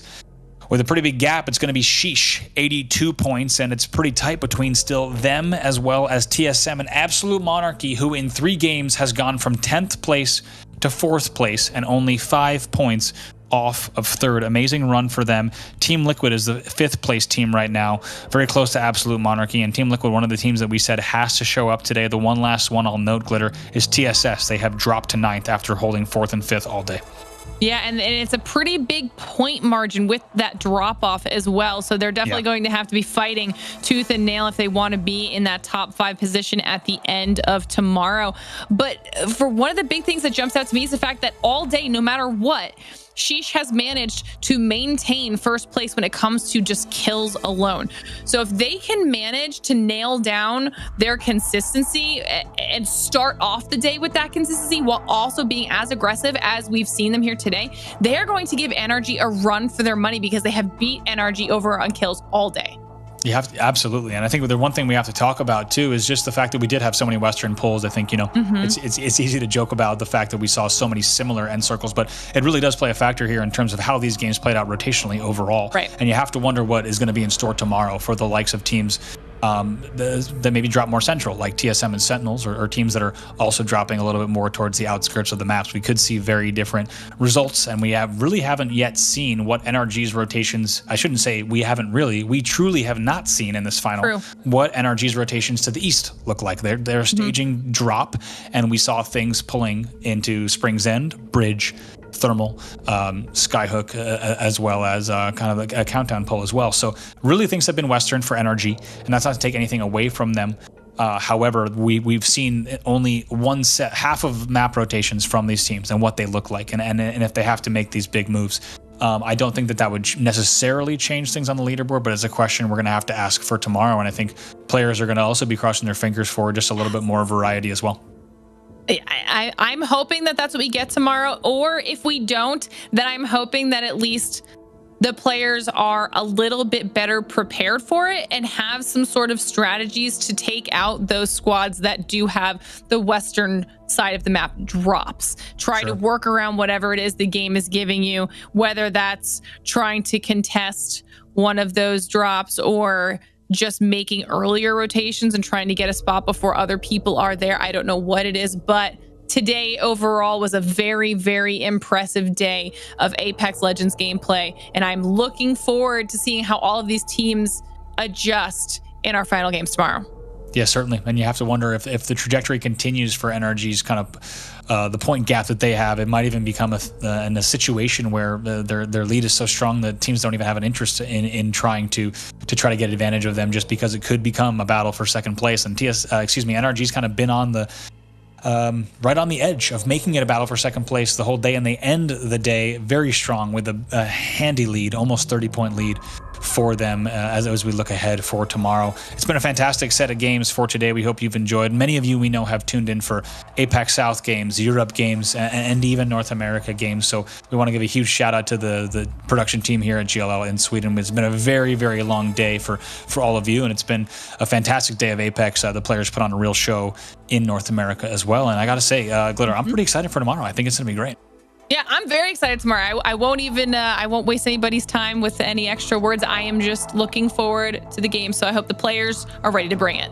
Absolutely. Us too. And I think today was a great table setter here. Keep in mind, we have a full marathon of matches tomorrow. We have the exact same amount. And then once again, I don't know how, but it felt like 8 games of Apex went very, very fast today. They seem to always fly by, whether it's a 6-game set at the GLL Masters like the semis, or an 8-game set here in the finals. They do seem to fly by, and we think you guys at home probably think the same thing as well. But yeah, a fantastic set of matches. We'll go ahead and get things wrapped up here in just a moment. But if there's a team that you're looking for big things for tomorrow, Lauren, if you had to pick one, who is it? Ooh, I'm looking forward to Sheesh then. Sheesh. I think Sheesh is definitely a team like kind of the X factor, right? I think we've seen what we've seen from NRG, and we know that they're going to be on fire. The question is, Sheesh and the rest of the lobby, what can they bring? So it has been a fantastic day, number one. We want to thank you all for tuning in here for the GLL Masters Spring North America Finals. Remember, we have a whole bunch more Apex still this weekend. You can catch the stunning conclusion to Apex South Europe as well as North America tomorrow. A whole bunch of matches coming, so get some sleep, and we will see you in the morning. Until then, take care.